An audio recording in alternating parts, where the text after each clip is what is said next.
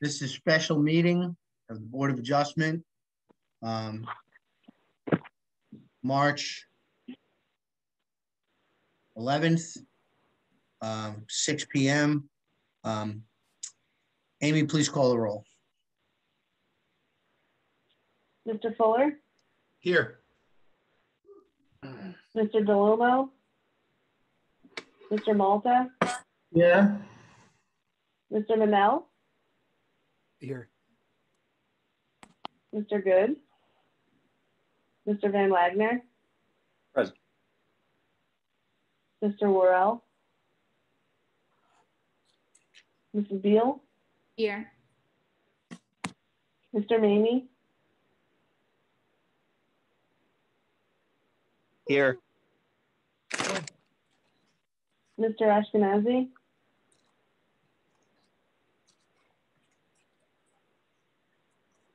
Mr. Eskenazi's here. He's on mute. He is here somewhere, right? Can you hear me? Yep. Oh, Got it? Okay. Chairman Shepherd?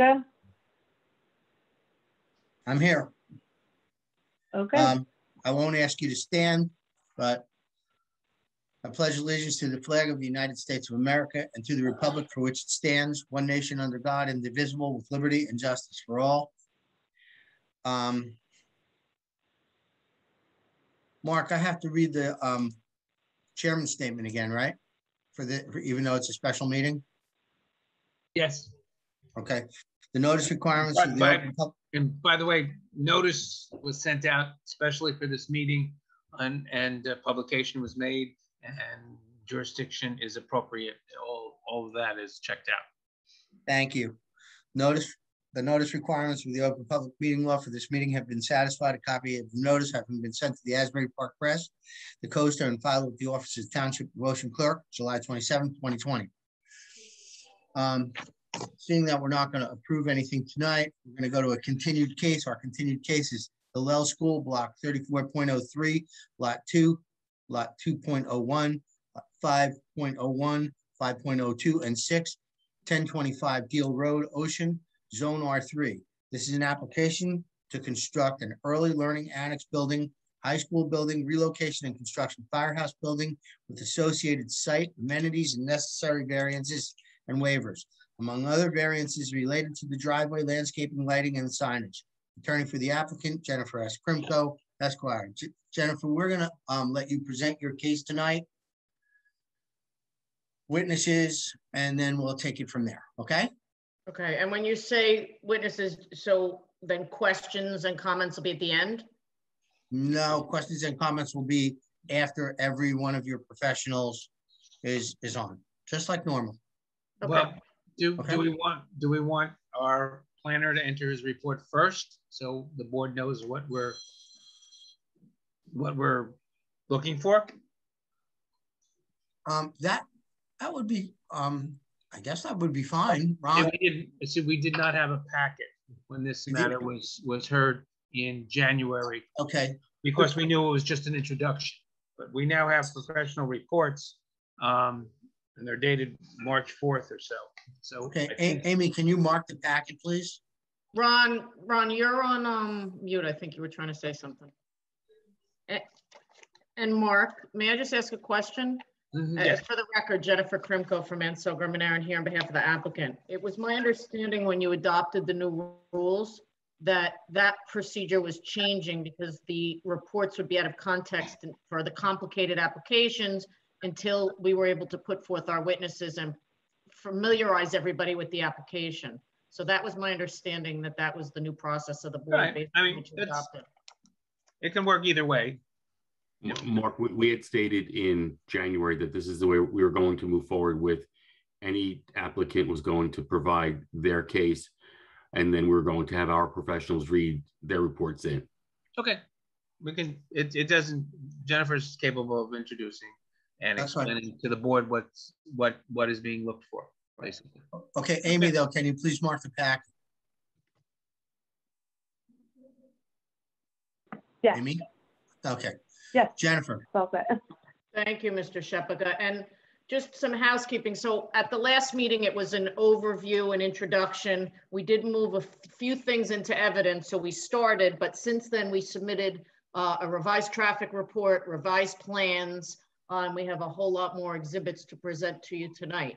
What I would like to do is just move everything into evidence so we can reference it as we go along.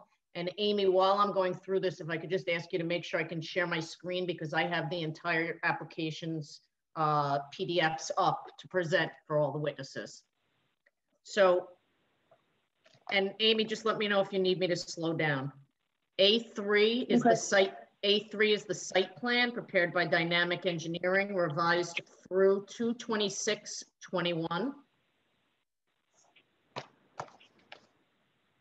A4 is the traffic impact study prepared by Dynamic Traffic, and that's revised through February 15th, 2021. A6 is Number 5. Oh, sorry, A5 are the architectural plans prepared by MMA Architects, and they're dated January 21st, 2021. A6 are the architectural plans prepared by MMA, and those are revised through 10/26/20. And then I know we're going backwards in order. A7 are the original architectural plans submitted, and those are dated 9/19/19. Okay, A8 is the minor subdivision plan by Dynamic Survey, and that's dated January 21st, 2021. Almost done.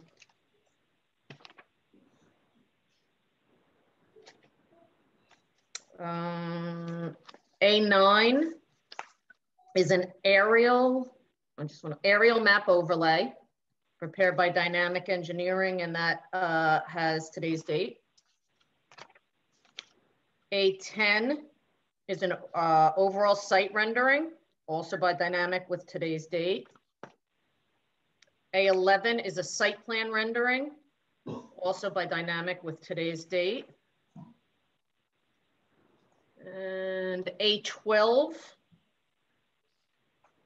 will be a 1, 2, 3, 4, 5, 6, 7, 8, 9, 10, 11, 12, 13, 14. A 16-page computer-generated site rendering elevations by the architect. That's by MMA, and it has no date. And I do have all of those on the screen, and all of the plans that we're relying upon tonight were submitted 10 days in advance. So what I would like to do, and I just, by way of opening, just to let you know who's going to be here tonight. We have Matt Sharrow, the project engineer, who testified at the first hearing. We have Craig Flanagan, who is with the Fire District 1, and he's going to offer some testimony with regard to the need for the new fire building. I have Tom McHugh from MMA. He's the architect, and he's going to go through all the architecturals. I have Justin Taylor from Dynamic Traffic, who prepared the traffic study, and he's going to offer the traffic testimony. And then lastly, I have Andrew Janu, who is with Beacon Planning, and he's going to offer the professional planning testimony as it relates to the variances that we're seeking. So with that as a background, to help direct who to ask questions to, I'd like to reintroduce Matt Sharrow. He was sworn at the last meeting, and he remains under oath. Good evening. And Matt, you were sworn at the last meeting, and we qualified you as an expert at that time. We certainly submit that he maintains that expert credential since the last meeting. Yes. And I'm going to share my screen, Matt, and I'm going to start back with the aerial exhibit that we started with the first time. And then as you want me to move to the next exhibit, just let me know. And I see there's more public here than last time, and we didn't really get into any details. So, you know, basically, let's just give the overview. You got it. So the location of this project is at the northwest corner of Poplar Road and Deal Road. It is known as one 1025 Deal Road, block 34.03, lots 2, 2.01, 5.01, 5.02, and 6. The adjacent uses to the site to the north is wooded area with residential beyond. To the east is Poplar Road with vacant wooded area beyond. To the south is Deal Road with vacant wooded area beyond. And to the west is the Route 18 corridor. On site, and I'll just work my way kind of counterclockwise here. At the top right corner of the site, the northeast corner of the site, is the existing synagogue and associated parking and lighting. As we move west along the rear of the site, you get into the existing school complex that contains 7 buildings, I believe, currently, with some ball fields, parking, and tennis court. Then as we keep moving counterclockwise back towards the east, adjacent to the school, you have your firehouse, your existing firehouse located there. Yep, thank you, Ms. Krimko. And then keep moving counterclockwise. At the corner is the existing Copper Gables office building. Access to the site, there's a couple accesses along Deal Road. The first one would be gated access, primarily used for service vehicles for the school along Deal Road. And then adjacent to that for the firehouse, there's 2 access points, both full movement, and that's for the fire trucks and the firemen using the firehouse. Copper Gables does not have a direct access to to Deal Road. Moving along to Poplar Road, there is no direct access to the site currently from Poplar Road. Access to all the buildings on site take place from the intersection of Poplar Road and Poplar Place. As you enter Poplar Place, you can, there's a full movement to the synagogue to the north. There's a full movement to the Copper Gables site and a full movement to the firehouse. Past that, at the west end of Poplar Place, there is a gated guard shack that provides access to the school parking as well as the drop-off loops for the school. Current parking at the site, the Copper Gables site has 52 parking spaces. The firehouse has 26 parking spaces. The synagogue and school complex have 214 parking spaces, which is an existing previously approved variance. Moving on to the proposed plan. I believe it's A3 marked it as. Right, but did you want to reference the rendering, or do you want to reference your actual plan? No, we can go with this. Okay. Yep, we can go with this is an aerial map overlay prepared by Dynamic Engineering. Thank you for zooming in. This just kind of gives everybody an idea of the overall project and how it relates to the surrounding areas that I talked about before, the adjacent uses. So basically, I just want to run through real quick the four or five things that are happening with this application tonight, just so everybody's on the same page. The first portion would we be demolishing the Copper Gables building at the corner and the fire station next to the school. The existing 7 buildings for the school would remain, and the synagogue would remain. As you can see in the exhibit on the screen, those areas are in a lighter orange color.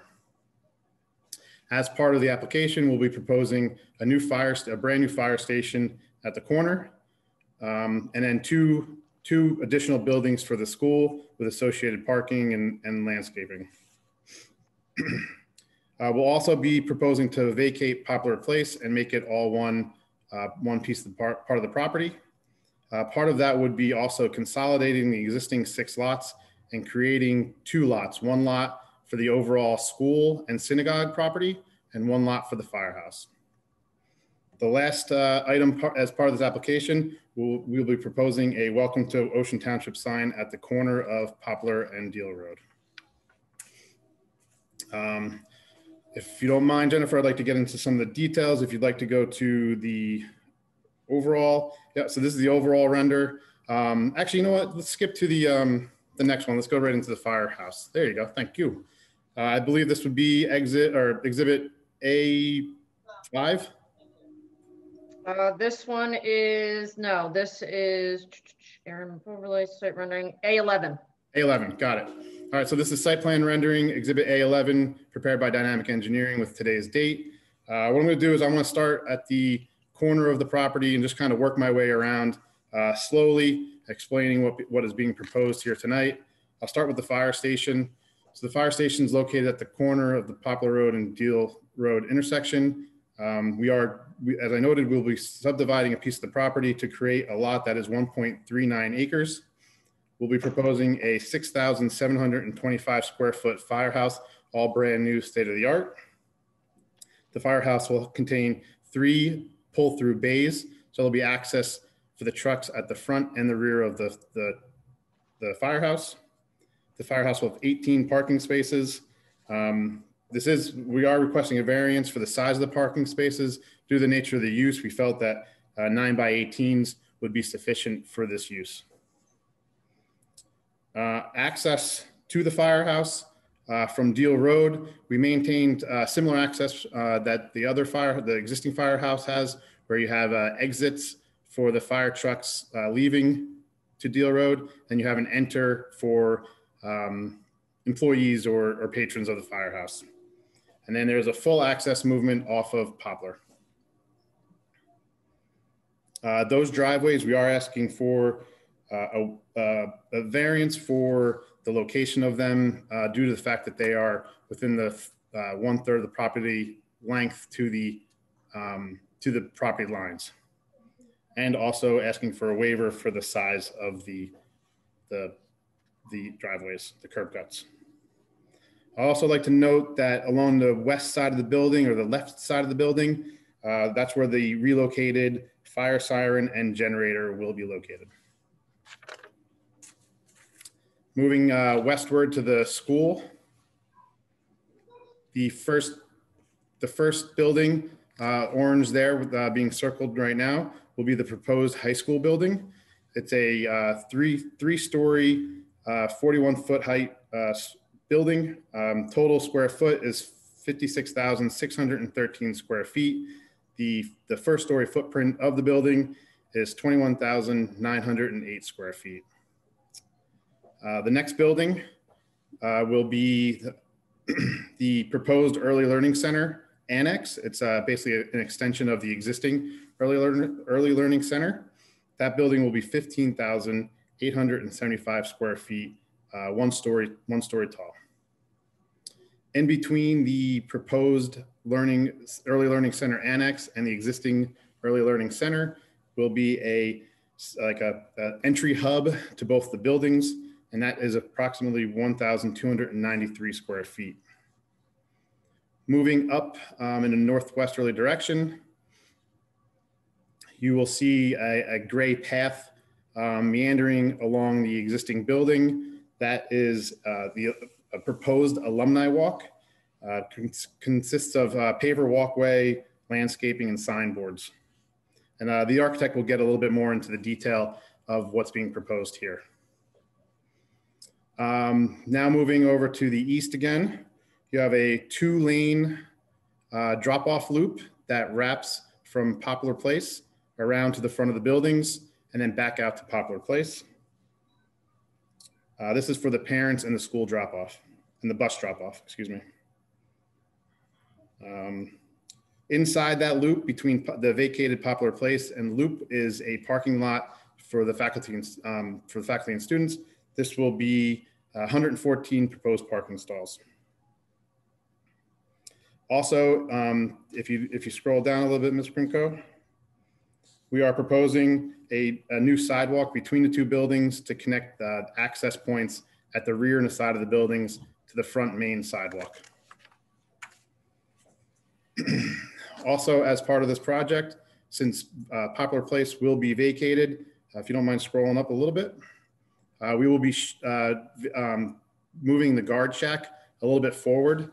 Previously, the guard shack is right there. Yep, thank you. Right at the new access point to the new parking lot and loop. So we'll be moving it up a couple hundred feet A little bit back, just past the synagogue. Oh, Right, sorry, gray right building. here. Yep. No, gray hatch in the middle of the road. We'll be moving the gate to just past the synagogue building to provide safe access for students and teachers. Okay, and Matt, just before you go on, and the traffic expert's going to get into it in greater detail, but when Hillel was approved and the variance is granted and then the synagogue was approved, it was with shared parking, since there was testimony that the uses were not coinciding and there were limitations as to events at Founders Hall in order to provide the shared parking. So especially with Poplar Place being vacated, this parking field will also be used for the school during school hours, correct? Correct. Okay. And again, the traffic expert will get into in greater detail, but you had indicated the number of spots in the new parking lot, and that does not include the existing spots in the synagogue parking lot. That's correct. I'll get to that in a couple bullets here. Okay, I just want to make sure we got it. Perfect. Also, since we are vacating Poplar Place, or proposing to vacate Poplar Place, we will be widening the entrance to the facility by creating a wider ingress movement on the north side of Poplar Place, and then providing a dedicated left turn out and a dedicated right turn out onto Poplar Road. Some other site improvements in the top left corner of this plan, you can see it's an inset, and I can show you on the overall render in a second, but that would be 5 additional parking spaces all over by the ball fields. So if you can switch back to thank you. So that is located at the northwest corner of the site, near that existing baseball field. A couple other improvements throughout the site include adding 2 trash enclosures at the synagogue at the northwest corner of the parking lot. You can see there about in the center of your screen. We're also proposing to put a bubble over the existing tennis courts at the southeast corner of the site. And that's basically for all year round on the tennis court. I think you mean southwest. Sorry, southwest. Yep. Thank you. And then also to add to the facilities of this school, we'll be adding 3 tennis courts, 3 new indoor tennis courts, and an outdoor tennis court, and an outdoor basketball court. Then lastly would be the new fence. I believe your board planner brought this up. So basically there's an existing fence that runs along the front of thank you. This is referring back to Exhibit A11. There's an existing 6-foot high fence that runs along the existing school to have security for the students. It basically wraps the entire school, starting at the guard shack, wrapping all the way around. So with the expansion of the buildings, we just are carrying that existing fence along Deal Road, up between the proposed high school and the Firehouse, along the south side of the outdoor tennis courts, and then back up along Poplar Place, or Poplar Road, sorry. Matt, it currently, I think, might be shown as white PVC, but we're open to whatever type of fencing the board thinks is preferable there, correct? Of course, if you want more of a, an estate type. Exactly, estate, more aesthetic fence, that's fine. Okay, and also it's actually going to be, especially on Deal Road, it's going to be situated behind the proposed landscaping the way the existing fence is, so it's not even really going to be all that visible from the street. Correct. We're basically maintaining that same setback from the curb line of Deal Road to provide the landscaping that is existing there as well. So. And approximately how far back is the fence? About 20 feet? Yeah, I would say about 20, 25 feet from the property line, probably even further from the curb line. Okay. So as part of this application, we are requesting a few bulk requirements as part of the school. First, the lot size. The requirement is 32 acres for the. Wait. Let me interrupt you. And again, that's not a bulk requirement. That's a conditional use requirement.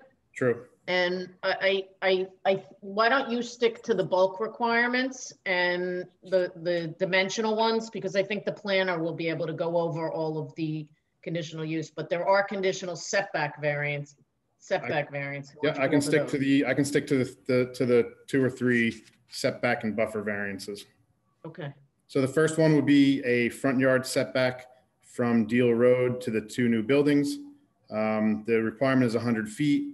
There is already an existing setback variance for the existing building along Deal Road of 57.7 feet. So we are maintaining that. Excuse me? Oh, so we are maintaining. I think someone's phone went off. Oh, sorry. We are maintaining that setback along Deal Road and proposing 57.7 feet to the Early Learning Center and 57.8 feet to the high school. Okay, and just going back to the aerial, what's across the street? Currently vacant woods. Okay, so there's no impact to anyone across the street? That is correct. Okay. There is a side yard setback we're requesting. That side yard is between the high school and the firehouse.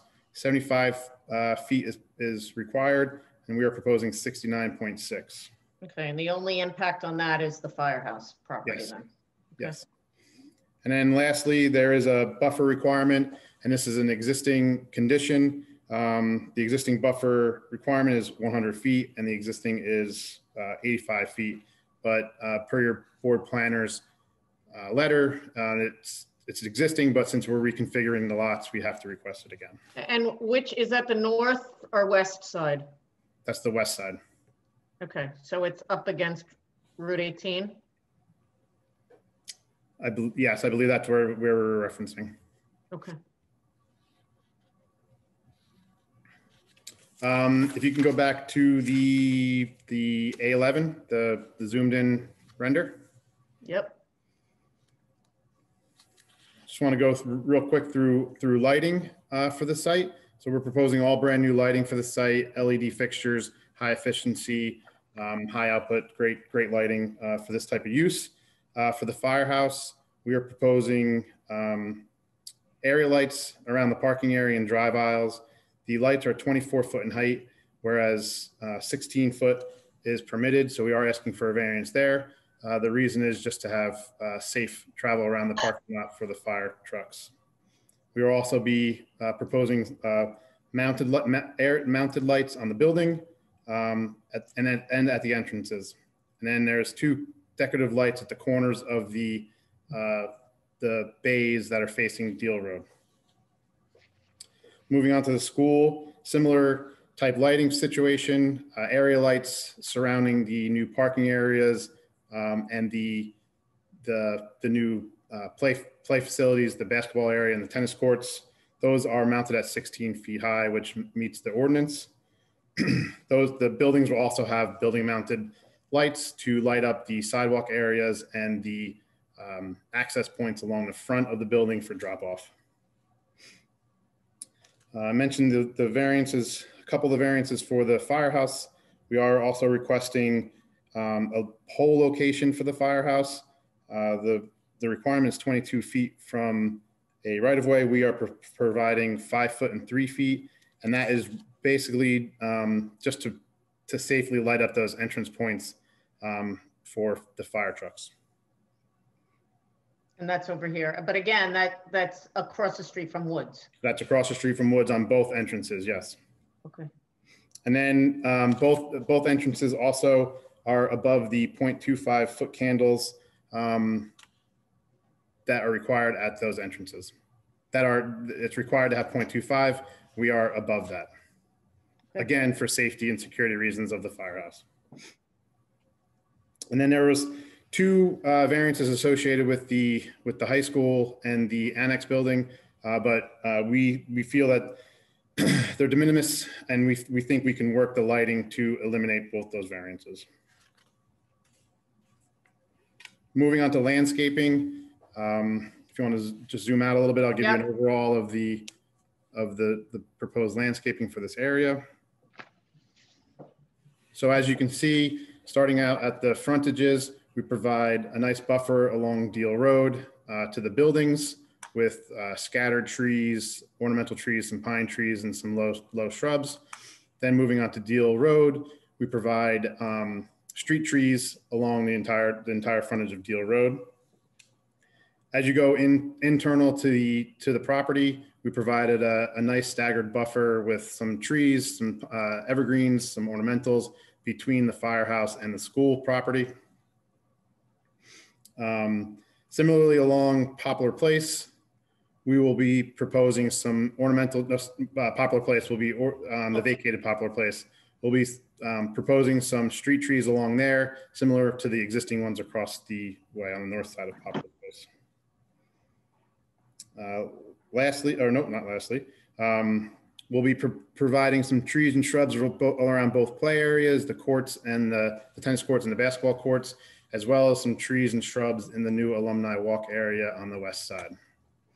And lastly, we will be providing a nice little landscape bed with some mixed evergreens, ground cover, perennials along at the Welcome to Ocean sign at the corner of Deal Road and Poplar Road. All in all, we're providing 137 new shade, ornamental, and evergreen trees. Add in the shrubs, perennials, and ground cover. We have 1,190 new plantings on site. We are requesting a few variances as landscaping is concerned. The first one is having 24 parking spaces in a row. The requirement is 20. The second one is having— wait. Yep. When you say, you mean without a landscaped island? Without a landscaped island to break it up, yep. Right, okay. The next one is parking islands not more narrow than 10 feet. We're providing 9-foot parking islands at both the high school parking lot and the firehouse parking lot. Less than a 25-foot buffer along Poplar Road. And that's just really the corner of the tennis courts. We are at 21 feet at the tennis courts. The next one is we are providing trees within the required sod area along Poplar Road and Deal Road. The intent of this ordinance is to provide an area for snow removal. I think we meet the intent of this ordinance in that along Poplar Road, we are providing 12 feet. Along Deal Road, we are providing 13 feet. And at the corner of the intersection of Poplar Road and Deal Road, we are providing 14 feet. Your ordinance requires 10 from the property line or 15 feet from the curb line. Lastly is the soil removal. Basically, it's if there's more than a 2-foot grade change along anywhere in the disturbed area, a variance is required. We are not, the grade change does not affect any adjacent properties or roadways. Basically, the grade change is basically from the corner of Poplar Road and Deal Road running towards the firehouse and through the new parking lot. And I know the board planner will be entering his letter, but I just also like to note a few things from his letter that we'd comply with. He requested a more detailed irrigation note. The site is going to be irrigated. He just wants a couple things added, so we have no problem doing that. A more detailed sod note, which is not a problem. All the lawn areas will be sodded.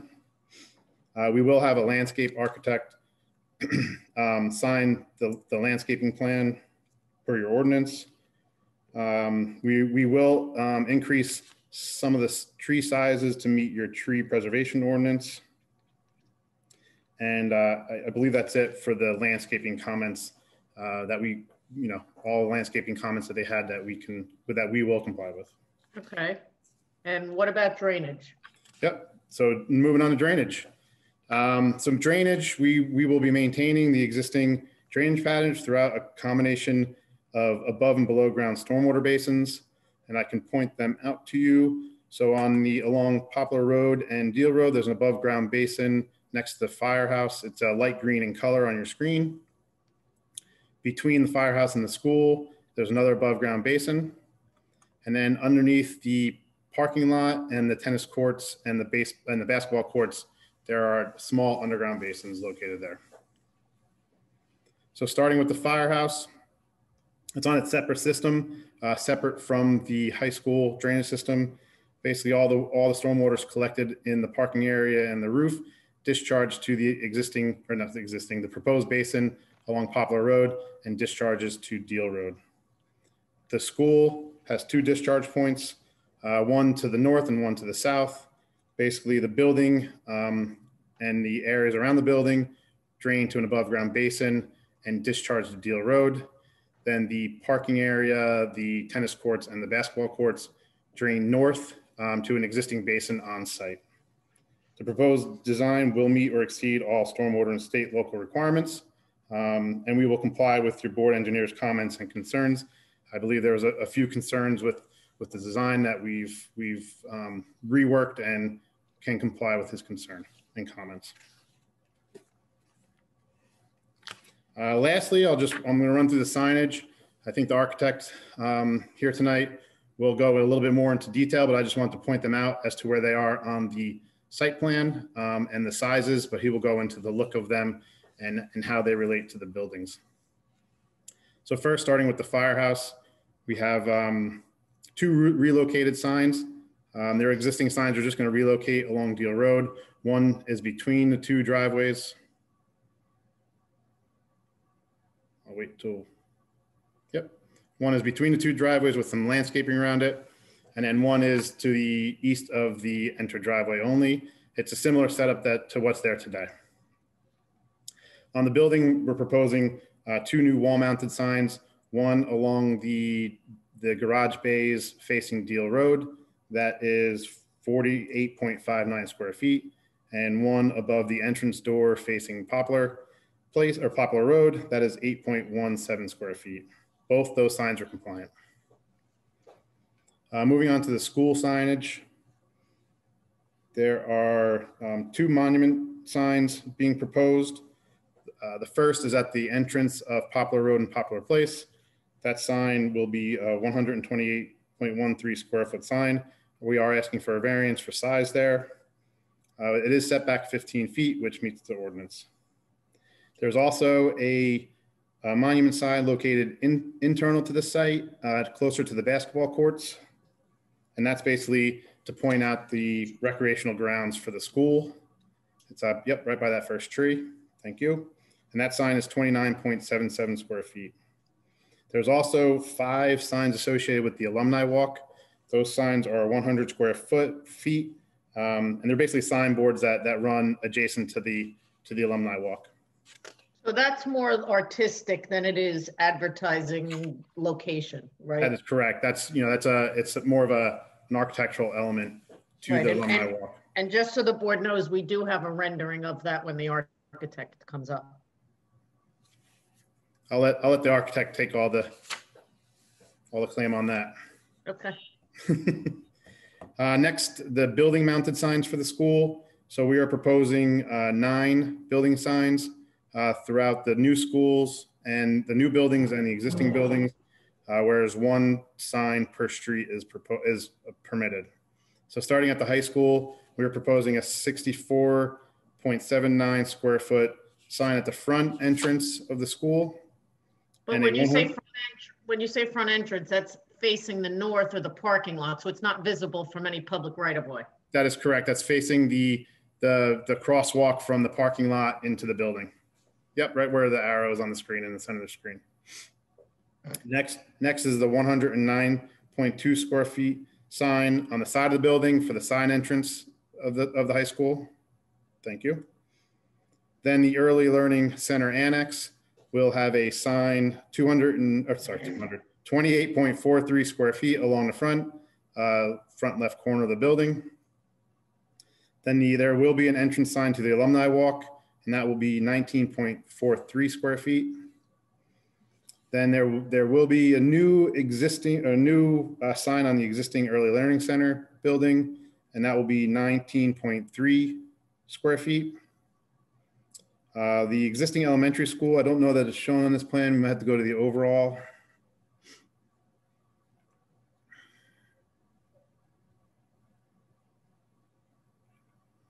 It's by the loop there, yep.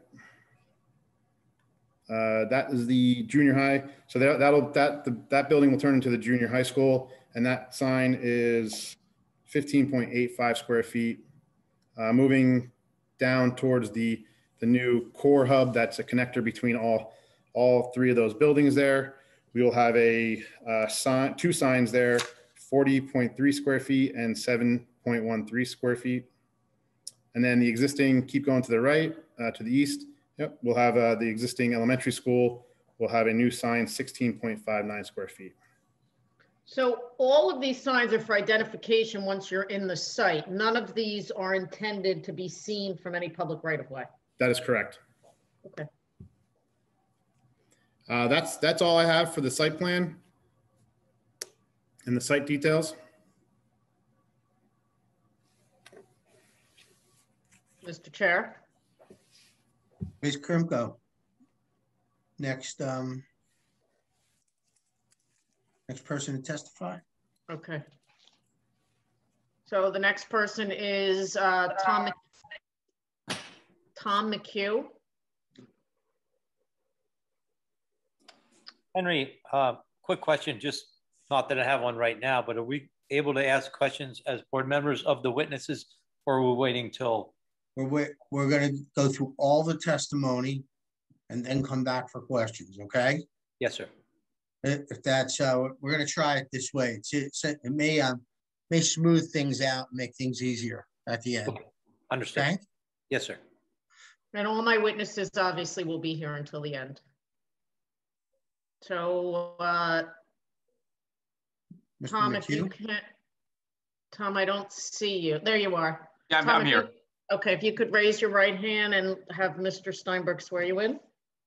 I think the chairman does that today. Oh, I'm sorry. Different boards do it differently. Gotcha. You swear to tell the truth, the whole truth, and nothing but the truth? I do. Please state your name, address, in reference to this case. Name is Thomas McHugh, MCHUGH. My address for work is 3297 Route 66 in Neptune, New Jersey. I am the architect that is working on this application. Okay, Have you testified before this board before? I have testified before this board. I have not testified for this application. And you're licensed in the state of New Jersey, Tom? I am licensed in the state of New Jersey as well as New York, Florida, and Georgia. Okay. We'd submit him as an expert, Mr. Chair. And we'll accept. Okay. So, Tom, I had already moved everything into evidence first, and I think that we're going to start with what I moved in as A12. I think that gives you the overview of what we're proposing, and then we can go through the individual buildings. So I'm going to share my screen with A12 and have you walk us through those slides generally, and then we can move on to the specifics of each of the buildings as we go. So if you want to tell me when to scroll down, I'm happy to do it. Sure. I'll be sort of piggybacking some of the things that Matt had indicated, but this will be a little bit more clear. You guys have been looking at the application from sort of a bird's eye and a 2D format. We'll take you down to get you closer to the street side. So we are standing at the corner of Deal Road and Poplar Road.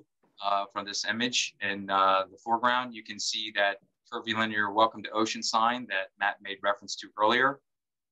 You can also see as we go back through the slide, you'll see that the new Firehouse is in the immediate front, and then immediately behind that is our new proposed high school. You can scroll to the next. Okay, well, before we do, I just want to point out, because, you know, it's hard to see on a plan view. So the area where my cursor is, that's actually the basin that Matt was describing, correct? Right.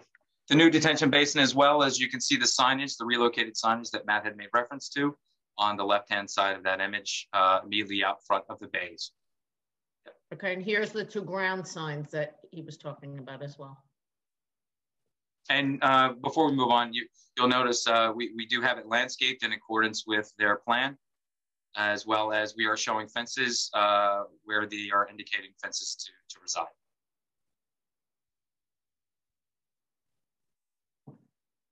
That gets you a little out of the air and down to the grade. It just gives you perspective. You can now see the relationship of the surrounding, the buildings surrounding the fire department, or the firehouse.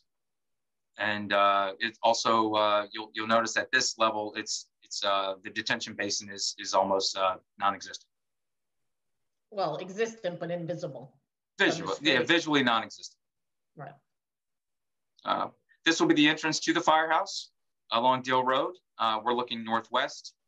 And again, that'll give you a close-up view of the entry to the firehouse, as well as the entry to the bays. And the signage, the 2 ground signs and the building mounted signage. Yeah, so the building mounted signage that Matt had made reference to earlier, we've made sure we've incorporated that in all of the renderings if we're showing that building properly.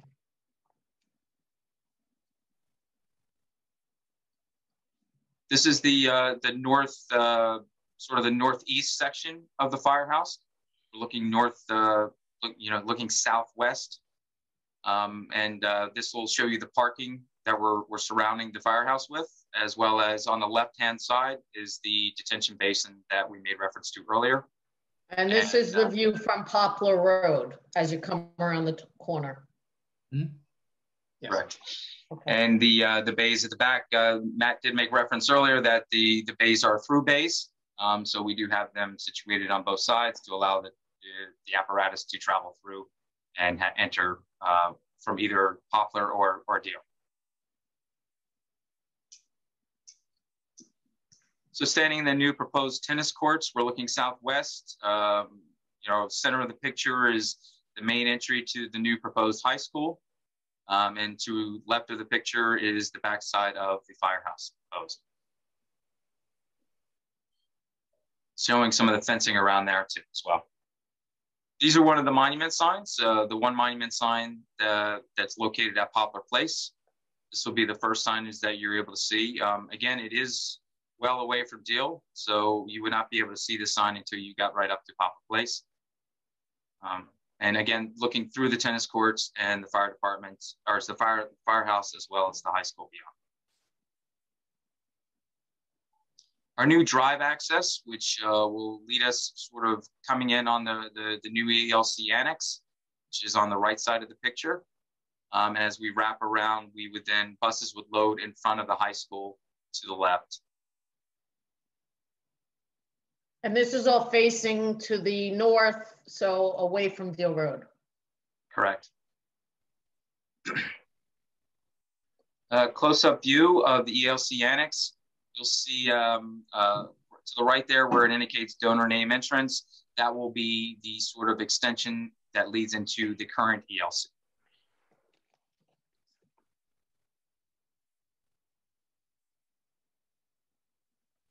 Just another angle perspective that you can see the high school, and you'll notice that the building signage that was referenced earlier. Again, this will probably be the only location you'll be able to see it. We try to minimize the signage, at least the visual, to be more internal, solely for the purpose of wayfinding, and rather than being a marquee.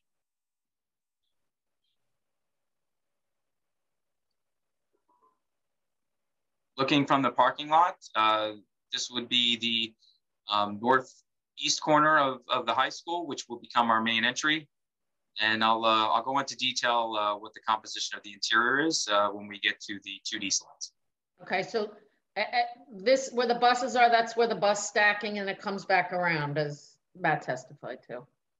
Correct. Yeah, the circulation we have coming from the west and circulating to the east. We've created so to the left of the picture is the current ELC.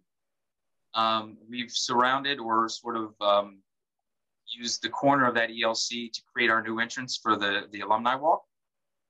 And you'll see as you peer through the entrance to the alumni walk, you'll notice that there's some those 10 by 10 signage boards that are beyond. We have additional details of that, which we can go into further explanation on the 2D drawings.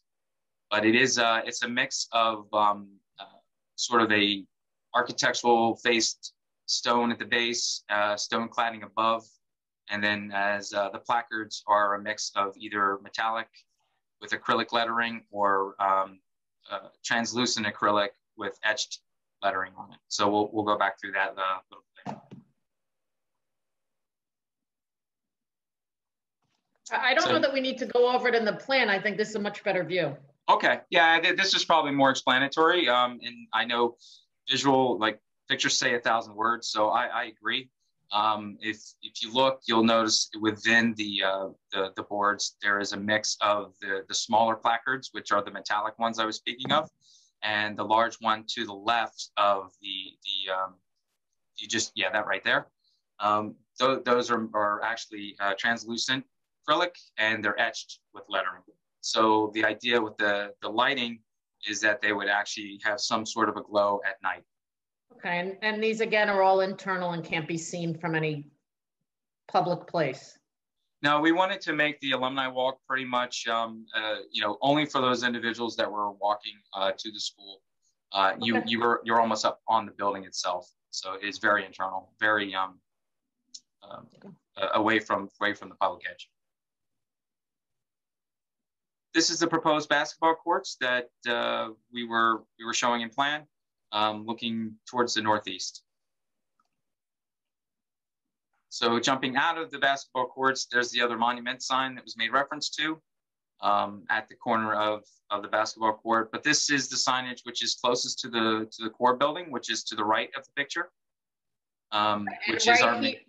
Right here is the beginning of the Early Learning Center, the new one? Correct. Yep. Okay. So ELC is all the way to the left. You'll see as you go across the alumni walk when you're shifting from left to right. And then the ELC current is on the right, and then which leads up to what we refer to as our main building entry hub.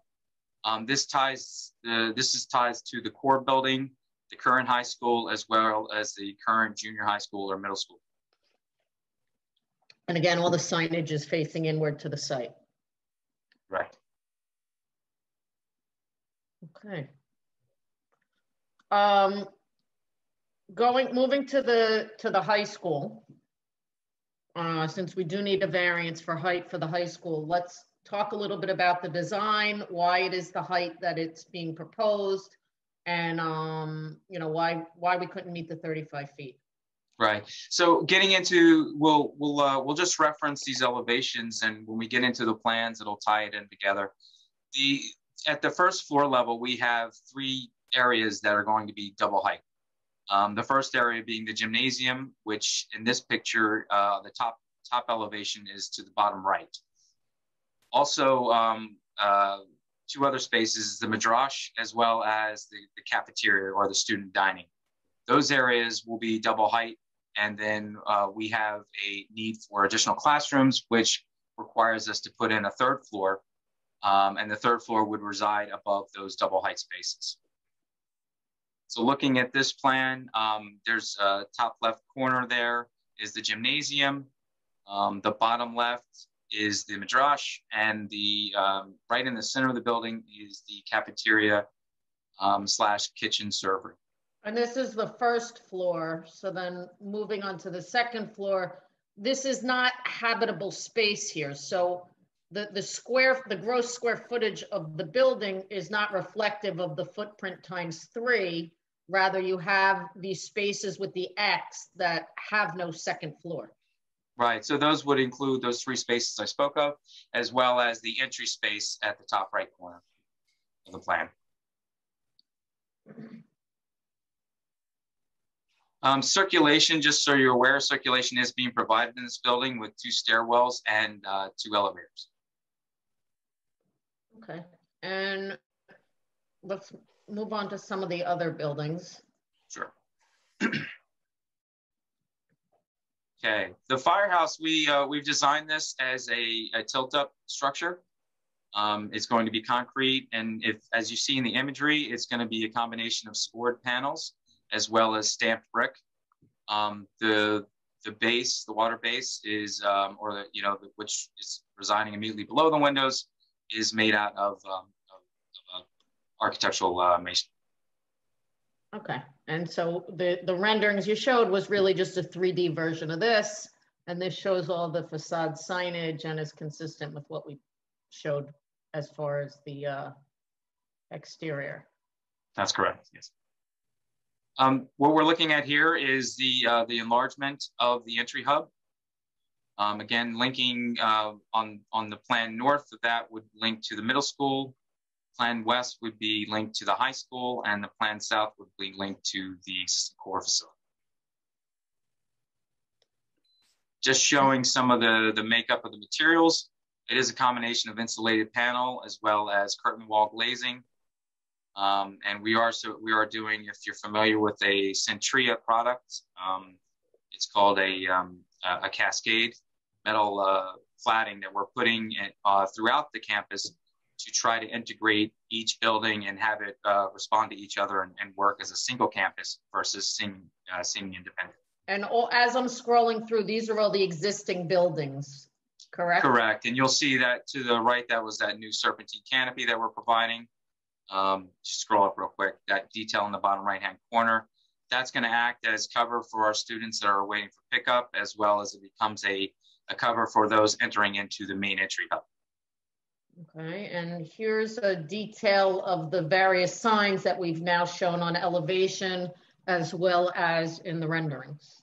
That's correct. That's an accurate statement. And I know that Matt had pointed out the location of each of these signs in his plan, and we can ensure the board that all signs are accounted for. This is the ELC Annex. This will be the new early learning center that we're putting in. And from a footprint standpoint, it's very similar to what exists that it ties into as far as the current ELC.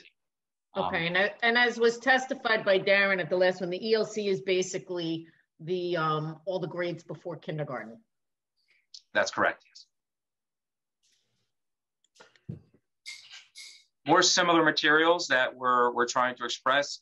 You saw the visuals earlier when we were panning through the 3Ds. It was just important for us to make sure that any materials we used on the two new facilities, i.e. the ELC Annex as well as the high school, also had reference back to what we were looking to do at the existing facilities, the other seven facilities. So this is the ELC? That's the new ELC Annex that we're looking at. Okay. And that's just the other elevations?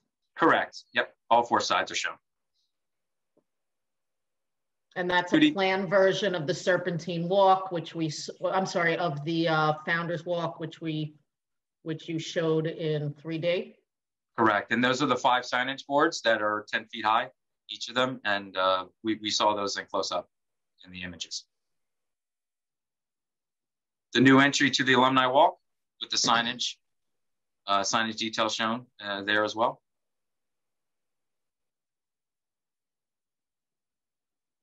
And those are the signboards. Right, all internal to that entry walk. And the plan of the firehouse, or the firehouse does have a combination of spaces for both the fire as well as EMS. You'll see that there's a combination of lounge areas as well as bed areas, and their necessary toilet facilities, as well as you'll see in the bottom right hand of that plan is their new vestibule main entry. Okay, and Craig Flanagan is here, and he'll talk about their needs and how this is combining the EMS and the fire a little bit more. He'll be up next. Okay, great. And then 2D. These are the old ones. We've since revised. Oh, okay, yeah. I was gonna say that's great. Okay, I think that takes care of, or that accounts for all of the new facilities as well as the new detailing associated with those. Okay. So, Mr. Shepard, if we're going to hold questions, I'm prepared to go on to the next witness. You're on mute, Mr. Shepard. I like it better that way. Let's move on. All right. So next, I'd like to call Craig Flanagan.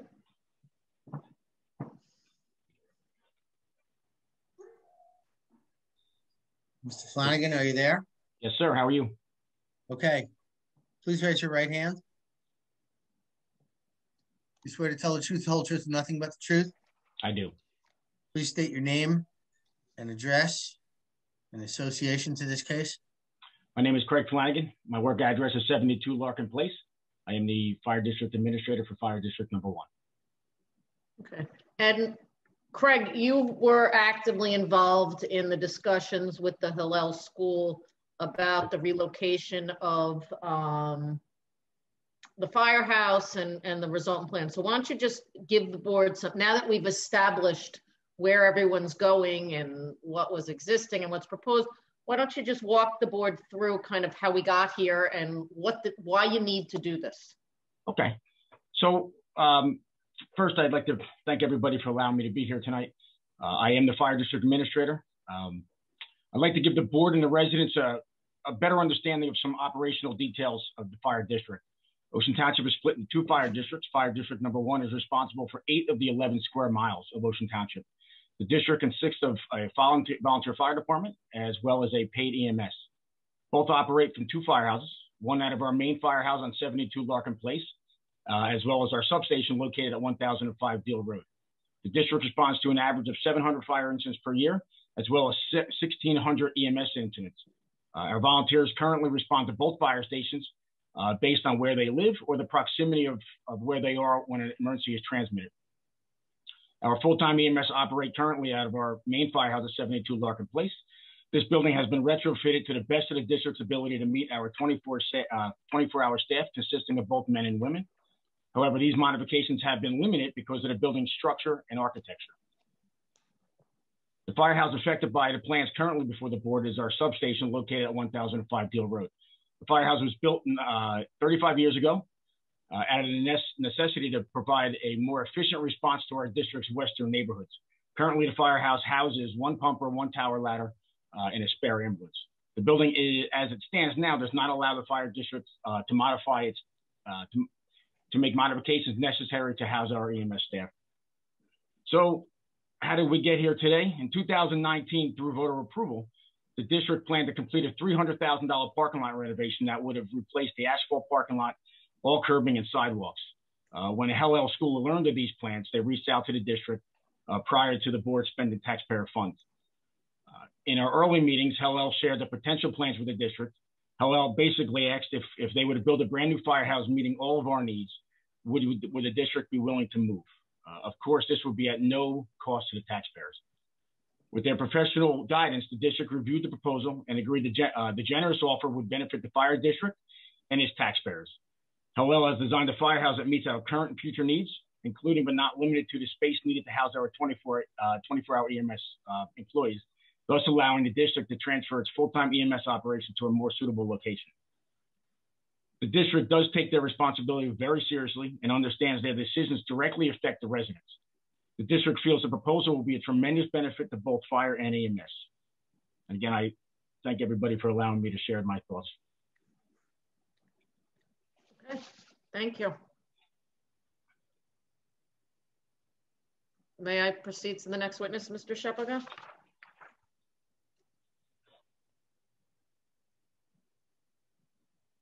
Yes. Okay, thank you. So next, I would like to call Justin Taylor. He is our licensed engineer and expert in traffic. Hello. Mr. Taylor, please raise your right hand. Swear to tell the truth, whole truth, and nothing but the truth. I do. Please state your name, address, and association to this case. Justin Taylor, Taylor.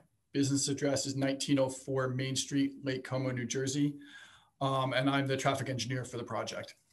Okay, and if you could, have you testified before this board before, Mr. Taylor? I have, it's been a while. Why don't you take a few moments just to qualify your expertise in the field of traffic engineering? Sure. Thank you, Mr. McCall. I hold a license in engineering from the University of Delaware. I'm a professional engineer in the state of New Jersey, as well as Pennsylvania, Texas, and Delaware. I'm also a certified professional traffic operations engineer through the Institute of Transportation Engineers. I've been practicing traffic planning for over 20 years now, and I've testified at dozens, if not hundreds of boards throughout the state of New Jersey, both on behalf of applicants and on behalf of boards. We'll accept your credentials. Thank you. Very much. So recognizing that by expanding the school there may be concerns with regard to the parking adequacy as well as any additional traffic that would be ending up on the resultant roads. I'm going to turn it over to you as the expert and have you walk through particularly your traffic impact study that we moved into evidence that was dated February 15th, 2021.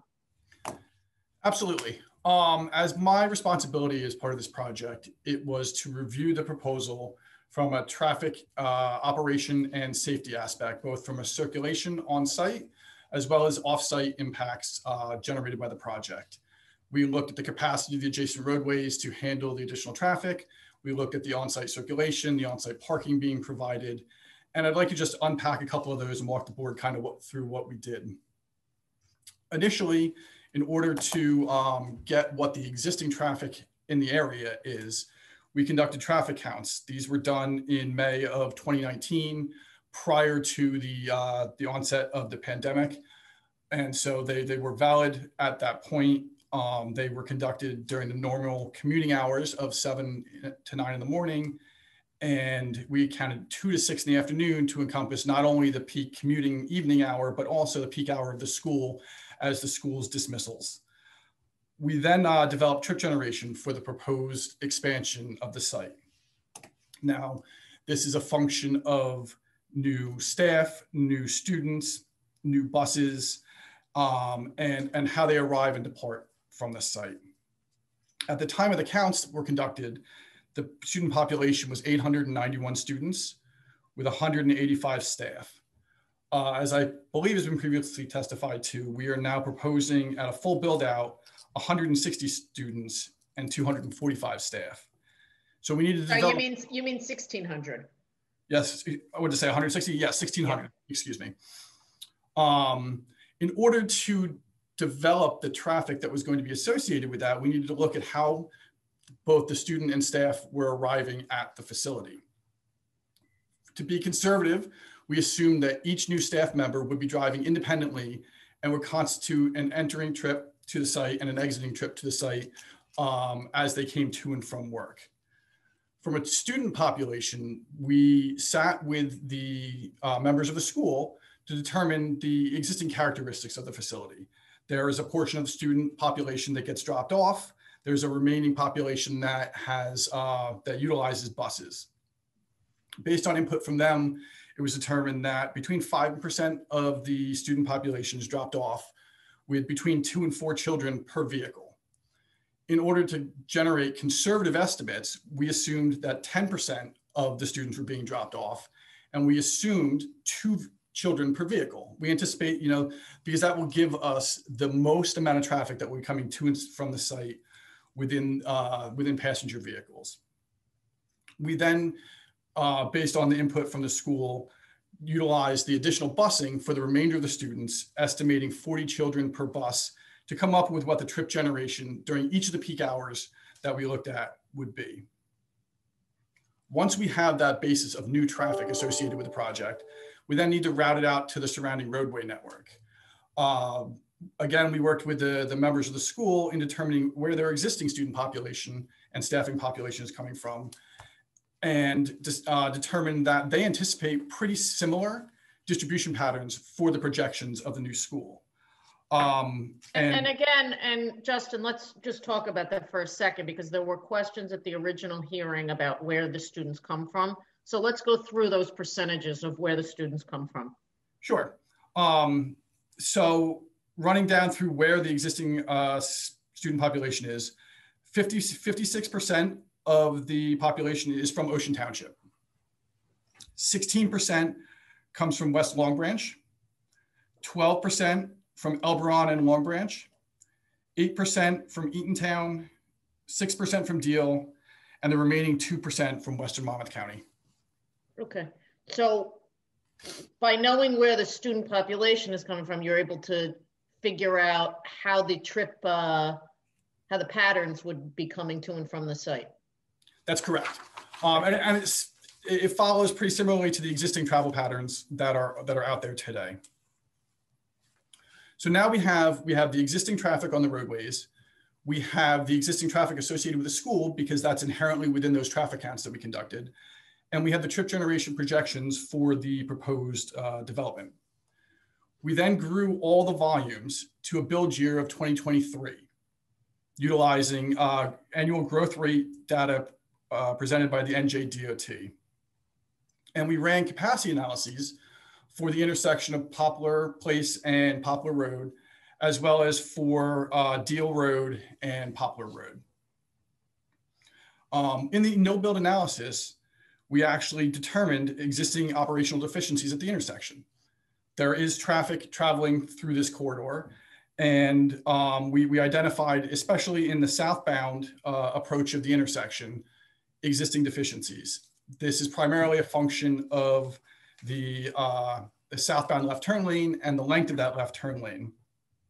But we do indicate within the study, the addition of the traffic through this intersection is going to exacerbate that existing deficiency.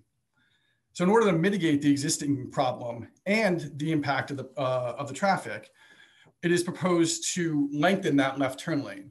What that will allow is for the vehicles that are queued up waiting to turn left, it'll provide them refuge within a full length left turn lane, allowing the southbound traffic that is traveling through the intersection or looking to turn right and head towards Route 18 and Wayside to get around the left turn queue. Currently, it's approximately 185 feet. We would be lengthening it to approximately 370 feet. And let me just interrupt you because it's hard to picture, so I just want to call up the overall rendering. So you're talking about, in the rendering, if heading south on Poplar, and you're talking about extending this area where there's two lanes, one dedicated just to the left turn and then one for the straight and the right.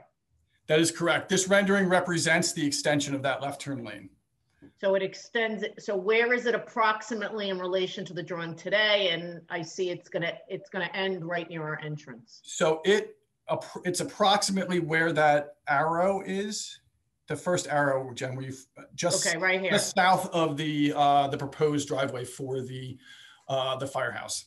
Okay, so what it's doing is instead of having, and I just want to simplify it so everyone understands it, instead of having all of the cars backing up here, waiting for the left turn lane, the left turn queue will be so much longer that now the cars that aren't turning left can bypass it and continue straighter to the right. That is correct. The demand in the left turn lane currently, or under a no-build condition, backs out of the existing queue. Vehicles then park in the striped area and then impede the southbound through movements and right turn movements from being able to process. And so this improvement will fix the existing deficiencies, but is also designed to accommodate the additional traffic associated with the project. Okay, so a couple questions. The first one is, we're not having to widen that roadway. We're just doing it by way of restriping. There's enough right-of-way there? That is correct. The existing cartway of Poplar is wide enough to accommodate the 3-lane section. Okay, and by doing this, we're not only going to accommodate any new traffic that we're proposing, but we're actually going to make it better for the existing traffic. That's correct. Okay, sorry for the interruption. I just want to, I think it's helpful to see it on the screen. It's hard to picture. Agreed. I mean, you can leave that up too if you'd like. Okay. We presented this data within the traffic impact study. Mr. Fitzgerald had a question about the analysis and some of the terminology that's within the synchro analysis that we utilized for the capacity analysis. And so hearing his concern, what we did is we also plugged the data into the sim traffic module, which is a dynamic modeling program, to ensure that the 95th percentile queues were accurate. And what we determined using the sim traffic dynamic modeling is that the 95th percentile queues were confirmed to be 372 feet. So essentially the length of that left turn lane. The next thing we reviewed was the operation of Poplar Road and the site driveway, what we're calling Poplar Place, and it's being vacated into being a site driveway. Now, observationally, what the issue at this driveway is, it's inherently vehicles waiting to turn left out of the site, impeding the vehicles that want to turn right being able to turn out of the site. And so as Mr. Shower alluded to, the driveway is being widened to provide separate left and right turn lanes.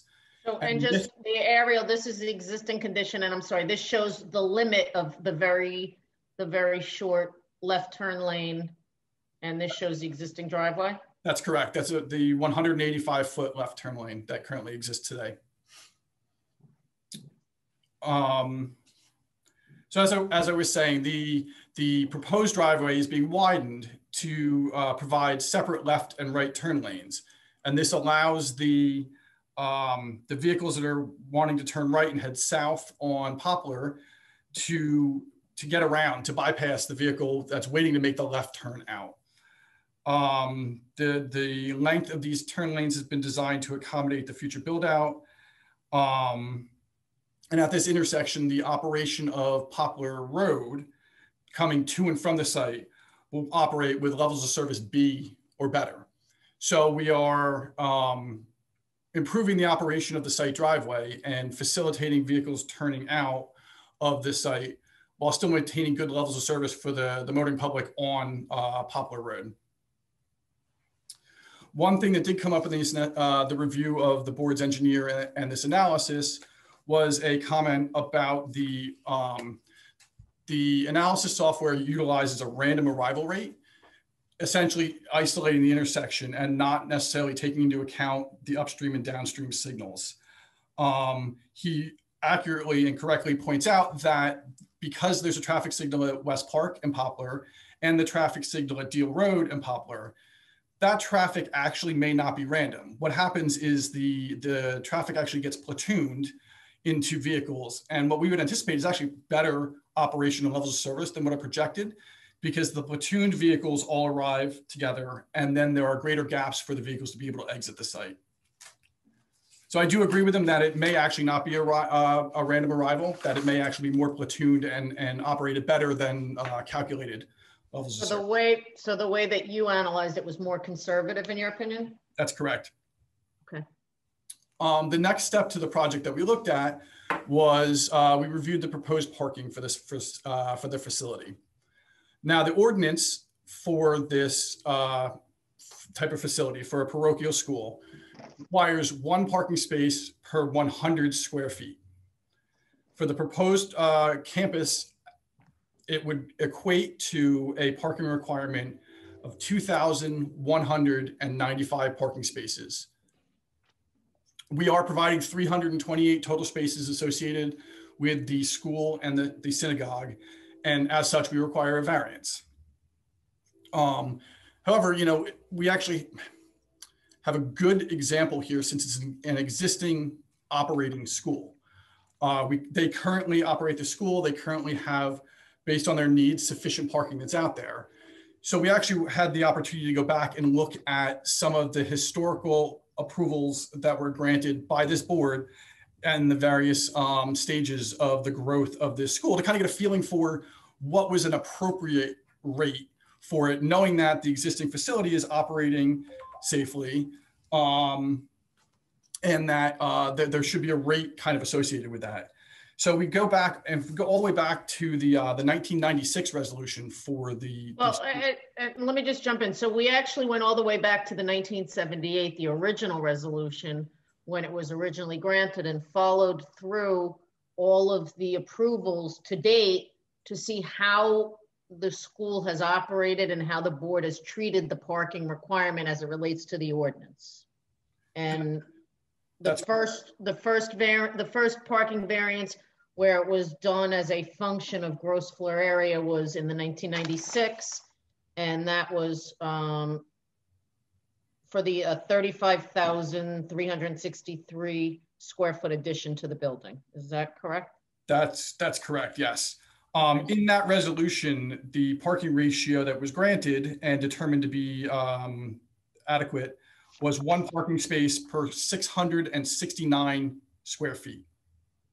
So just to break that down, basically in the board's analysis, they determined that the adequacy of parking was a function of the square footage, because that's the number of people that would be there, and that the ratio of 1 per 669 gross floor area was an acceptable one for this use. That is correct. Okay, and I'd like you to read into the record finding of fact 14 from that 1996 resolution. Okay, based on that resolution, it says the parking requirements for schools set forth in the ordinance are included with other public school gathering places, whereas the actual parking requirements for schools vary substantially depending on the nature of the school. Given the fact that this is a K through 12 school and not a high school, the parking requirements per ordinance would be grossly excessive. Okay, so that was the finding in 1996 when they granted the variance. And while we have, from a traffic perspective, while we have a high school that was part of the original because it was K through 12, it's not only a high school. And is that the distinction here, that we have the younger kids where students wouldn't drive? That is correct. Okay. And up to this point, the school has agreed that students would not be able to drive. And through this application, and based on the needs of staff and visitors, which I know you're going to go through, we actually recognize that there's a surplus. So we're actually considering allowing a certain number of students to drive, and that would be on a lottery system based on those parking permits being given out by the school.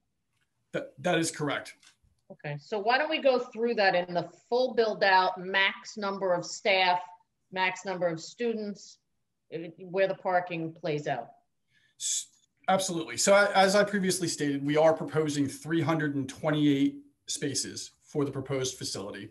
And I'm sorry, Justin, and just to be clear, when you say the facility, and I'm looking, that includes all of the parking for the existing parking for the school, the synagogue parking, and the new parking. That is correct. Everything on the campus, excluding the fire station. Okay.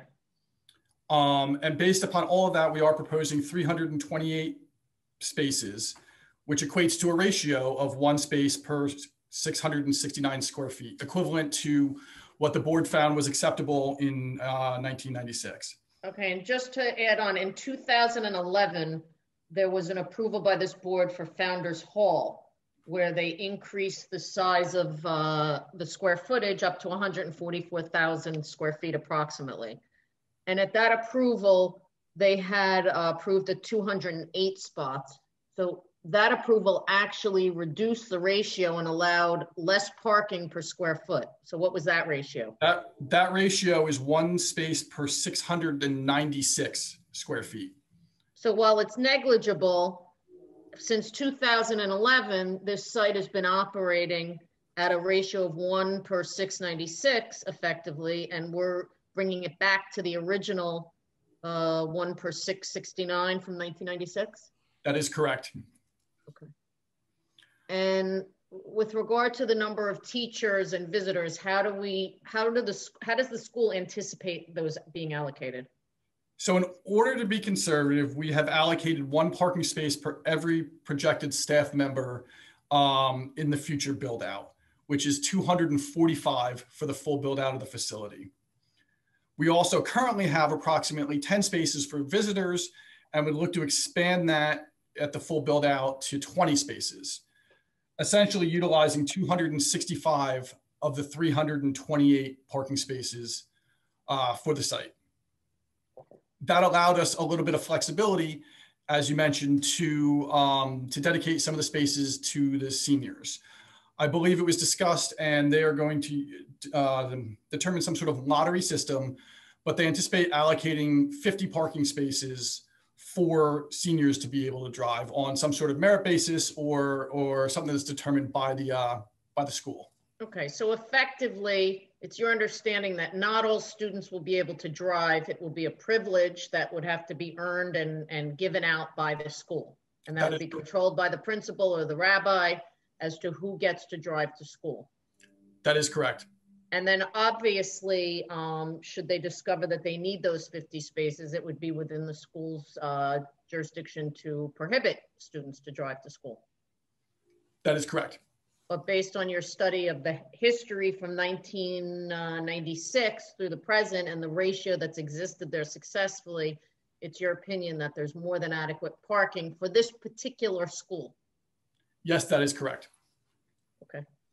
The other thing we did look at through here is all the parking spaces that are being proposed on the new school property are being designed at 10 foot by 18 foot to be in conformance with the ordinance. So we could make smaller spaces and maybe gain a couple more, but we're proposing them at the full size. That's correct. And based upon our analysis, we don't really think they're necessary at that point. It made more sense to meet the ordinance requirement for the 10 by 18. Also, to just briefly touch on the Firehouse lot. The Firehouse, being a governmental building, requires 1 parking space per 250 square feet. For the proposed 6,725 square foot facility, that would actually equate to a requirement of 27 parking spaces. We are providing 18 on the site, and we have been working hand in hand with the fire department, and they feel that the 18 spaces will be more than sufficient to support their demand. And they are okay. Additionally, as Mr. Schauer alluded to, the parking spaces on the fire station lot only are being proposed as 9 by 18. And again, that has been vetted with the fire department, and they're okay with the 9 by 18 spaces. Okay. So in your professional opinion, will the addition to the campus that we're proposing, will it have a negative impact on the existing traffic conditions in town? No, it will not. With the proposed mitigation to the adjacent intersection and the proposed improvements on the site driveway, I do not feel that it will. I feel that we've adequately mitigated the impact associated with the project. Okay, and with regard to the parking, is your opinion that the board could grant that that's based on the history of the site and the proven use of the site, that you're comfortable that the number of parking spaces is more than adequate? Yes, I believe that it will adequately support the demand of the full build out of the project. Okay, thank you. So, Mr. Shepaga, Yes. that includes the affirmative testimony for all of my witnesses except for the planner. As you know, in a use variance, the planner does a wrap up, so to speak, or there's the cleanup hitter. I think it might be, I think his final testimony might be influenced by questions and or comments of the board, of the board's professionals, and even the public. So I'd like to suggest that we put a pause in running through all of the testimony, because he can't do his cleanup until everybody's had the opportunity to speak. Obviously, we will open him for question as well once he's done. If that works for the board, I defer to Bill and Jim as to their thoughts on that. Yeah, Mr. Chairman, yeah, as you know, I do private testimony in other communities also for developers. And very clearly, while as a planner, you prepare an outline of testimony that you're going to give at the hearing, you very often hear a number of things that occur during the direct testimony, during the questioning of witnesses, that impact the content of that testimony. And so I think it would be premature for the planner to testify at this time until he hears the comments and the questions that the board and the board's professionals, and as Jennifer said, maybe even the public might have, because it really could influence the content of his testimony. Mr. Steinberg, are you in agreement with that? Yes. Yeah. Yes. I don't think the planner can go forward until everything else comes in front of the board questions and the public questions. Okay, so I think that, should we go to our professionals now, Mr. Higgins and Mr. Fitzgerald? And then we can open up for questions. Yes? That's certainly fine with the applicant. Okay. Mr. Higgins. Now, I am not going to read my report. It's a 10-page report. A lot of what is in that report has been covered already. What I will do is go over with the board the nature of the variances that are being requested, and the fact that it's an unusual application in that what we have are actually 3 conditionally permitted uses that are included on this site. two of which are on the larger site for the synagogue and the school. The synagogue is one conditionally permitted use. The school is another one, and they each have separate requirements. What I did is I basically broke it down to where the synagogue, its minimum requirement is 2 acres for the lot, and I didn't see any conditional use variances that were associated with the house of worship. With the school, I think that there are variances necessary. I allotted 32 acres for the school that's required, and the school itself has, I believe it's about 25 acres that are allotted to it after you subtract the acreage for the synagogue. So that would be one conditional use variance. The other conditional use variances would be the setback from Deal Road of the 2 new buildings, which are 54.7 feet and 54.8 feet for the annex to the Early Learning Center was the first one, and the high school is the second one. And then the height of the high school, which 35 feet is permitted a maximum height, 41 feet is permitted to the roof of the high school. And the board should be aware that there is a parapet associated with that building. The parapet is not counted towards the height of the building. So we should have testimony, and I will ask the architect to give testimony as to the height of that parapet, because while it doesn't affect the variance to the height of the building, it does affect the visual impact of the high school from Deal Road, which I think is a consideration that the board can look at. The required buffer is 100 feet is required, and just to correct the testimony, the buffer is not required from the Route 18 from the west side. It's required from the north side, from the manor. The existing ball field extends a short distance into the buffer. So, and that's an existing condition. It really isn't changed at all by this application. But as I said in my report, because the configuration of the lot is changing, I think that's a technical variance. But it is a buffer from the north side, not from the western side of the site. The considerations as far as a variance from a condition of a conditional use is very different than a variance that's a straight D variance for a use, or even a D variance for expansion of a pre-existing non-conforming use. Basically what the courts have said is that you should look as a board, and the applicant should address what the intent of the ordinance was with creating those conditions, that the use itself is permitted. So it's not an issue of trying to justify the use. The issue is trying to justify whether or not the site can accommodate the use despite the need for those deviations from the ordinance requirement. So I think that's the focus of what the planning testimony focus has to be. I went over in my report, actually the signage requirements and variances, but I did miss the two signs, the 128-foot monument sign at Deal on Poplar Road, rather, at the entrance to the site, which I think there has to be some extensive testimony about that. That's a very large sign. My opinion, it's out of character. I don't see a reason why it has to be that large. And maybe there is a reason that the applicant can present. I didn't see it when the sign details were shown during the architect's testimony. I didn't see any details of that sign that were presented. I think the board needs to see those details so that they can make an informed decision. The other monument sign that's further in on the site, it's not really visible from off-site. I don't have a major concern with it, but I do think the detail of that sign also has to be provided so the board can make a decision there. All the other signs are basically internal to the site, not visible from off-site, and the purpose of the sign requirements are to try and limit sign clutter, particularly as viewed from surrounding properties and as viewed from the streets. So I don't really have a problem with most of the signage that's being proposed. The soil removal, I basically defer to Bill on that, on the change in grade of more than 2 feet. The curb landscaped islands, the testimony from Mr. Sharrow was that the islands in the new parking area are 9 feet wide at either end.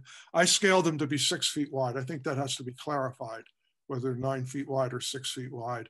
And I comment in my report that the landscaping provided in the parking area actually provides more trees than if the applicant were to comply with the ordinance requirement for the islands, not only the width of the islands, but the number of islands for parking spaces, which you have more than 20, you can have up to 20 spaces without having to have a 10-foot wide island.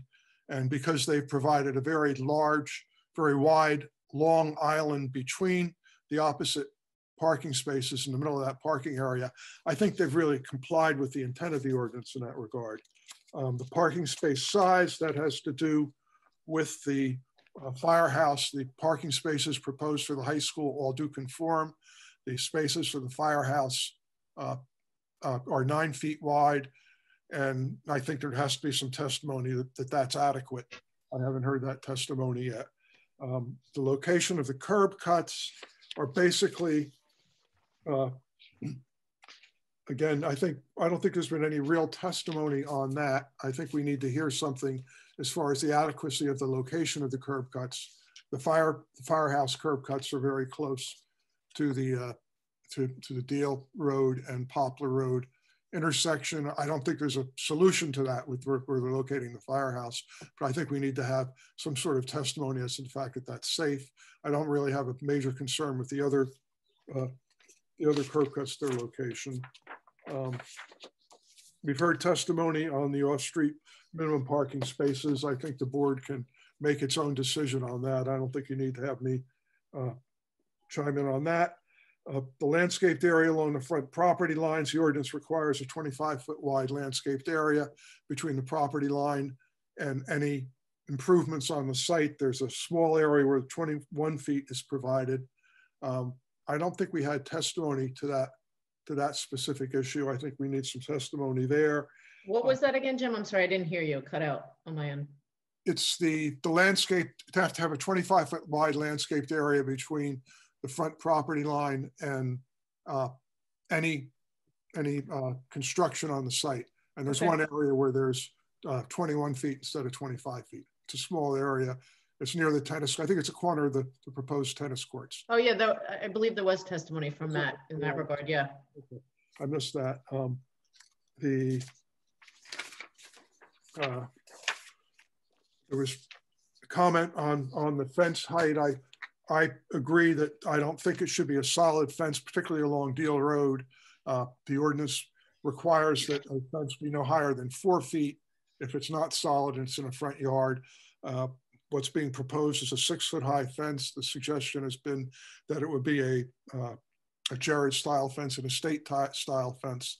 I don't have a major concern with that. I don't know if there was a lot of testimony as to the reason for the 6-foot height. Clearly it's a security issue, and maybe that should be testified to in a little bit more detail so that the board can understand the reasons for that. So Jim, yep. With regard to that fence, if you may remember, we had come in previously for a variance for the fence, and we had gotten a grant from Homeland Security for the purpose of putting that up. And that was, I think, back in 2017. Okay. So that's a matter of record. And I believe there was testimony from Mr. Sharrow that the purpose of it is to enclose the campus for security reasons. Yeah, okay. And if the board's satisfied with that, that's fine. The waivers in my report, they've addressed all of them, said they're basically going to comply with the ordinance. So there's no reason to go with that. I did have some questions. Let's see.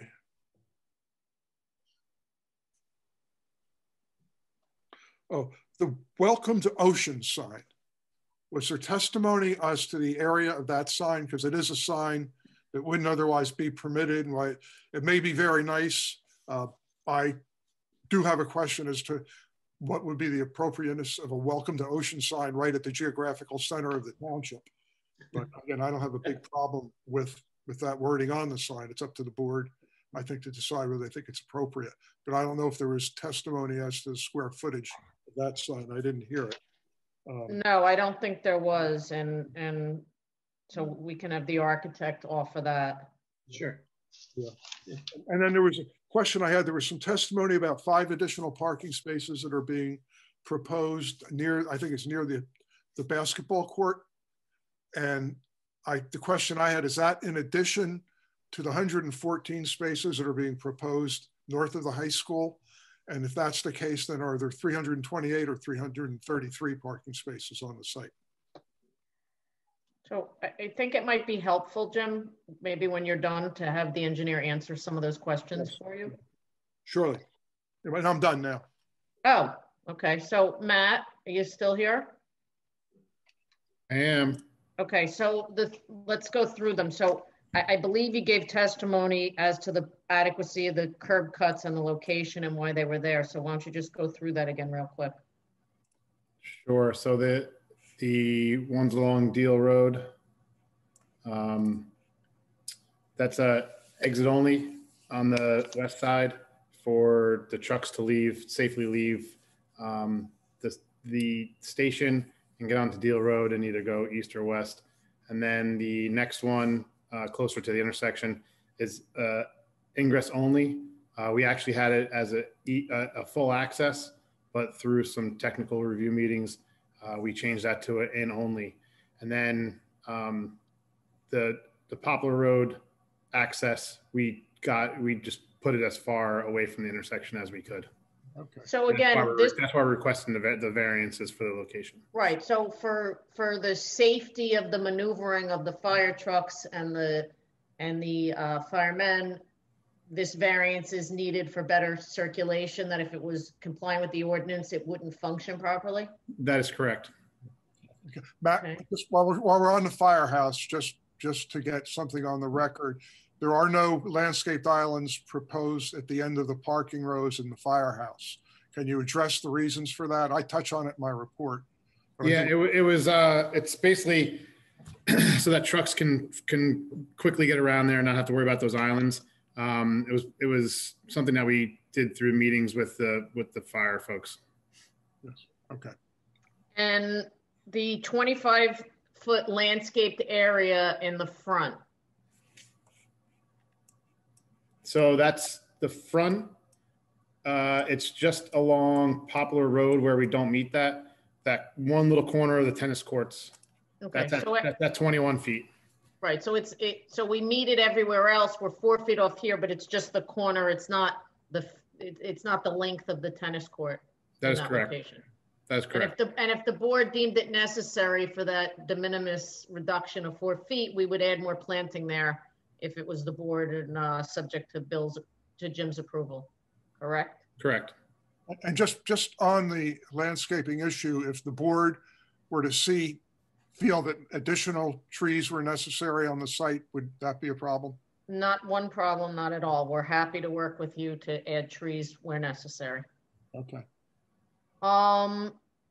With regard to, I believe you did give the testimony as to the landscaped islands, and I think that Jim gave the testimony about actually having more trees as a result. And the one thing that you brought up with the parking, the 9x18, what was that, Jim? Oh, no. What I said is Matt said that the islands at either end of in a row were 9 feet wide. I scaled them to be 6 feet wide. So I just think the record has to be clear. Yeah, I misspoke. I read it upside down. They're a little over 6 feet. So okay. And then it may be the architect, Matt, are you aware of the square footage of the sign on the Welcome to Ocean? I did not design the sign, so I defer to the architect on that one. But okay, and Matt, you were part of the technical review meetings, and that was where the idea of doing that actually came in as an identification. Originally, we didn't have that, and then we proposed the decorative wall for that purpose. Yes, at the corner there. I think, are you trying to find it? Yeah, there it is. Yep. So as part of the technical review meetings, the idea was to dress that up a little bit with some landscaping and, a nice brick wall feature, knee wall feature. Obviously if it doesn't say Welcome to Ocean, we can do something else. It's right. really, This was the applicant's attempt to give it a sense of place and to make it more attractive. So if the board doesn't want it, we can certainly remove it. And Tom, if you're still here, what's the square footage of that proposed sign? I'm actually checking into that. The person I have is going to be texting me back in the next minute. Okay. If you guys could hold for that. We do have those details on those other monument signs. Okay, and so Matt, speaking of the entry sign on Poplar, that detail is on your plan? Yes. Okay, and what is the size of that sign? On Poplar, that's 128.13 square feet.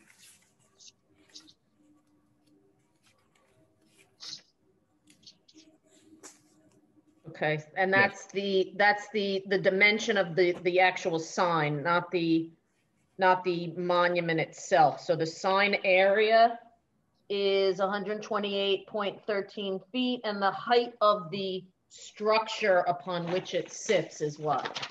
So it sits on a structure about almost 2 feet tall. It's 1 foot 10 inches. No, but I mean the overall height of the sign. The overall height of the sign is, with the structure, it is 22 feet tall. Okay.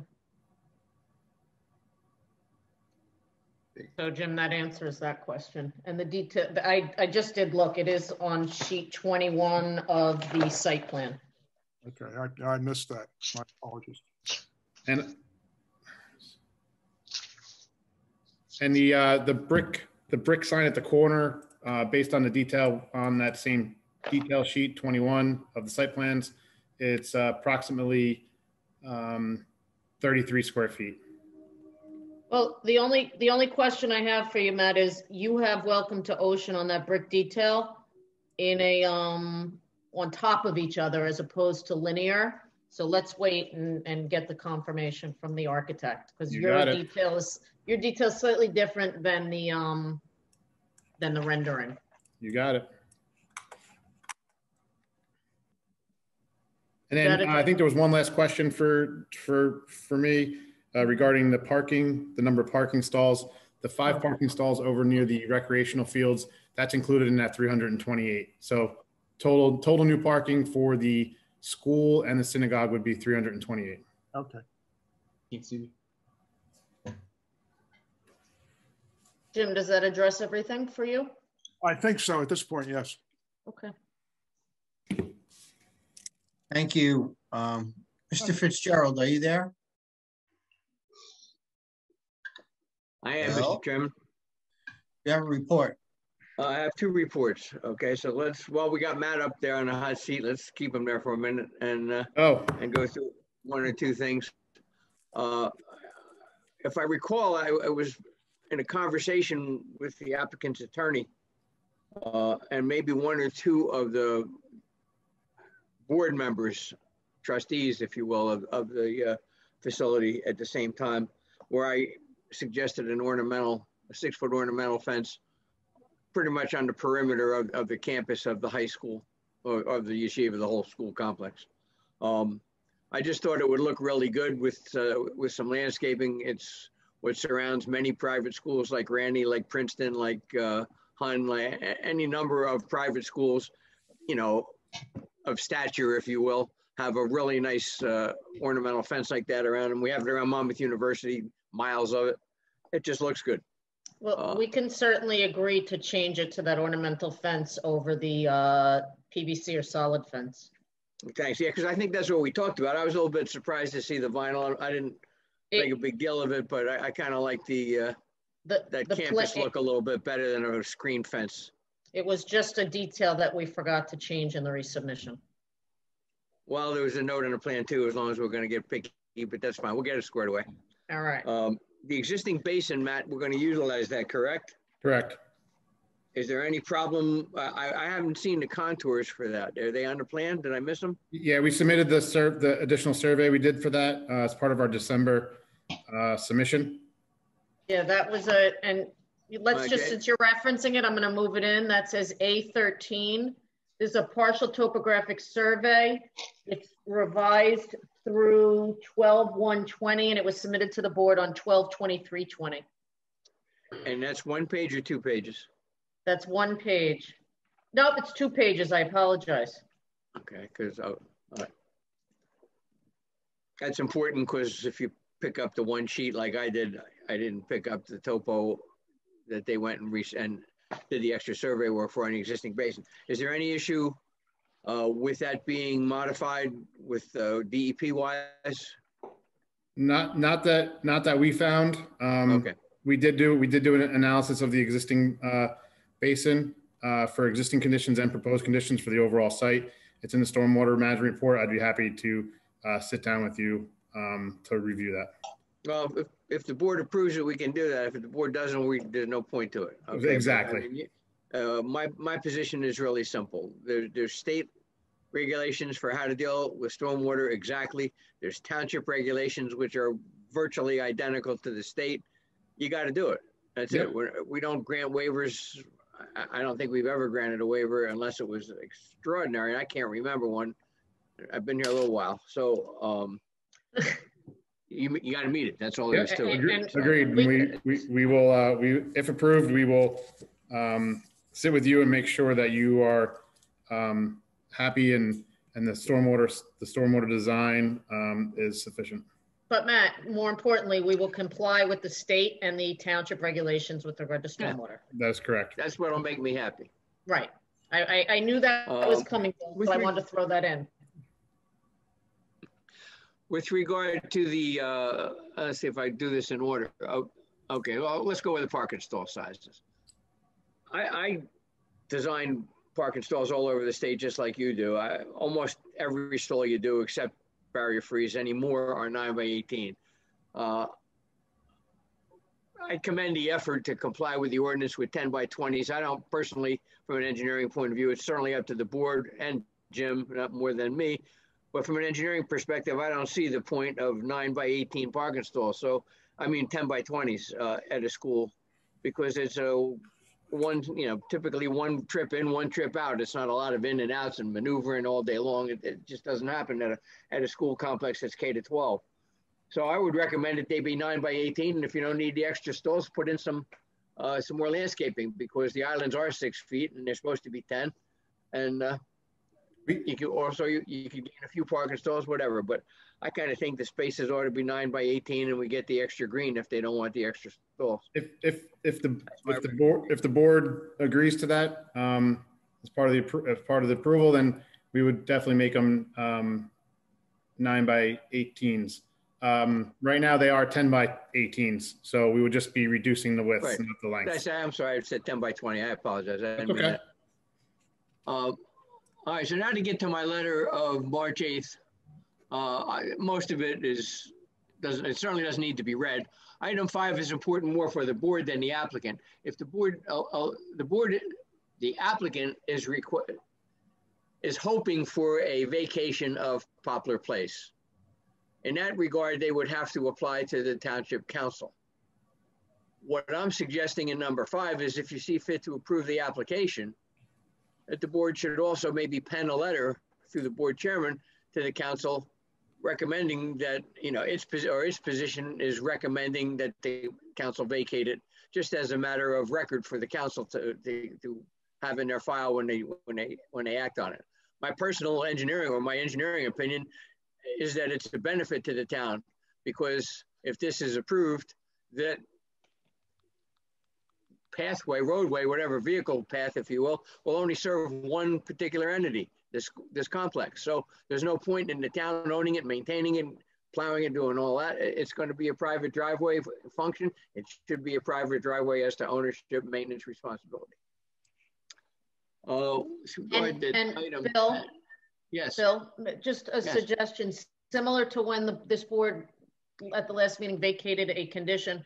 I think that recommendation could be worded into a resolution And when we Yeah, I think made the I might have even request said with it in, I didn't read it exactly, but I might have even said it in the, put it in the resolution that you recommend, you know, that council consider vacating it in view of the approval and whatever reason you would want. Site lighting, Matt, what exactly was the passage, if you will, in the lighting ordinance that restricted it to 16 feet? What was the, hold on. You want the ordinance section?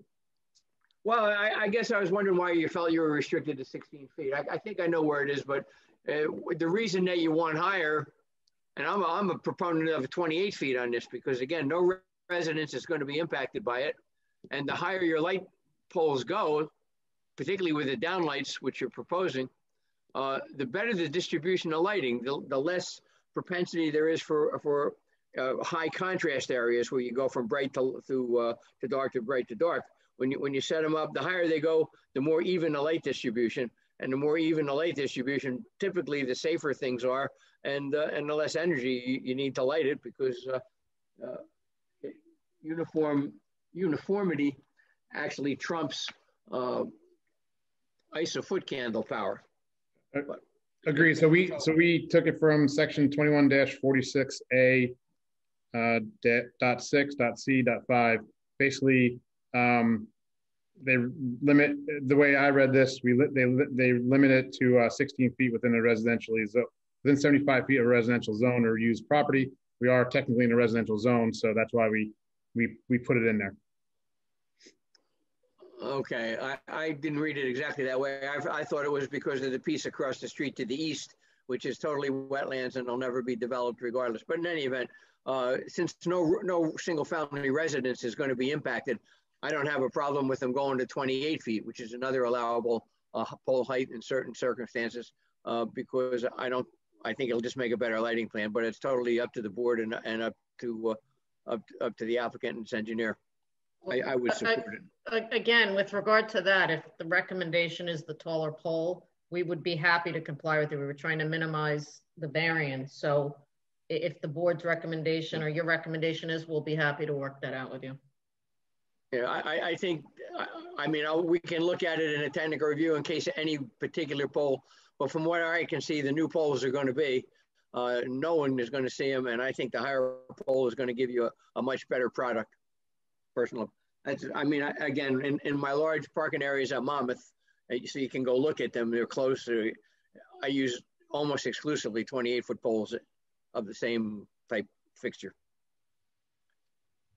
I think that's it for the site. I had a couple of issues with, well, I guess what I was going to go do is take item 7 of the letter. I would like if we could have Justin just address item 7 of my site letter and kind of go through all of the, rather than me read all those things, if he'll just take my traffic report and go through item by item and address it, because I had some concerns about extending that queue, that double queue lane for the southbound left turn onto Deal Road from Poplar Road, and what that does to site visibility for left turns on eastbound eastbound site driveway, if you will. So, sure, absolutely. Number 7 really dovetails into all the rest of your comments on the traffic letter. We saw that under existing circumstances, you end up with queues backed up from the left turn lane into the through lane and up Poplar, and it creates the same issue or the same site visibility that would be created with the additional left turn lane. So we felt that allowing that, extending that left turn lane and allowing the throughput of vehicles would actually help and essentially maintain the existing condition from a visibility standpoint. I know you had a comment about the stop bar. We took a look at that. We set the stop bar with sufficient room for the left turning vehicle to enter from northbound Poplar, and feel that it doesn't really need to be recessed or offset for the left lane versus the right lane, given that the design vehicles coming in here are a bus, and we ran those vehicle templates. The only reason I bring it up, Justin, the only reason I bring it up is because the county traffic engineer insists on always having them even like that.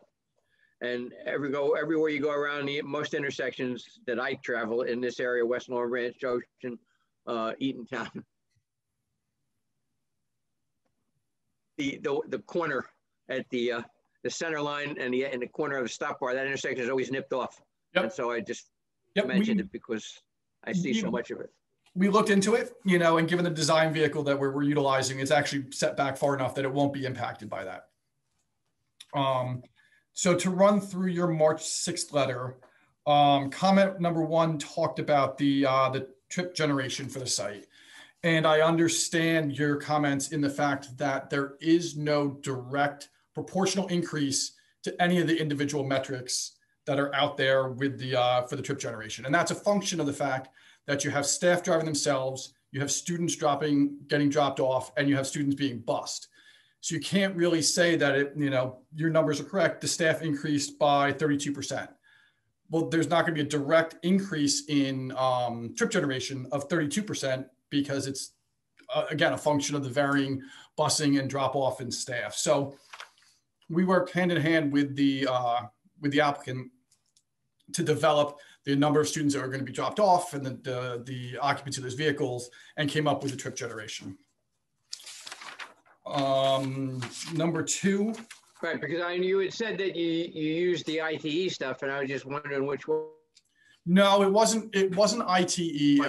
This is an individual. I just didn't get a sense which one it was. It seemed like. Got. With regards to number 2, I hit on this in my direct testimony, but the site traffic, the distribution for the proposed traffic is going to be similar to what we observed under the existing conditions. Number 3, we mentioned. Well, I'm sorry. Why do you? I got a question about that, because the greatest part of the population for the school is from Ocean, and the housing that appears to be available appears to be pretty much on an east-west line with, say, Roosevelt Avenue moving south. And most of those people, I would think, would come onto Deal Road, and less of them than a lesser percentage of the future trips in would be from the north side. So one of the reasons we utilize, right now you have a fair population of people that come to the school that live. So what we need to remember is that the distribution is not only for students, but it's also for staff. And if you're traveling from any other points north and utilizing 18 for commuting as a staff member, you'd be coming in off of West Park and coming from the north, as well as if you're heading over to Long Branch, Elberon, West Long Branch, that area, you would be coming across West Park and down through the site. And so we thought that the existing distribution of the facility, given what we know of the population and the staffing levels, that it was representative of where the projected traffic would be coming from. Okay. Number 3 references the accepted design standards. I should have maybe expanded that sentence to incorporate. We use the accepted design standards for the design of the parking spaces and the aisles, and the previously approved parking supply is, as I discussed, the parking ratios that were granted by this board in the previous approvals. The reason I questioned it was because I don't really know and couldn't find the breakdown of population in the school, you know, whatever, early learning, K to 8, 9,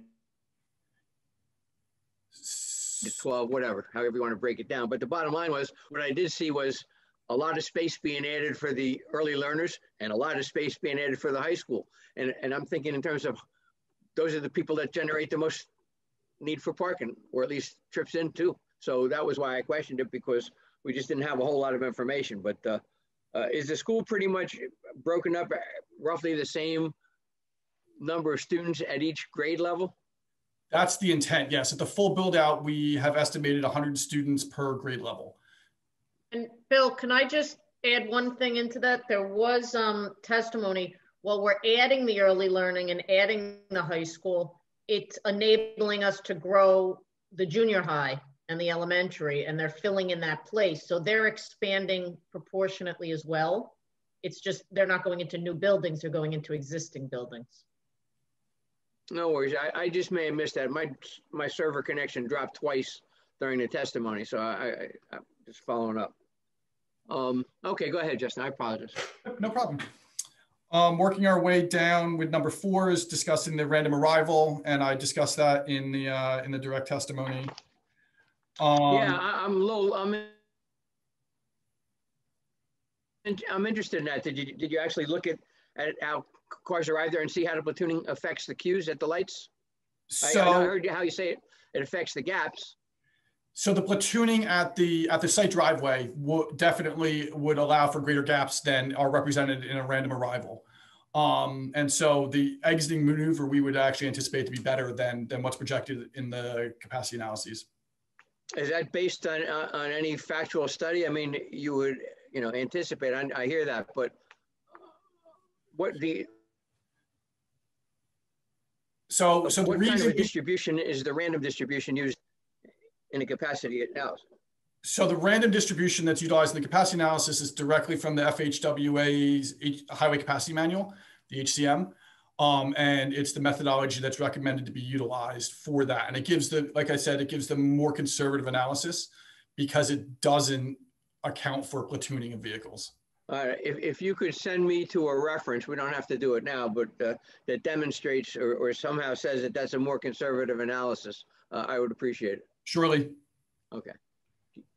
Might as well keep going then. Yeah. Number 5. We don't typically include the through movements on a capacity analysis printout because they are theoretically infinite. There is no delay for a through movement. It has free flow.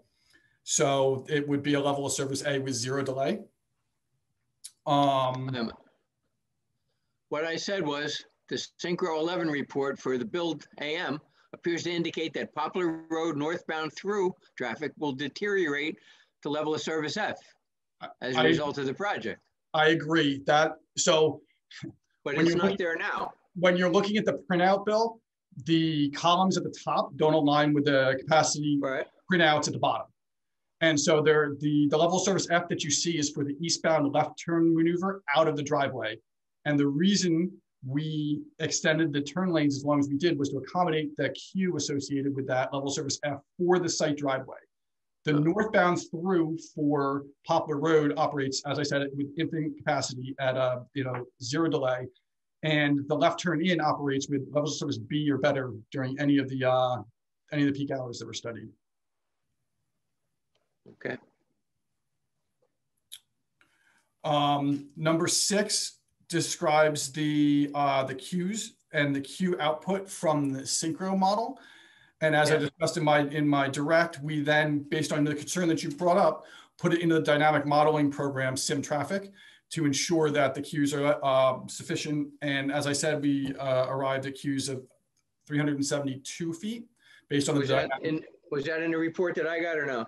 That was not in the report. That was in response to your comments, and I would be more than happy to provide that as a condition of approval. Well, I mean, you just have to provide. I'm sorry, I don't mean to cut you off. You just provide a revised report with that appended as surely as an appendix or whatever. Yep. Number 7 is talking about the operational and characteristics of the parking for the school. Again, as I hit my direct, we have I think we beat that to death. I think we beat that to death. I'm sorry. And then number 8 is really just part and parcel with the number 7 from your other letter about the sight lines being, if there's going to be impact, and I don't see any impact to the safety of the operation of that left turn with the installation of the additional queue length. Okay. That pretty much takes care of my March 6th items. It's easier than me reading it. So, Mr. Chairman, that's all I have at this point. Thank you. Mr. Chairman? Yes. We have been at this for about 2 hours and 15 minutes. Do you mind if we take somewhat of a break before we go to any questions? I'd like to forge ahead until I die. No. Yeah, sure. Let's take 5, okay? All right. Thank you. All right.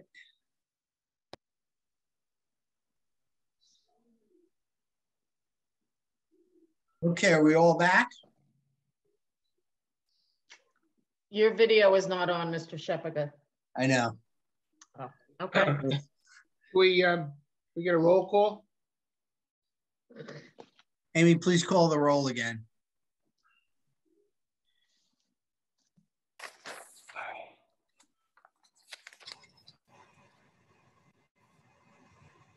Amy? She might be on mute. All right, give her a minute. Now, can you hear me? There. I got you. There I am. Please call Okay, the roll. Mr. Fuller, Here. Mr. Malta, Here. Mr. Manel, Here. Mr. Van Wagner, Here. Mr. Worrell, Here. Mrs. Beal, Here. Mr. Mamie, Here. Mr. Ashkenazi, Here. Chairman Shepherd. Here. Okay, we're all here. May I suggest the following? The board members should be allowed first to ask questions of the witnesses, and then the public. And Henry and Jennifer, would it be easier, I think, to hear each witness separately at this point? In other words, your first one was your engineer, the board would question the engineer, then the public would question the engineer. Otherwise, it becomes too many different people asking questions to different experts. That's obviously, I mean, I think it's easier on Zoom, but I'm fine with that. That sounds fine with me. So Ms. Krimko, let's start with Matt Sharrow. But that's your engineer, right? Yep. Yeah. You know what, Henry, can I say something? It's Rich, I don't like this format.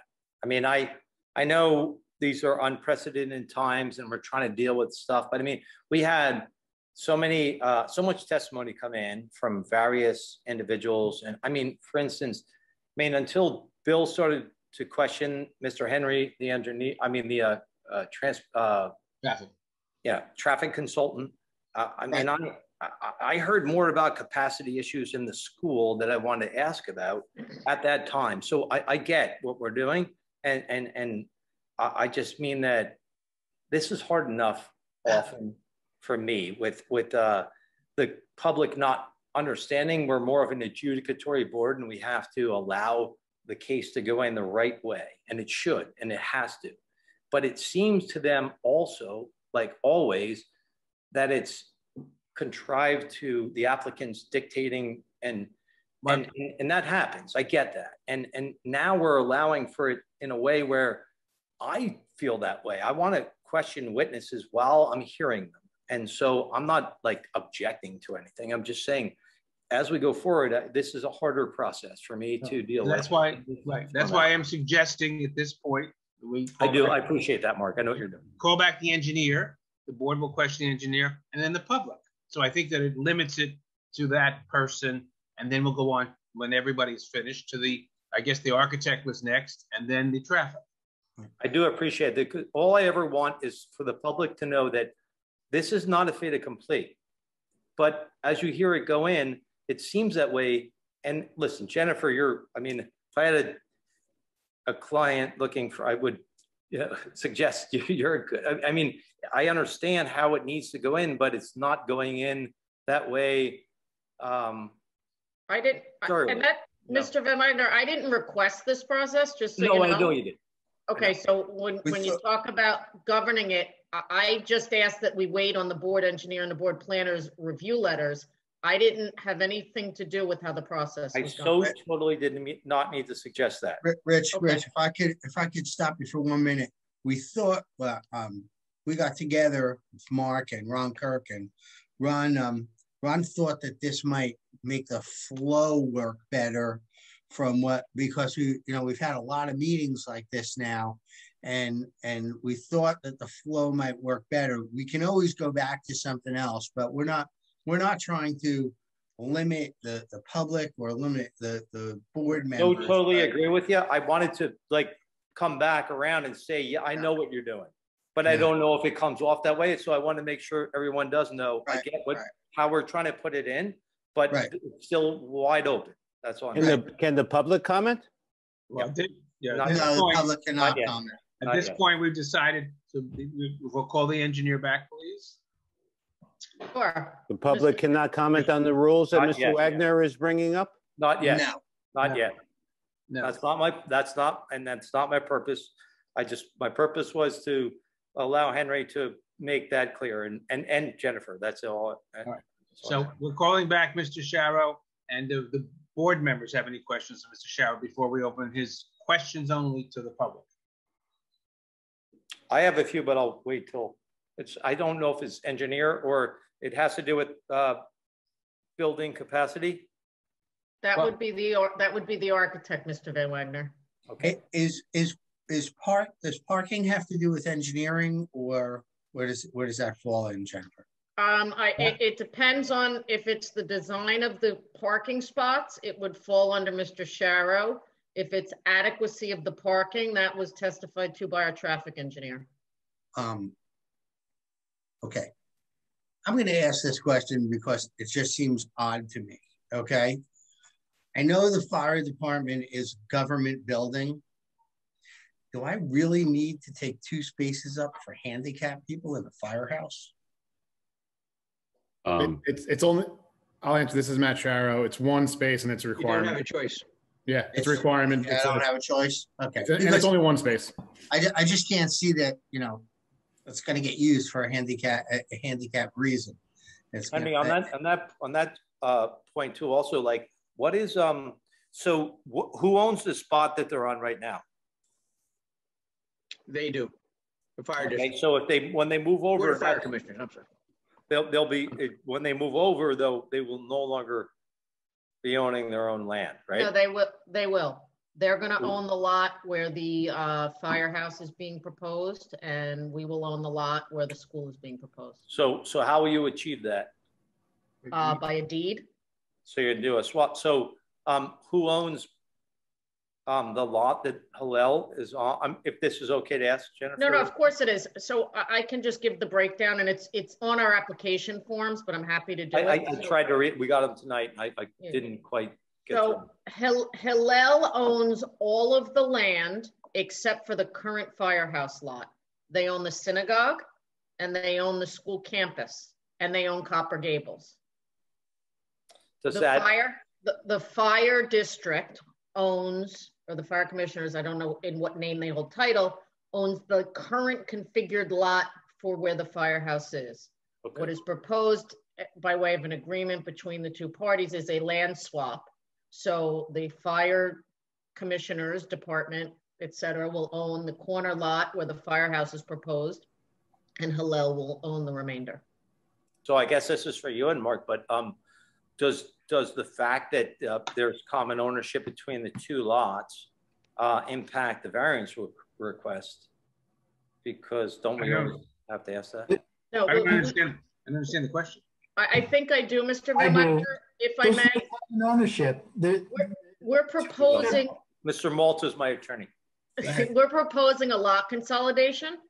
So part of this application, which was stated at the beginning, is a subdivision and a lot consolidation. Okay. So, and if I may, to just share an exhibit with you.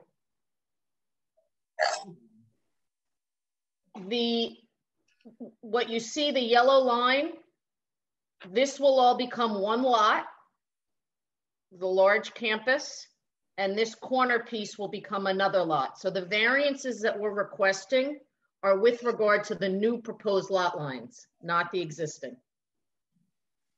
Okay. Does that answer the question? Well, I mean, common ownership, not really. I was asking more of a legal question. I think Mr. Malta was going to answer it, but so I'm going to let him go.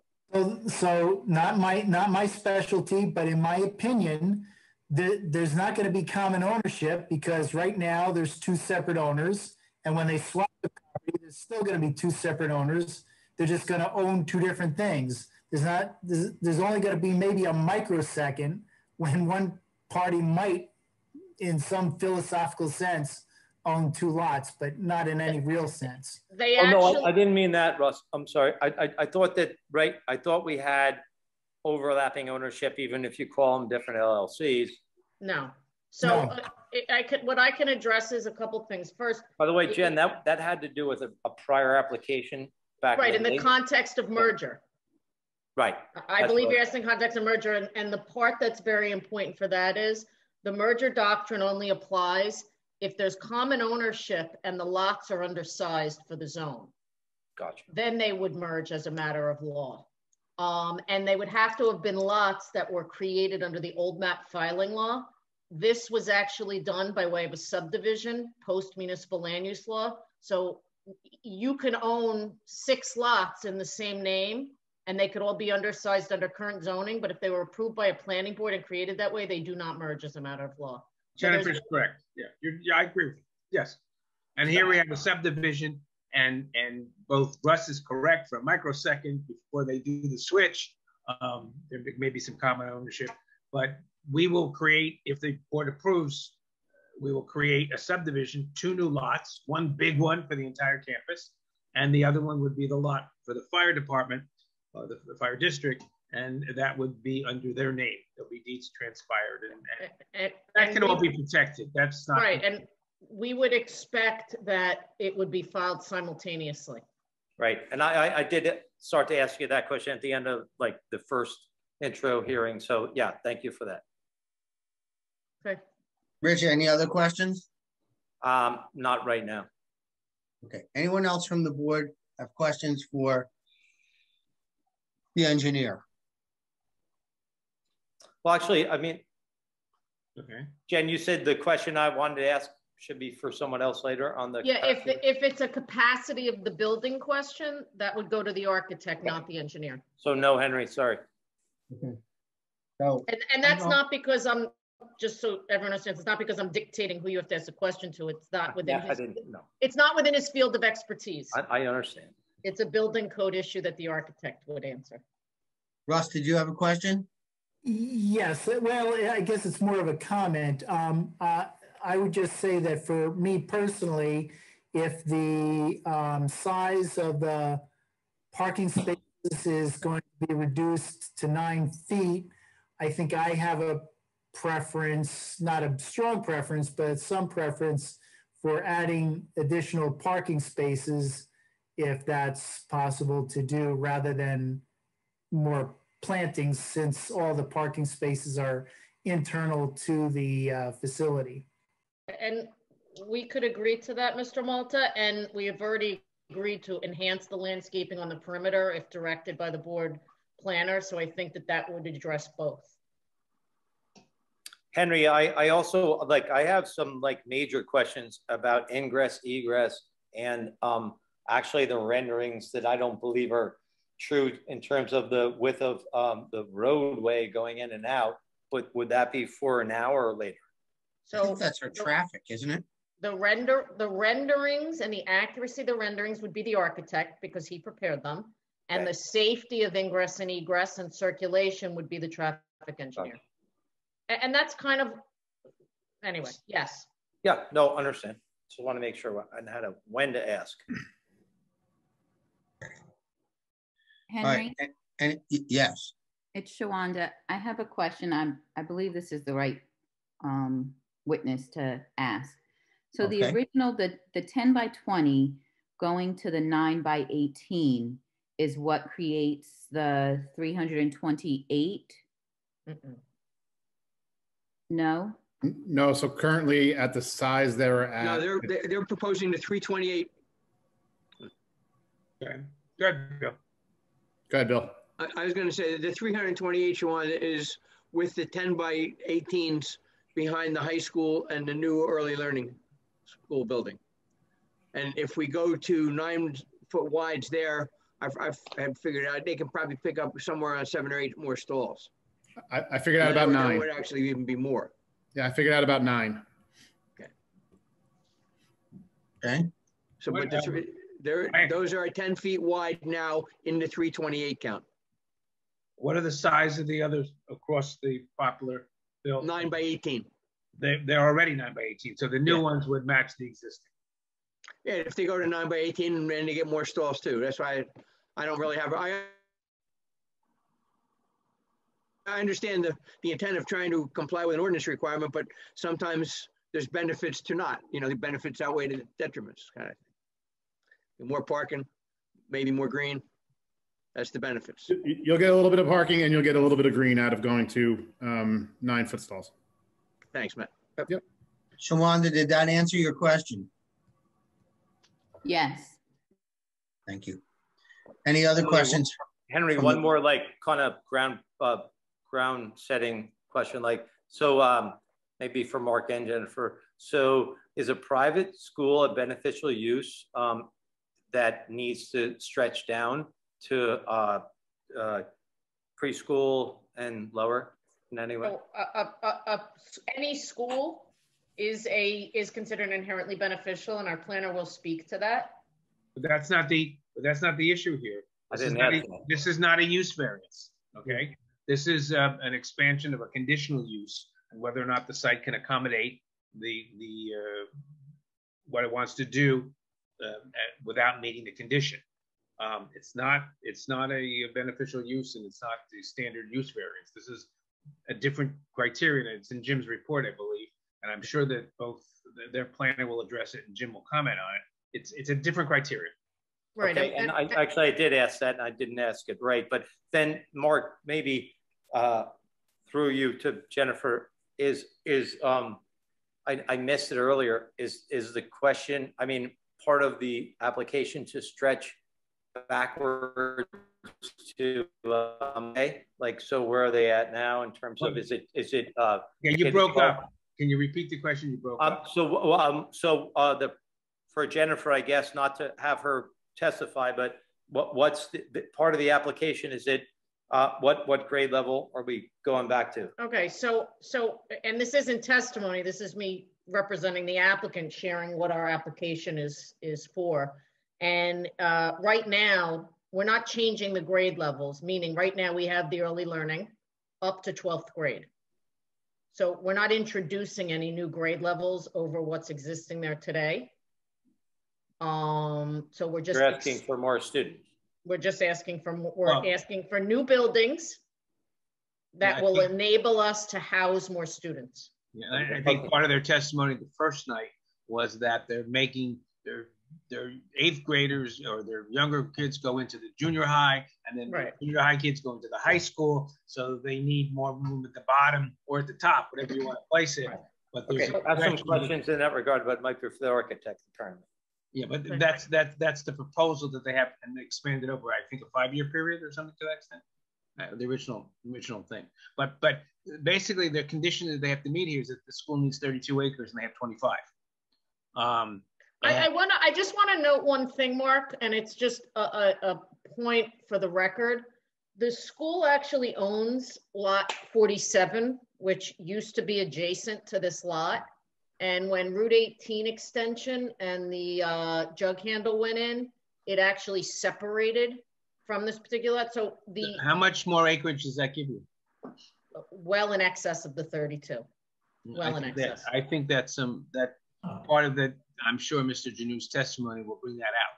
Right. So again, the amount of land that we control and own, but for Route 18, we wouldn't need that variance. And that was a taking, I would assume, at some point.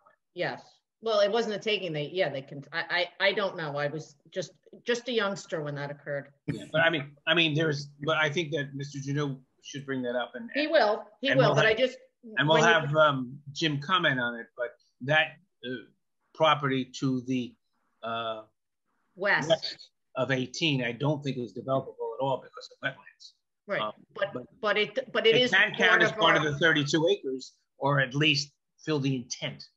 Right. Well, I was just going to say, Mr. Chairman, I'm ready to question the architect when you're ready. Okay, so we're still on the engineer. So we're on the engineer. And I have no questions. All right. Is there anyone else from the board that has questions for the engineer? I've got questions, Chairman. Yeah. But suddenly it makes sense. Suddenly it might make sense to have just everybody ask questions of everyone at once, right? Because we spend a lot of time figuring out who to ask rather than asking. But let me start. Bill, you had mentioned that there's an existing retention basin. Where is that?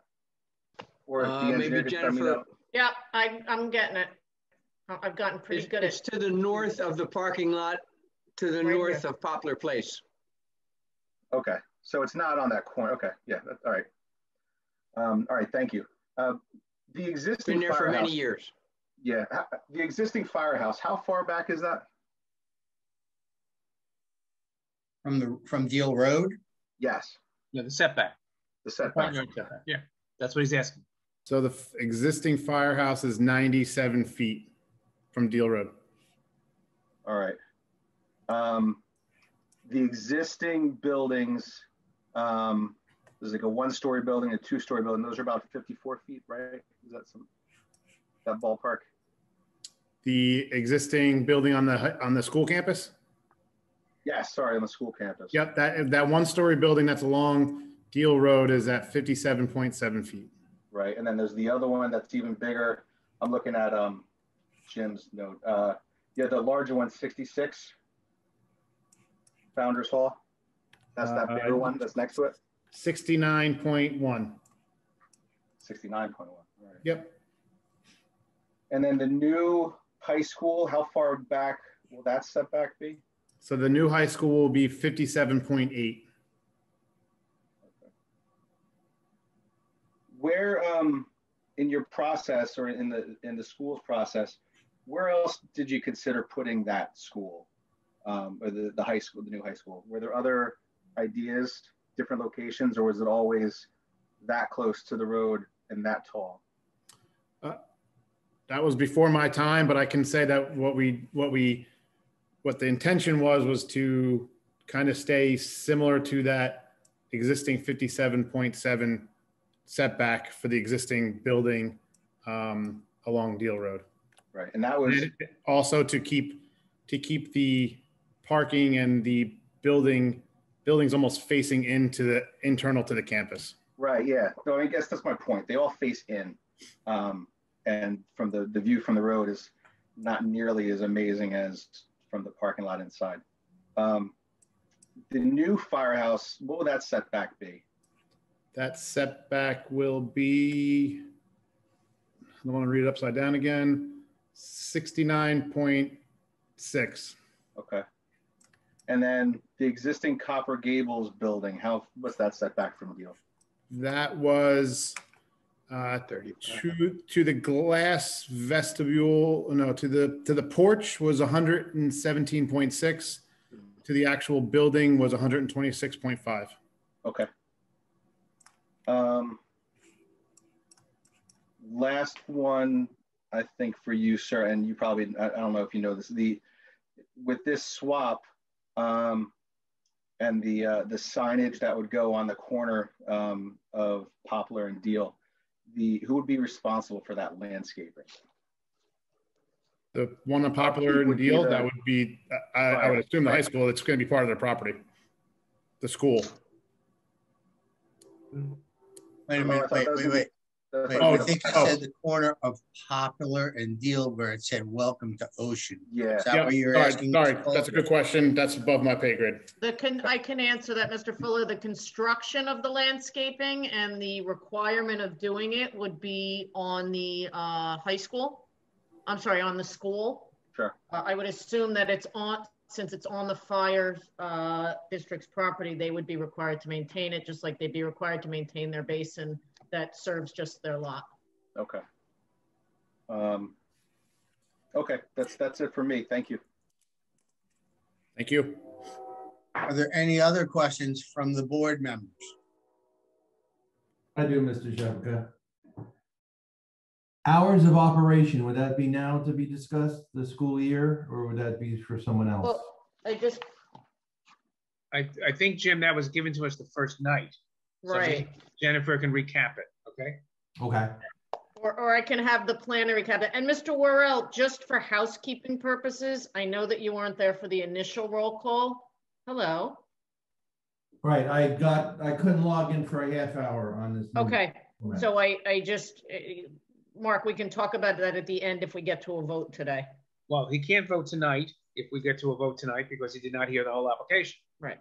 But if we don't get to a vote tonight, then of course he can listen to the first half hour. Understood. I just want to call that out. And it's He certainly has every right to question. right. As you know. So what, Mr. Worrell, I can have our planner touch on that, the hours of operation. We're not proposing any change over what's been previously approved and has existed. And Correct. I'm particularly interested in fiscal year operating hours versus summer camp operation hours. So, okay. I again, the summer camp is a different animal and was approved by a different use variance. The summer camp, Jim, let me just cut in here, Jennifer, if I might.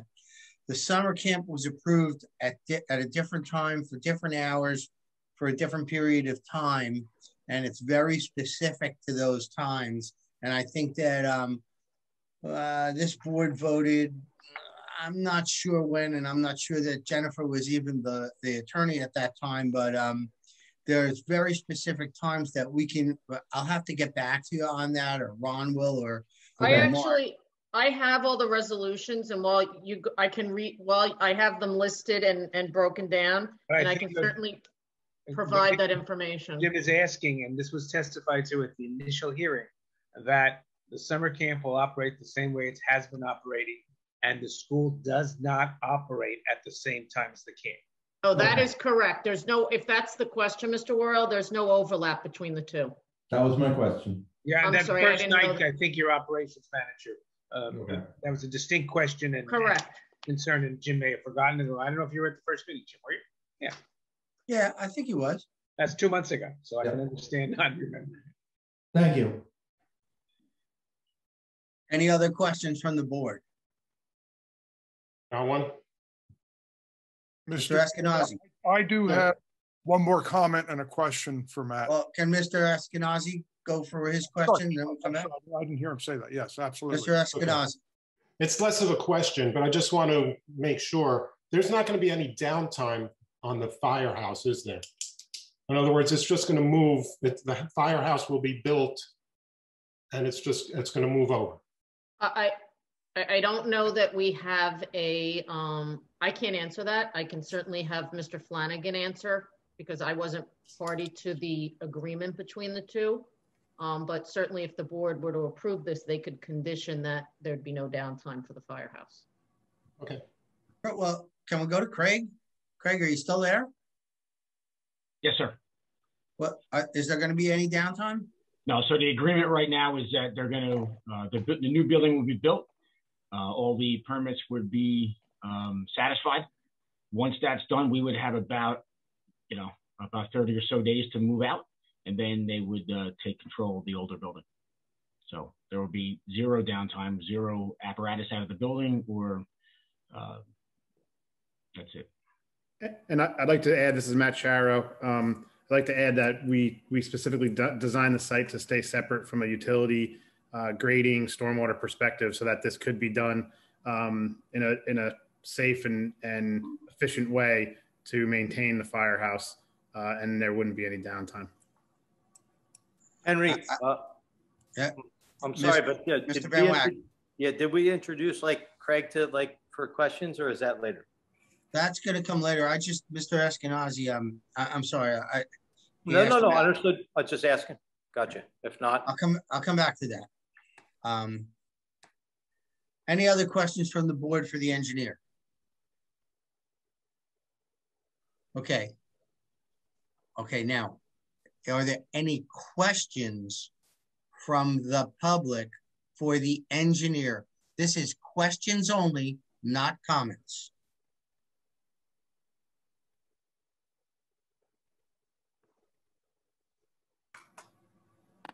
I have some questions for the engineer. Who is this? This is Nanette Stein-Terrio. Please raise your right hand. Swear to tell the truth, the whole truth, and nothing but the truth? Yes. Please state your name, address, and the association to this case. Nanette Stein-Terrio, 8 David Street in Ocean. I'm associated because I am a block and a half from the school. Okay, and your question is? My question, I have several questions. I'm going to limit to it as fast as I can get through it. First, the Ocean Township or the ocean, welcome to Ocean sign, what is the height of that? I didn't hear that before. Hold on, I'll do that for you guys. This is Tom McHugh. The height of the sign is Tom, we have to come back to you, okay? Okay. These are engineering questions only. That's fine. That's fine. I'll be ready when you come back. Right. Okay. Okay. Just try to Was that an engineering question? I'm sorry if it isn't. That's not an engineering question. Okay. All right, then with the anticipated lottery for the parking, are there any plans to build a crosswalk across Poplar Road or a sidewalk on Poplar Road? Because there are going to be a lot of students No, wait a minute. Just and ask the teachers question. parking on Kenneth and David Street. Well, so that's not, that's your opinion, ma'am. That's your opinion. That's not a question. The question was the first part, which is reasonable. Okay. Planning All any right. sidewalks? Is there a plan? Is there a plan for a sidewalk or a crosswalk? That would be Matt. Yes. Not at this time. Okay. Matt? Can you remind us the engineer's name? Matthew Sharrow, S-H-A-R-O. Matt Sharrow. So these are questions only for Matthew. Yeah, right now. As his direct testimony.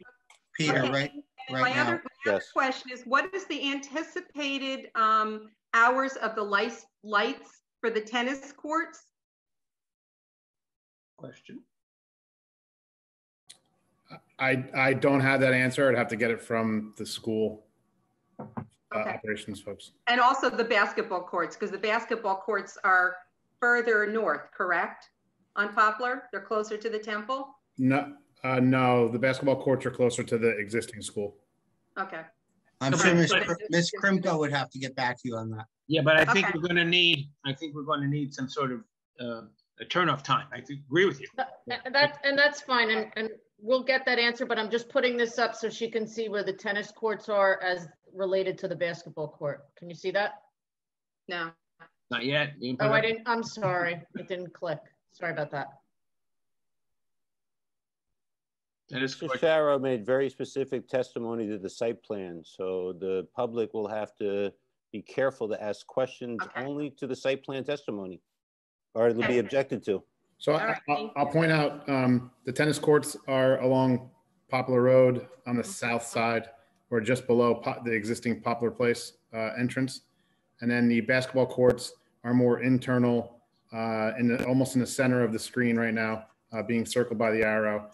Those are the basketball courts, more internal to the site. Yeah. Okay.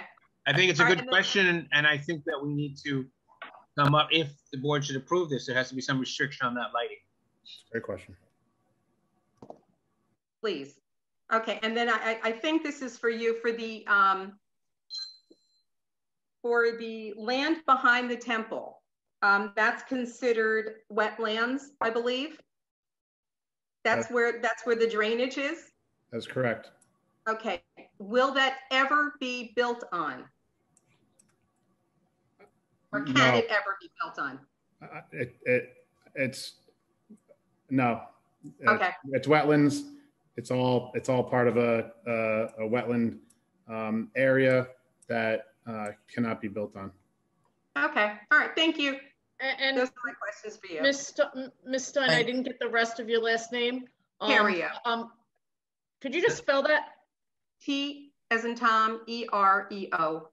Oh, okay. And the response is that all lights on the sports courts are proposed to be, the applicant is proposing to shut them at 11 p.m. Okay. Well, all right. That's the proposal. Okay. Are they going to be playing till 11 p.m.? Well, we got our answer. I think the board is going to have to discuss that. Okay. Okay. Thank you. Any other questions? Yes, I have a question. Bridget Ippolito. Please raise your right hand. You swear to tell the truth, the whole truth, and nothing but the truth? Yes. Please state your name and address in association with this case.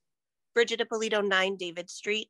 And I'm wondering, are you guys going to be able to put up no parking signs? Because all of you allotted 50 spots on campus. And I have 5 young kids, and there are a ton of young kids in our neighborhood. I don't want these young drivers, excuse me, I'm not done. I don't want these young drivers using this as a thoroughfare. Wait a minute, it's not a question. Okay, the answer. That was a question. Are you putting up no parking signs? They have no ability to put up no parking signs off campus. Okay, well, I feel the need to protect my children, and well, to have young brand new drivers driving through here is unacceptable. Ma'am, that's a comment. We're only asking questions. Your question was, nope. Are they going to put up, you're only allowed to ask questions at this point. Are they going to put up no parking signs? And the answer is no, they do not have the right to do that. Only council can make a decision as to parking and no parking, whether or not they want to pass an ordinance. But we have other conditions that the board may want to impose. For instance, that, you know, if you don't have a parking pass inside, you can't park outside. I mean, I think the point is well taken, but it can't be by no parking sign. It needs to be addressed, though. Writing it down is one of mine. Thank you. You're welcome. Any other questions? Mr. Chair, before we go to another question, yes. I just want to have a redirect to Matt with regard to the lighting, if that's okay. Sure. In relating to what he said. So Matt, I'm calling up on the screen the overall site plan. When you did your lighting plan, is there any spillage of lights from our property off of our property? No, there is not. Either for the tennis courts or for the basketball court? No, there is not. Okay, and the tennis court, are there any homes immediately across the street on Poplar? No, that's all wooded area. Okay, thank you. If I could just say something, I think Mr. Fitzgerald pointed out that he would rather the lights be even a little taller than 16 feet because there would be less spillage. So you, I think there's some addressing going on there, correct, Bill? I think, yeah, well, I think that there's a mix here. I was talking, I should have qualified myself, and I apologize. I was talking about the parking lot areas, and what there is there's more, the higher the light pole, the more uniform the illumination level is. You don't have bright, dark, bright, dark. When it comes to the tennis courts, we got to look at that kind of carefully. I mean, the residences, Kenneth is closer than David, and they are both a couple hundred feet away, at least from the tennis courts. But the whole point of who can use them, when they can use them, how much lighting do you need, really, and that's got to be looked at a little kind of carefully. Yeah, I think that could be light lower poles. Rumson, if you look at Rumson's courts there on River Road, they have lights that are really almost fluorescent the whole length of the top of the fence and don't even go up higher than the fence typically, and they light the courts pretty well. But we have a really tight ordinance on spillage, and as we said in my report, we don't really grant variances and waivers from the lighting requirements. So.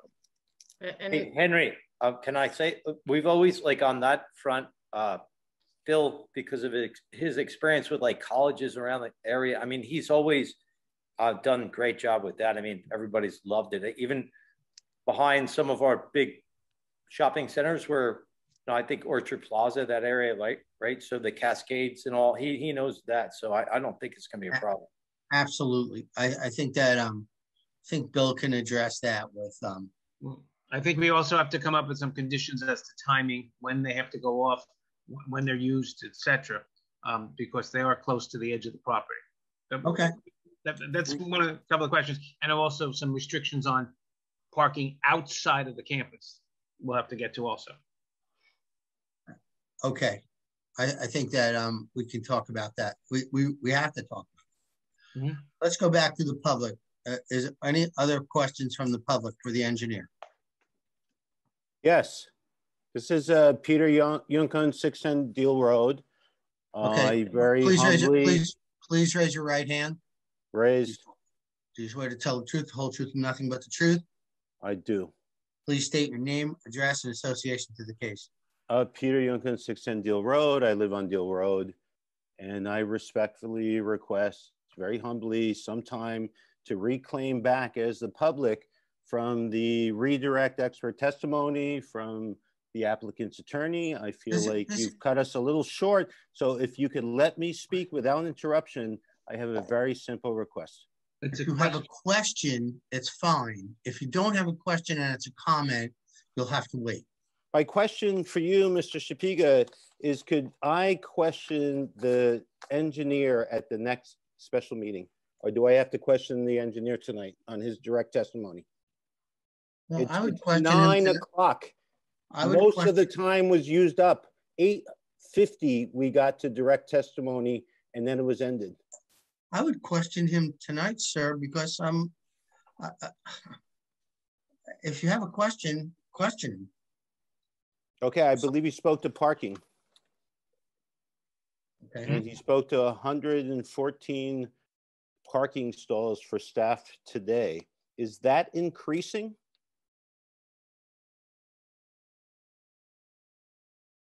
Matt? That's a direct question. So we are proposing a total of 328 parking spaces. From 114. Let me just double check. 245. Hold, please. Of course, I have the numbers. old reliable hard copies. So the existing school today has 214. And what are you increasing it to? 328.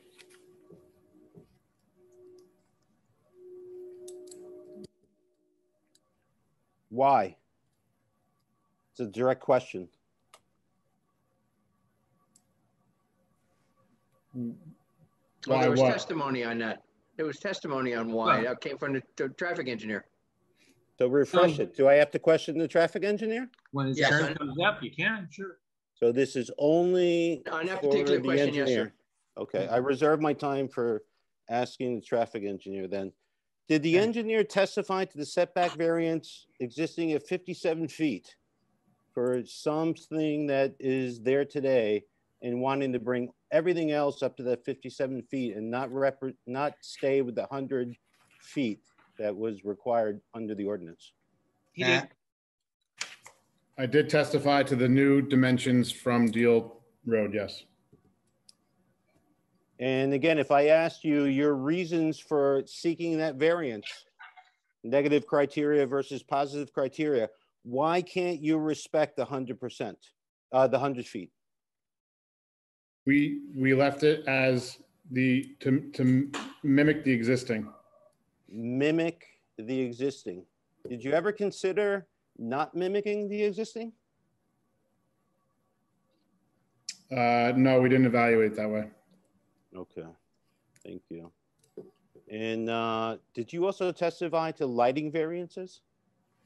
I did. Did you ever engage the services of a lighting consultant to see if the lighting levels overall are significantly greater than they are today in terms of ambient, not in terms of safety? We'll get to that. We did not have a lighting consultant. We designed to the town standards. Would you be open to retaining the services of a lighting consultant so we do not exceed the ambient standards today? Excuse me, Mr. Young, the township standards are if they're met, they're met. I don't believe they're met. I thought I heard the board planners and the board professionals say they were giving variances. They're unmet, unless I misunderstood it. Bill, no one's given any variances. He's provided testimony. You're concerned about the lighting now? Yes, you've increased the pole height by a number of feet. Well, time out now. I've recommended an increase in pole heights from experience, correct? Why can't they comply? That yet. We have an ordinance that they probably can. It means more poles, more lights, more energy to do something that gives you a less satisfactory plan. The lower the poles, the more bright and dark spots you have unless you have a lot of poles. When you raise that, you can just take a light bulb and hold it above your table 6 inches and then hold it above your table 26 inches and look at the difference in the light spread at the surface of your table. Okay. None of us are lighting consultants. It's all relevant to the parking plan. Excuse me. You constantly ask to be allowed to speak without being interrupted. Let me spit my sorry. Answer out if I can, and then we can talk about it. I'm not saying talk. So all I'm saying is that I think part of to your first question, what they chose to do was put the buildings on the street side and the parking internal to the site so that the view from the street is building. If they move the buildings back to the setback or farther, then they're going to have parking between the building and the street. And some may argue that's a less desirable streetscape, particularly when along Deal Road, especially to the south, there's an overgrown now, what used to be it still is a stormwater management basin, but it's now wooded. The woods have taken over. Having said that, when you get inside the site, there's nothing, the lights are not terribly visible from anywhere but inside the site. So a better lighting plan that saves energy, in my opinion, is a good idea. And so that's why I encourage the higher light poles. That's different than the tennis courts, which we're certainly,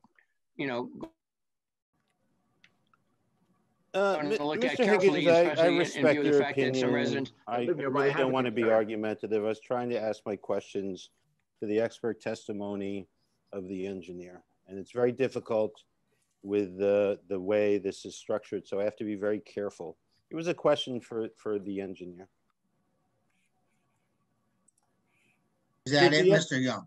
Did the engineer also testify to the height of the buildings?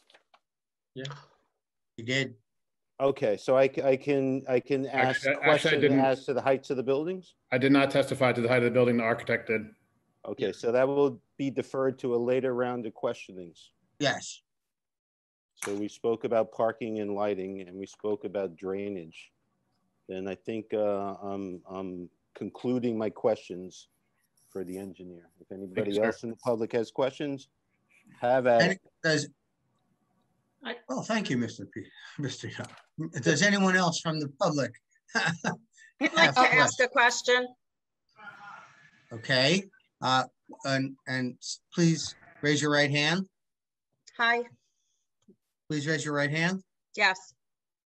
You swear to tell the truth, whole truth, and nothing but the truth? Yes, I do. Please state your name and address in association with this case.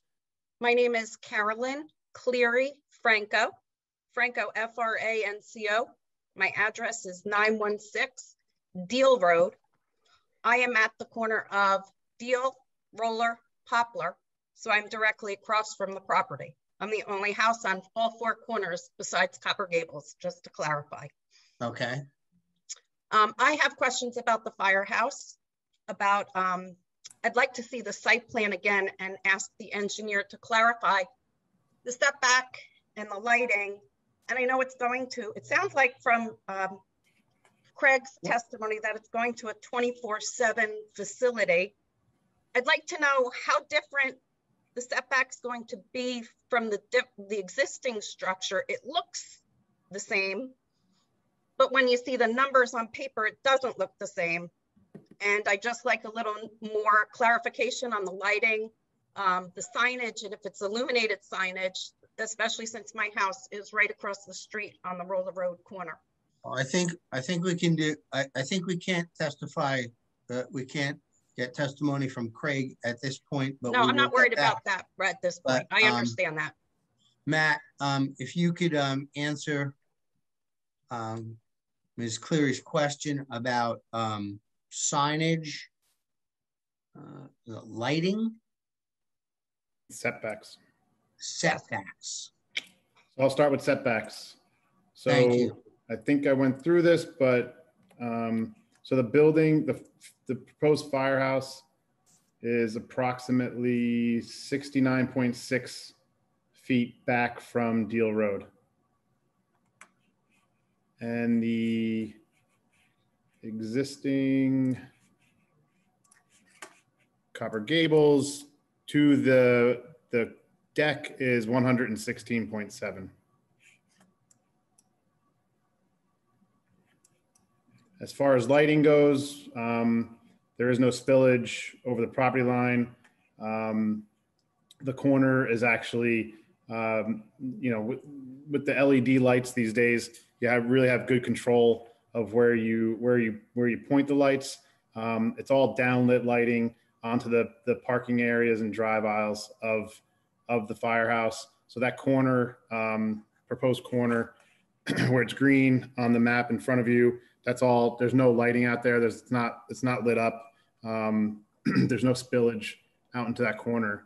To reiterate, we are requesting a variance for the lighting at the access point, just for safety and security of the fire trucks leaving and going at Deal Road. With all due respect, you're not a lighting designer. You're an engineer. To testify to security and safety is not within your lane.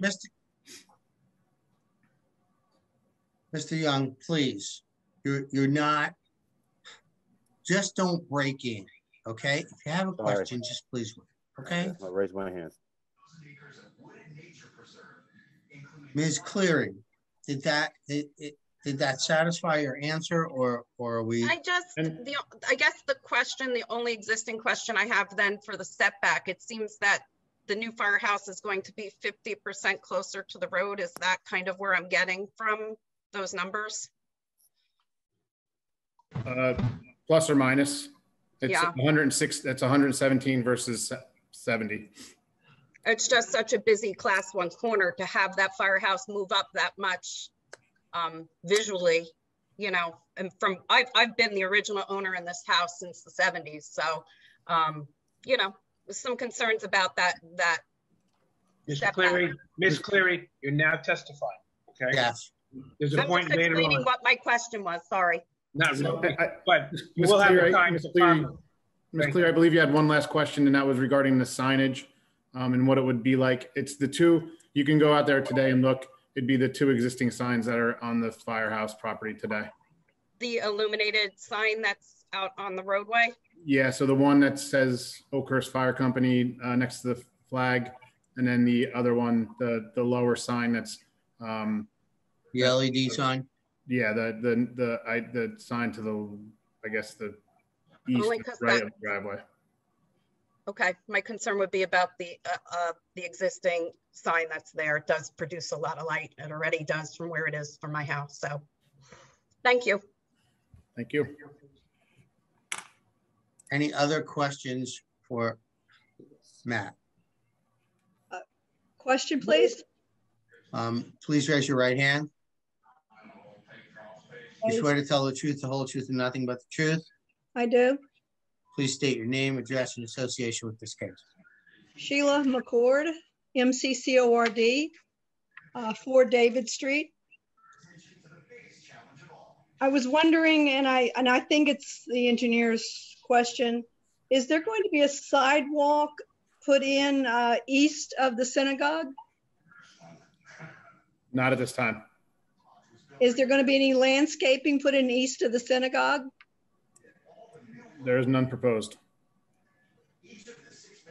East of the existing synagogue building, between the synagogue and Poplar? No. Okay. Is the number of drivers, is that you? That would not be me. Okay. Who would that be? The traffic engineer. It's traffic also. Okay, okay, thank you. You're very welcome. Any other questions from the public? Yes. Jackie Wenzel, Please state your name and address. Jackie Wenzel, Jungkunst, 610 Deal Road. You swear to tell the truth, the whole truth, and nothing but the truth? Yes. Your association to this case? I'm a resident, Deal Road. Address, please. I just gave it, 610 Deal Road. Okay. Question? No sidewalks. How will people walk to synagogue if there are not sidewalks? So we are proposing sidewalks. There's an existing sidewalk on the north side of Poplar Place between the existing Poplar Place and the synagogue that ends at Poplar Road. We are proposing a sidewalk that would run all along Deal Road, the frontage of Deal Road, that would meet up with the existing sidewalk that's there now, next to the firehouse, the existing firehouse. You would run that sidewalk all the way along Deal Road, around the corner, and up Poplar Place into the site, Poplar Road into Poplar Place. So you can see, Ms. So there is a sidewalk that just goes around the corner, is what you're saying? Yeah, there's a sidewalk that goes around the corner. There is no existing sidewalk past Poplar Place, up, yes, north on Poplar Road. That's correct. Can we point that out again, please? Yep, it's Mr. Krimko circling it right now. And can you come down, Ms. Krimko, to Deal Road and up Deal Road? Yep. So on the image you see in front of you, I'm not sure if you can see it from home because I know it's kind of tough on smaller devices, but there's a tannish gray color that runs along Deal Road and then runs up Poplar Road, and then into the site. Okay. So if it was to extend beyond that, it would be the township's responsibility to connect with your sidewalk. Jack, what's your question? That's the question. If we were going to have more sidewalk, it would be the township's responsibility, correct? That's not for Matt. Well, he may have been in a meeting and would know the answer to that question. Anyway, that was the question. Any other questions from the public? Could I have another question, please? In that, Sheila. Wait. Who is this? Sheila McCord. You've already spoken. Ma'am, you've already spoken. Our rules are that we have to go through at least the other people who have not spoken. Oh, okay. Thank you. Okay. I have a question. Okay, please raise your right hand. Swear to tell the truth, whole truth, and nothing but the truth. I do. Please state your name, address, and association with the case. Marissa Lambert, 3 Kenneth Drive. So my question piggybacks off of a few other questions, because my question was about the sidewalks as well, to the engineer, because we were wondering also about it continuing past the tennis courts, past the Poplar driveway, and then going up past the synagogue. So my question was, have you considered doing it that way? Again, I don't know that that's a question for me. I was asked to put the sidewalk along Poplar Road and Deal Road. We have not looked at going further north on Poplar Road. And crosswalks also are, and safety is not for you? All the sidewalks we have on our site. Okay, so then it brings me back to the tennis court. With the tennis court so close to Poplar, and I was listening to all the testimony about the lights, and I did see the picture with all of the trees, but you know that's in the spring and in the winter it's treeless in all those green acres and the residential areas right there, and we all drive up and down that road. So the question was, with the tennis court so close to Poplar Road, will there be a glare for the drivers? No, there's no spillage over the property line. We have designed it per the town standards and reviewed by the board engineer. Okay, I believe that was, oh, and my husband actually is with me also. This might not be a question for you, but you know, we knew that the minimum parking requirement was 2,195, and you have explained why you're not having that many, but with what is your expected for peak parking, like a back to school night or something like that? Is that not a question for you? That would almost be impossible for Matt to answer. Okay. I'd love to answer, but I can't. I just don't know how we could answer that question. But I think it is confusing for us, and Mr.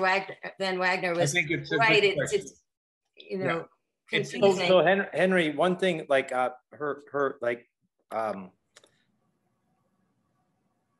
the extension of that sidewalk is a very reasonable and great idea. Think about it.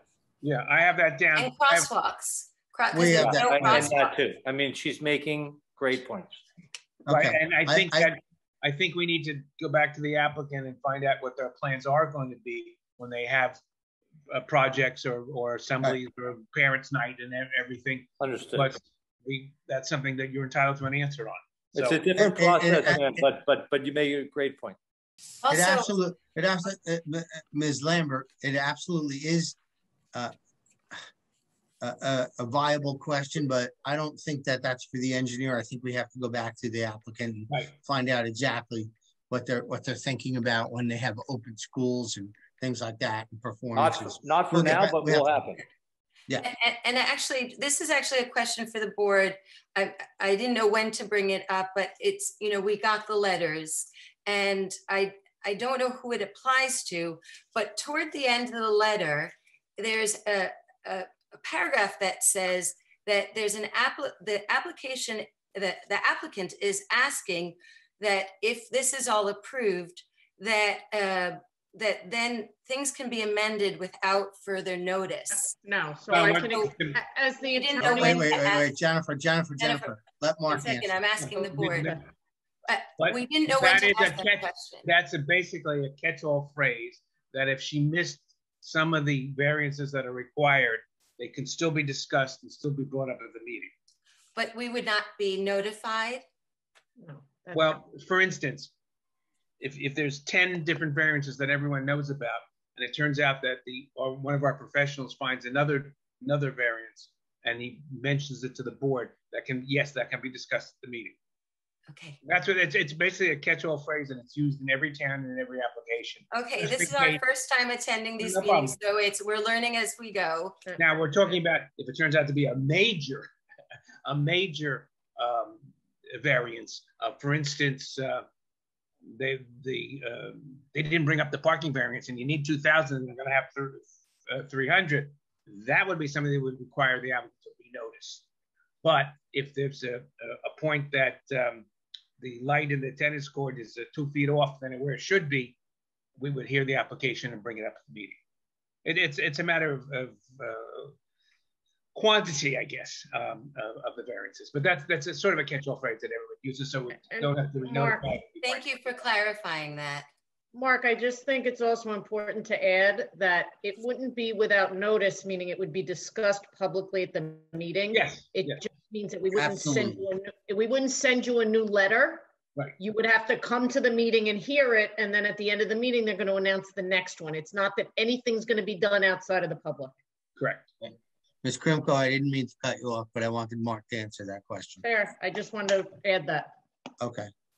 Any other questions from the public? I have a question. Please state your name and address. Please raise your right hand. Raise your right hand. Do you swear to tell the truth, and nothing but the truth? Yes. Please state your name, address, and association with the case. Resident Ellen Taylor, 43 Gimble Place. Has there been any discussion in the board or from you as far as doing a pedestrian bridge that would connect the end of the sidewalks from the manor going towards the school? Because otherwise you have to walk in the street. I don't. And they do have a pedestrian bridge like that. Wait. We don't. I was looking at that. Maybe Jim and I can take a look at that. And I mean, the board certainly has the right to, if it's feasible, to recommend that applicant extend a sidewalk along that portion of his property as part of the application, part of the site plan. I'm not sure that it's feasible because of the bridge over Poplar Brook. Well, that's why I'm asking if they can do a pedestrian bridge similar to what's been done recently on Monmouth Road. Hey, Bill. Yes. Can we look at it like separate from the application? Yeah, and the applicant, just so everybody understands, the conditions that would be imposed on an applicant would have to be directly related to what we're proposing. I know that. No. I just one quick thing is that our campus isn't proposing to have any pedestrians from the manor here. So it's not to service our. They can't use the I synagogue? understand, but Jen, like at the same Correct. time, like a year ago, we had to deal with the fact that the firehouse didn't want the walkway along the right side of their building to go to the, you know, to the synagogue. So like, yeah. Okay. So synagogue. So like, in other words, like, please, like, we're looking at everything for everybody, right? So that's fine. This could be something separate that could help, right? Someone from the manor, excuse me, Jen, someone from the manor can't go to the synagogue? Certainly they can. Okay, so I think that was what the woman's question was. Right. If I need to walk from the manor to the synagogue, can there be a sidewalk there or a pedestrian path of some kind? It's reasonable. So that's what I'm saying. Maybe we can look at that and see what's feasible and what the board Thank you. may want to do. Ms. Taylor, we'll get back to you on that, okay? Thank you very much. Any other questions from the public? Of the engineer. Of the engineer. If that's everybody, I have one more. This would be Jim Bay, and I'll go ahead and Mr. Bay, please raise your right hand. I don't wish to give testimony. I appreciate that, though. Mr. Jim Bay, 4 David Street, Ocean, New Jersey. Question. Mr. Bay, please raise your right hand. I don't wish to give testimony. I appreciate your asking. This is Jim Bay, 4 David Street, Ocean Township, New Jersey. Yeah. I'd simply like to ask questions. I appreciate your asking, though, but I don't wish to give testimony. And what does that mean? I'm asking questions. I'm not providing testimony.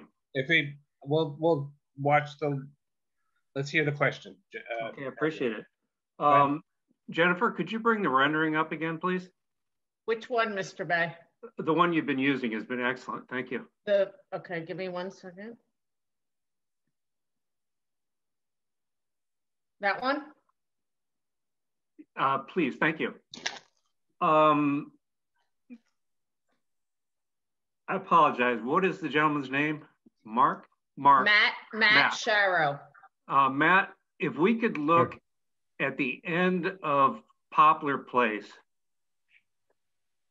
on your rendering, you put hash marks in there, which will later be used by the traffic engineer to get additional traffic queued up on Poplar Road. Now you're testifying, sir. Now you're testifying. No, the hash marks we're looking at there. That's your opinion, sir. I'm going to cut you off. That's your opinion. Thank you. What's the question? The center lane, does it show a place where northbound traffic could turn left? I think is this for the traffic guy? This is for the drawing here, for this drawing, yeah. In the center lane there. Matt can answer this. Go ahead. So you're asking about vehicles leaving the school site? No, coming into the site northbound. Oh, that's a traffic engineer. I'm sorry. That's not striping on the site. That would be the traffic engineer. Okay, thank you. So the striping there, preventing left-hand turns, is for a different person. Yes. Okay, thank you. And when I say yes, Mr. Bay, I'm not suggesting that I agree with you that the striping is excellent. Is preventing left-hand turns. I'm just saying yes, it's a question for the traffic expert. Thank you, for a different person. Okay, regarding the concept of the 25-acre minimum, if they had a 25-acre minimum, would they have the need for changing the 100-foot setback to a 57-foot setback on Deal Road? We do have 25 acres, Mr. Bay. If they had the 32 acres, would they have a need? One thing has nothing to do with the other. One is a setback requirement. The other is a conditional use requirement. Thank you, I appreciate it. Is there a hardship that requires them to not have a 100-foot setback on Deal Road? That is testimony that will be coming about by their professional planner, who then will testify as to all the needs for the variances. That hasn't come about tonight. It's their burden to establish that, and they will present their planner for those purposes. Okay, has Matt shown if there is a hardship that requires them to only put in 114 more parking places for Sir, 600 more he students? does not have to show a hardship. The applicant will present a professional planner as to the legal ramifications or the legal reasons for the request for variances. Okay, thank you. Regarding Mr. Higgins and Matt's question about the 128-foot sign, does Matt know if this is suitable for the neighborhood to have the 128 square foot sign on the vacated? This is not a question for me. Hey, Mark, I'm sorry. I'm a member of the board here, and I'm asking you to stop this questioner because he's actually, I know what he's doing, and it's enough. We have to go on.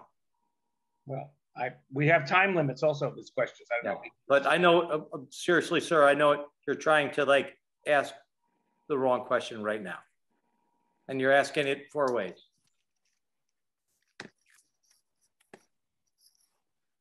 Jim, Henry? He's on mute. Oh, Henry. We're good, Henry, move on. Are there any other questions from the board? From the members? Miss Taylor has been raising her hand all evening. So. Okay, Ms. Taylor, are you there? She has to unmute. No, actually, I did speak, but I see my neighbor, Ginny Marmora's hand has been up, so I'm telling her to just speak. Oh, okay. She has to unmute herself. Thank you. Any other questions from the public? Ginny. Ms. Marmora wants to ask a question. Any other questions from Matt from the public? You have to unmute yourself. Just wait 1 second, Henry. I think we're getting another question. Okay. I'm not going anywhere. Click the three. Oh, I think I got it. Okay.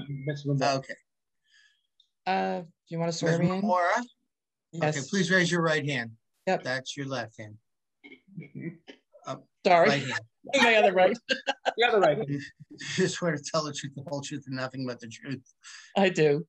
Please state your name and association, address and association with the case. Ginny Marmora, 45 Gimble Place, and I'm a resident of Ocean.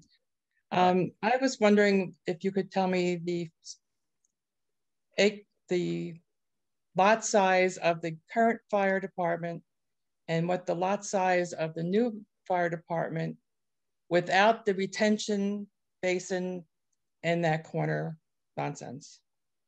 Without the retention basin? Yes, yes, that whole extra corner, whatever is utilized by the fire department. I think, but doesn't, Matt, I have to ask you a question. Doesn't the retention basin fit into that piece of property? Yes, that is utilized. You can't separate the two. Okay. You want the square footage of their current lot and the square footage of the proposed new lot. That's all you can get. Okay, thank you. I'd like that. Matt? Yep. I am calculating it right now. Thanks. Just give me 1 second.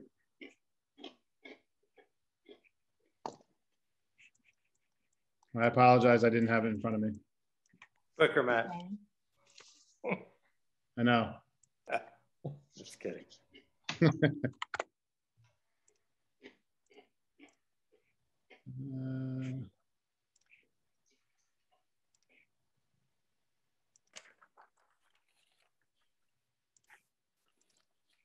So it's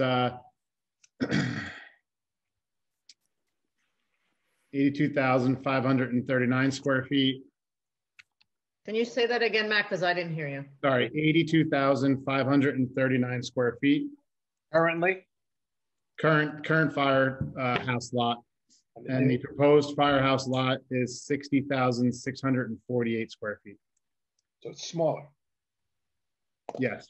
Okay. Considerably smaller. And Mark, can we ask how big the retention basin is? Who's asking that question? It's John Fuller. John Fuller. I just can't see it. Okay. Sure. Sure. The basin is from top of berm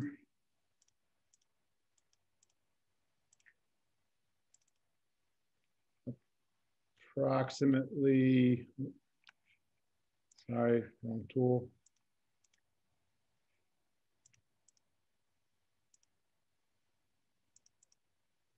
approximately 6,500 square feet. Can I ask, John, what's your thought there, John? Like I haven't visualized the basin next to the proposed firehouse. What's your thought there? I don't want to testify too much, but no, I know don't like basins to begin with. I just couldn't understand why Ginny wasn't allowed to ask that question, so I tried to get her the number. All right, because I trust your opinion. Yeah. Okay. I mean, it's yeah. I mean, to me, it looks pretty big, and it's on the corner, and it's And does that also include up to the sidewalk? Yes. No, this is just me and John. I'm sorry. I'll go back to Mark. Miss Memora is asking Matt, does that include the sidewalk? It includes the entire site. If the sidewalk is on the property owned by the fire department, it'll include the sidewalk. Holy cow. Okay. That's a really big reduction of their space. Now you're testifying, ma'am. Sorry. Hey, Matt. Save it for later. Yes. Well, can I little testimony. Ms. Krimko, can I interject and go to Mr. Fitzgerald? Sure. Mr. Fitzgerald, are you there? Yes, sir.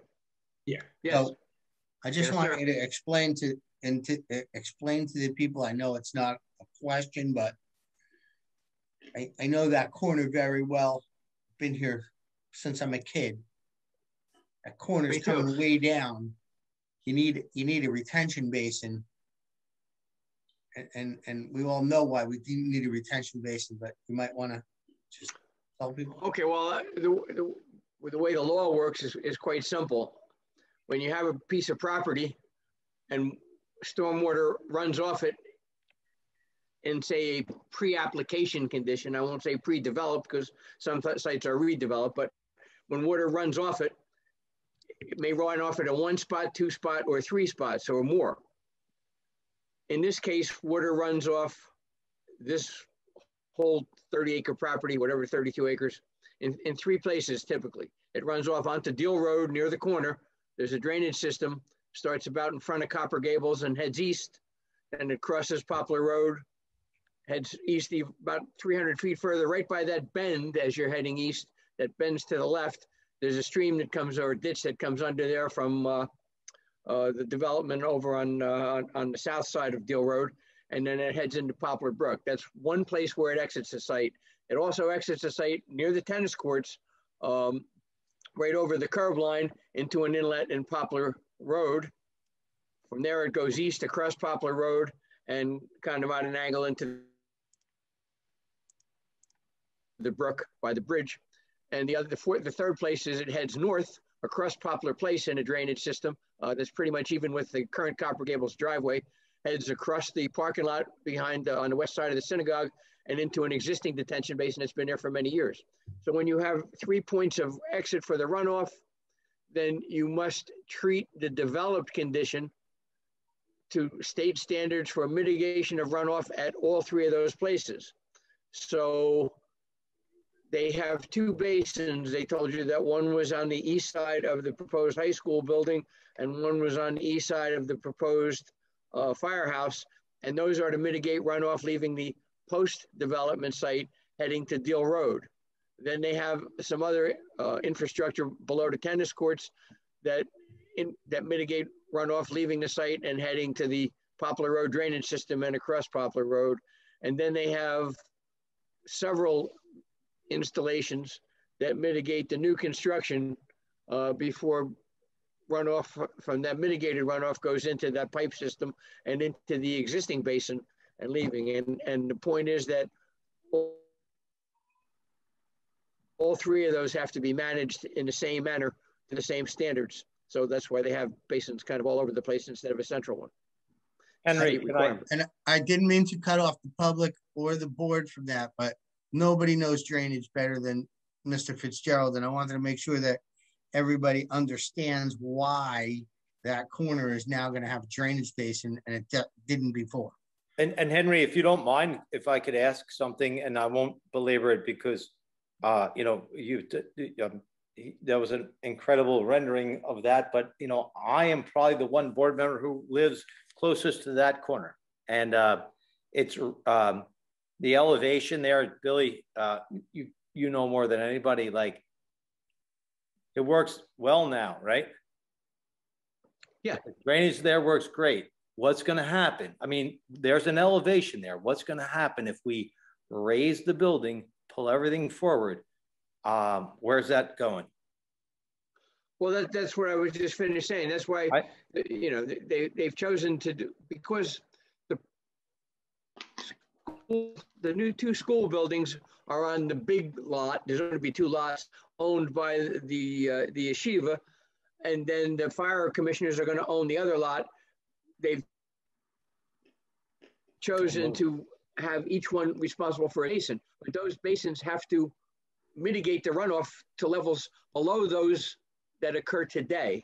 Okay, so the 2-year storm has to be cut to 50% of the flow rate that currently exists, and the 10-year storm has to be cut to 75% of the flow rate that currently exists, and the 100-year storm has to be cut to 80% of that which currently exists. So the theory is, I mean, the theory is that mitigation is sufficient to pretty much ensure that the downstream impacts will be actually not only minimized, but there'll be an improvement to the existing condition. Those are, you think? DEP standards. They have, when you analyze the site descriptions, I won't into all of them, but the most typical chosen one is explained, and that's what they're electing to do. And that's why so the water actually leaving the site, getting into the Deal Road drainage system has got to be at a lesser rate than gets there today. It may trickle for you think the change in grade there is going to help that? I don't know if it helps it or hurts it. If it's the detention basins, if they're designed properly and analyzed properly, that's what's going to help it. If they do it by a change of grade, yes. I mean, I think they have to change the grade to some degree. I think we also encourage them to, I mean, there is a hill there now. There's a hill there now, and in order to construct a sidewalk around that corner, they have to do some substantial grading. That hill comes almost, that slope comes almost right down to Bill, the massive grading. It's massive grading, not substantial. Yeah. That's massive grading. But as long as it produces a product that works, it's going to help it. And if it doesn't, I always trust you. But if it doesn't, we're not going to approve it. Understood. I think Jackie has a question, Mr. Chairman. Are there any other questions from the public? The engineer. Yeah, for the engineer. For the engineer, I'd like to ask a second question if someone else. Jackie, please state your name and address again. Yes, every time you ask a question. Okay. Jackie Youngquist, 610 Deal Road. So listening to the dialogue that's going on, it's brought another question to my mind. I just want to make sure I heard correctly. Is the land swap, what we're giving up, what the township's giving up, is actually larger than what we're acquiring? Is that correct? Yes. And we're also acquiring the burden of the basins. Ma'am, that's testifying.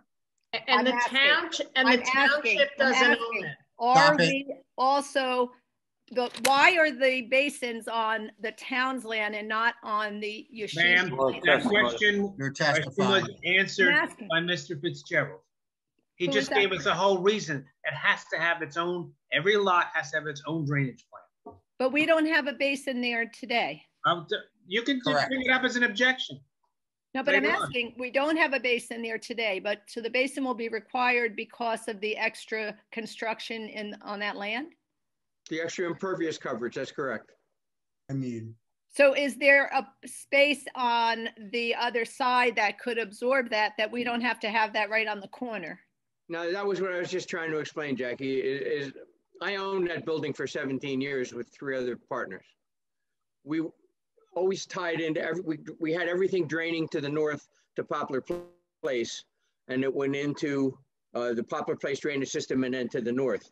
But when you look at the topography, some portion of the property, as it exists, does drain onto Deal Road. And so that portion, when we had it, we didn't put any impervious coverage on it.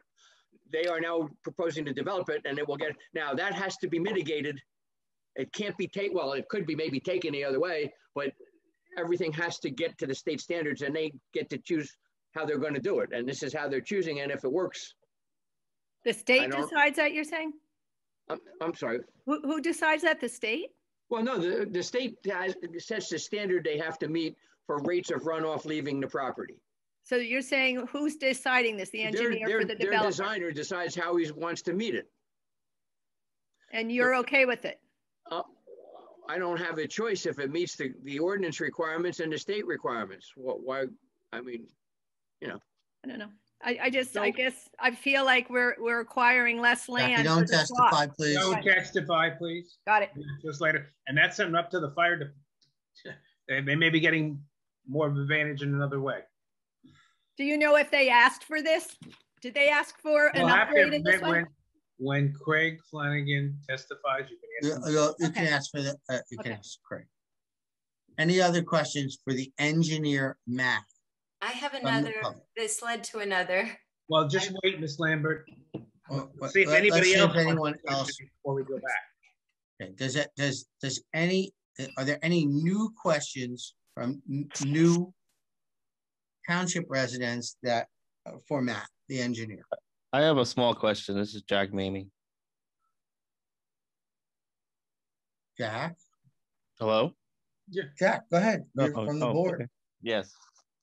I apologize. I don't think I saw this in any of the in the packet that I got, but is there anything you're doing to comply with the new green infrastructure standards set by the state for stormwater management? Matt? Not at this time. I don't believe they have to. Okay. The application. Good. The application was deemed complete many months ago. The new green infrastructure regulations came into effect on March 2nd. So if you were deemed complete March 1st or earlier, you did not have to comply with the green infrastructure. You needed to be deemed complete March 2nd or later to be under that. Okay, thanks, Bill. You're very welcome. Would you consider implementing certain green infrastructure, features or elements to help mitigate some of the stormwater impacts and alleviate some concerns? We can look into what can be done on site. Right. I mean, it looks like, if I had to tell you honestly what I think that it looks like the corner basins that we were just discussing, or the ones near the corner, could maybe be bio infiltration. The problem is that you have to be careful that it doesn't bleed out the hill into the road or whatever. But I mean, maybe Matt can look at that and see if some of that can be done, if isn't some advantage to be gained. We could definitely look at that. It might also be more visually appealing than a concrete basin. They're not concrete basins. They're lawn basins. Oh, okay. Oh. Sorry, I didn't get these renderings in my packet for some reason, or in the emails. Oh, no worries. I mean, what the basin that you're seeing on the corner is shown with water in it, but when there's not water in it, it would be green. It would be lawn. Right. Okay. And Mr. Mamie, these were not submitted in advance. These are just exhibits that we're relying on as supplementary information. But they weren't also to Rich Van completed. Wagner's question, though, and to some other questions about, I think Jackie had the concern about visibility. It's going to slope up a couple of feet from the sidewalk up to the edge of that basin, then downward, so that you're really not going to be able to look over and then down again. Your eyes are going to go up the slope, and then you're not going to see what falls below it. So they're not going to be readily visible, particularly when they're empty. The only time you might see it is if you're coming, say, east on Deal Road and you happen to look across the driveway toward where the basin is, and there was a lot of water in it. Then it would look a lot different because it would look like lawn. Hey, Bill, I'm sorry about this, but I don't like to ask you a question that like any lawyer does, where I don't know. I'm okay, Rich. You don't know the question answer already, but where's that water now? I mean, I know this spot. I mean, it's the end of my street. So where's that water now? Well, right at the moment, it's up in the sky and hasn't gotten accumulated enough to come falling down. But they're right now, that's a big lawn. As I mentioned earlier, where's it go now? We chose never to. I love the way that it goes to the same. Goes to the same places that we talked about, Rich. Some of it, say where the fire doors, the new red doors and the truck in the firehouse, that water's heading south toward the Deal Road drainage system. The water back by where the tennis courts are going, that water heads across the curb and into the Poplar Road drainage system and then into the brook. And then everything else. And now it's going to go here. Okay, it's going to go in the same place.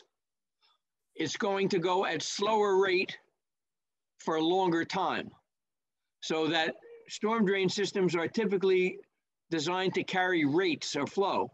So if the rates getting there are lesser than what get there today, the system should function better. There's an improvement. That's the point. It's just that to get the greater volume, instead of trickling out for, say, an hour across the lawn, it may trickle out for 7 or 8 hours through the pipe connection between the basins and the drainage system. Bigger volume, but less rate. Listen, I trust you more than anybody, but I want to see that, and I want to understand traffic. I'm just saying, but okay. Bill, you know, I live across the highway from there, and I think it's a little bit uphill from here. And I know if I dug that far down in my backyard, I'll hit water. So that's kind of, I'm going with Mr. Van Wagner, wondering where is that water now? Okay, all right. That's the water that you just saw in the rendering is just a conceptual showing it's a detention basin. Well, it's not your rendering. So no, they have to, as part, so the state requires a ton of stuff, and we do too, but it's easier to talk about the state. We have the exact same requirement. When you do one of these basins, there's a mandatory separation between the bottom of the basin and the seasonal high groundwater table. Not just any old day, but the seasonal high. And that has to be established a certain way. And there's a thing in the state stormwater standards called Appendix E, which is probably 30 pages of all the stuff you have to do soil testing wise when you do these basins. So there's all kinds, you don't have to worry, in theory, you don't have to worry about them putting in this basin and then, oh my God, it's full of funky water all the time because no one knew where the water table was. It's all established by testing. The state has standards for how far the bottom of the basin has to be from the water table, et cetera. So it's pretty well all I know anticipated. However we decide on this, you know what you're saying, so that's good. So Mr. Van Wagner and Mr. Fuller and Township residents, I must say that we've gotten off the track here with Mr. Fitzgerald, and I understand this because he probably knows more about this than anybody else. But I would like to know if there are any other questions from the township residents, and I'll take them from the board too, that have to do with engineering to Matt, because I'm going to move on for we've pretty much been at this for 4 hours, and I'm sure that we're all well at the end of our rope. So any other questions for Matt, the engineer? New questions? I have one more. Well, let's see if there's anybody else. Jackie, I want to see if there's somebody else that hasn't spoken yet. So are there any other questions from people that have not spoken and want to speak? Questions only. Okay, Jackie, if you have another question, please ask the question, not testimony. Would the basin, if they were, could you move the basins to where the tennis courts are now and have it not be right in front of the firehouse, where there'd be more of a lawn-like look that we enjoy today? Would it be possible to have the same water functionality in terms of a basin if it was where currently the tennis courts are designed in the plan? Matt? No, to what Mr. Fitzgerald said is we have to bring the water to the point it's going to today. So by putting it back there, you can't bring it to where it has to go today. So the ideal location is where it's located. Because of what's being built in the back? No, because of where the how the firehouse is located.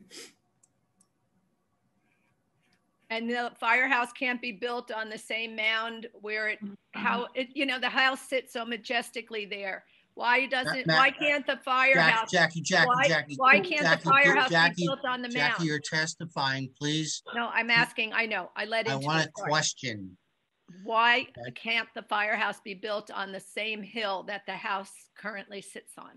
This is what we evaluated for the firehouse and for the school.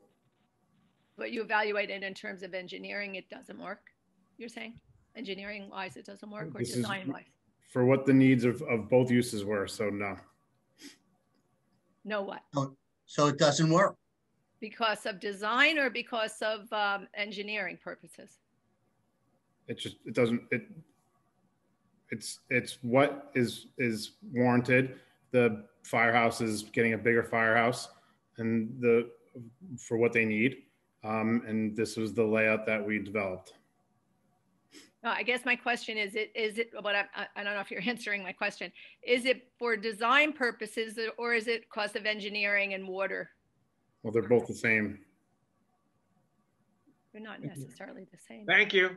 Okay, I think Ms. Lambert has a question. Ms. who? Lambert. Yeah, just my second question. Ms. Lambert. Yes, Marissa Lambert, 3 Kenneth Drive. With the new construction and the reduction of the permeable surface, will more water be going into the Poplar Brook? And that's to the Mr. Shara. Yes, Mr. Fitzgerald explained this before. I know. What I guess I misunderstood because he said that it was going into different pipes, but then all the pipes then lead into the brook, which lead into my backyard. So my question was, will more water be going into the brook? So from a perspective of engineering, yes, more volume will be going to the brook at a slower rate. So the requirement is to reduce discharge rates to the brook. Did you do a study during like a 5-day rain? And do you already know that it already overflows onto our land? And how was that handled? I did not. Could you do a study of a storm because if it's going into the brook, then it's going into this. Let's ask our engineer if that's necessary. Oh, sorry. Bill? We lost Bill. Mr. Fitzgerald.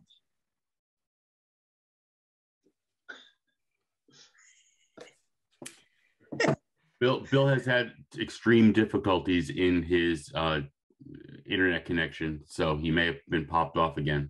In the meantime, I mean, Matt is a licensed professional engineer and an expert. So Matt, I think you can answer that question, the necessity of having to do a study if we're actually reducing the rate, what impact will it have? No impact. Over the existing condition? No impact. So it's not going to make it better because it's an existing condition, but it's not going to make it any worse. That's correct. So the state sets up regulations, as Bill explained, that we have to follow and meet or exceed, which we are doing. So they set up the way to do it, and we follow it.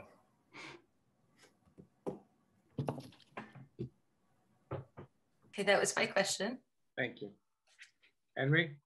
Are there any other questions for Matt, the engineer, before we move on from the town or the board?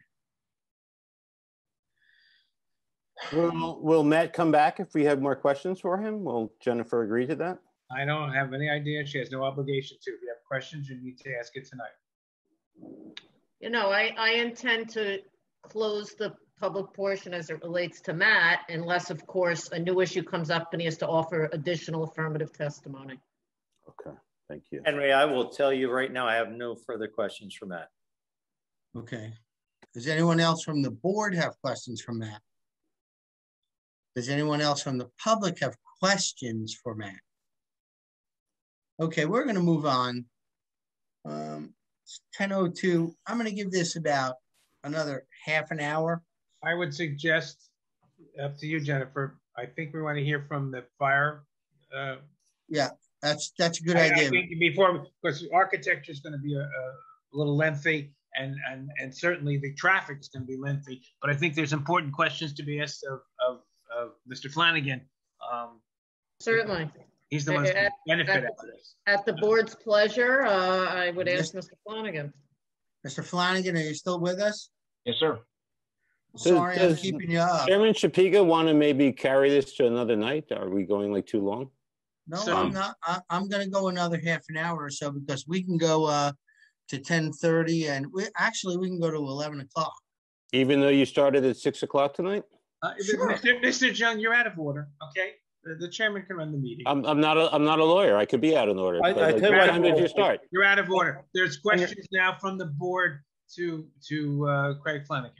Mr. Flanagan. I was going to say, I'd like to ask Mr. Flanagan a few questions if you're ready for that, Henry, but if you want to open it up, otherwise, I'm sorry. Well, I'm going to open it up to the board first, and Mr. Van Wagner, if you'd like to ask questions, go ahead.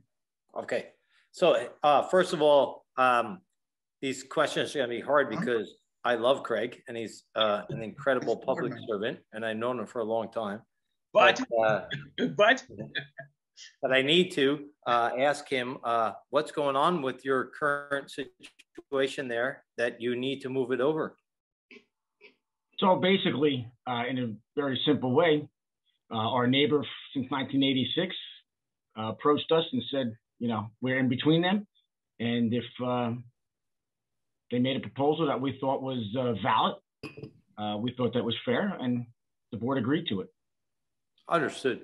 And just listen, I mean, you and I, so I want everything for you guys and for your, I mean, you're right down the street from me. If I get a fire and I don't approve this, I might not get my house taken care of.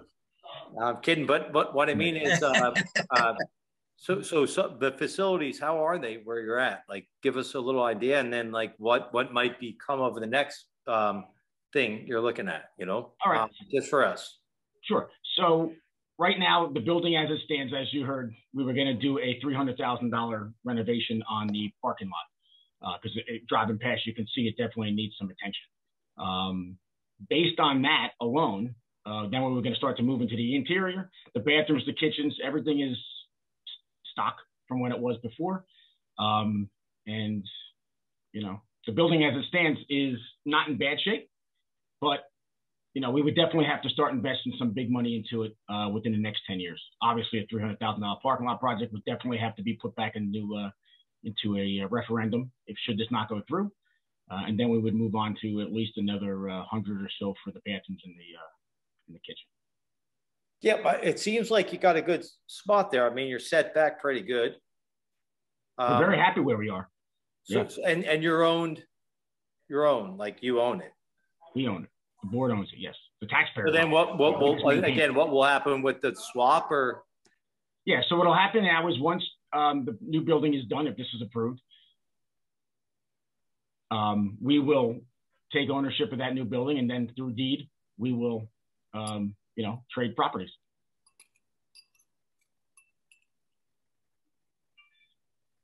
So it's a swap of properties, but not.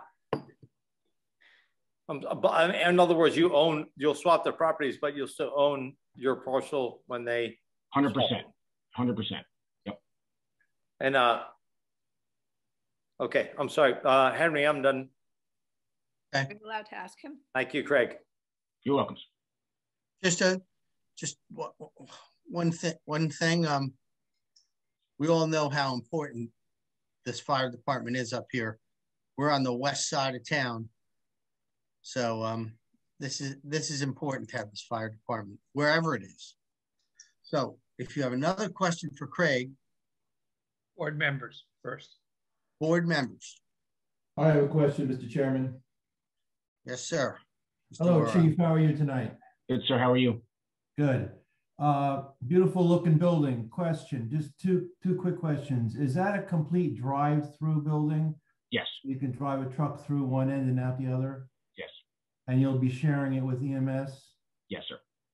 So the looking at the floor plan, you have a few bunks. Is that for your duty crews on the EMS side?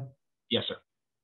And storms and blizzards and things like that? Yeah, so right now the EMS 24 hours a day will be moved up there.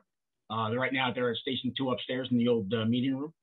The building is actually, the floor plan is actually split in two so that the EMS personnel will have their own space.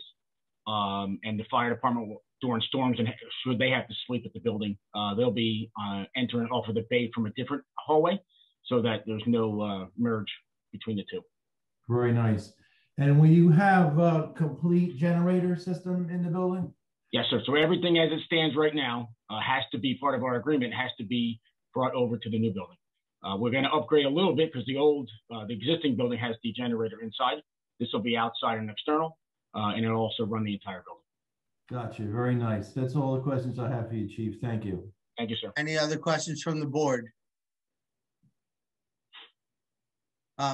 Mr. Flanagan, I have another question, and we've known each other a long time, but through these drive-throughs, you're going to have more abilities to have better equipment in Wayside than you've had before, correct?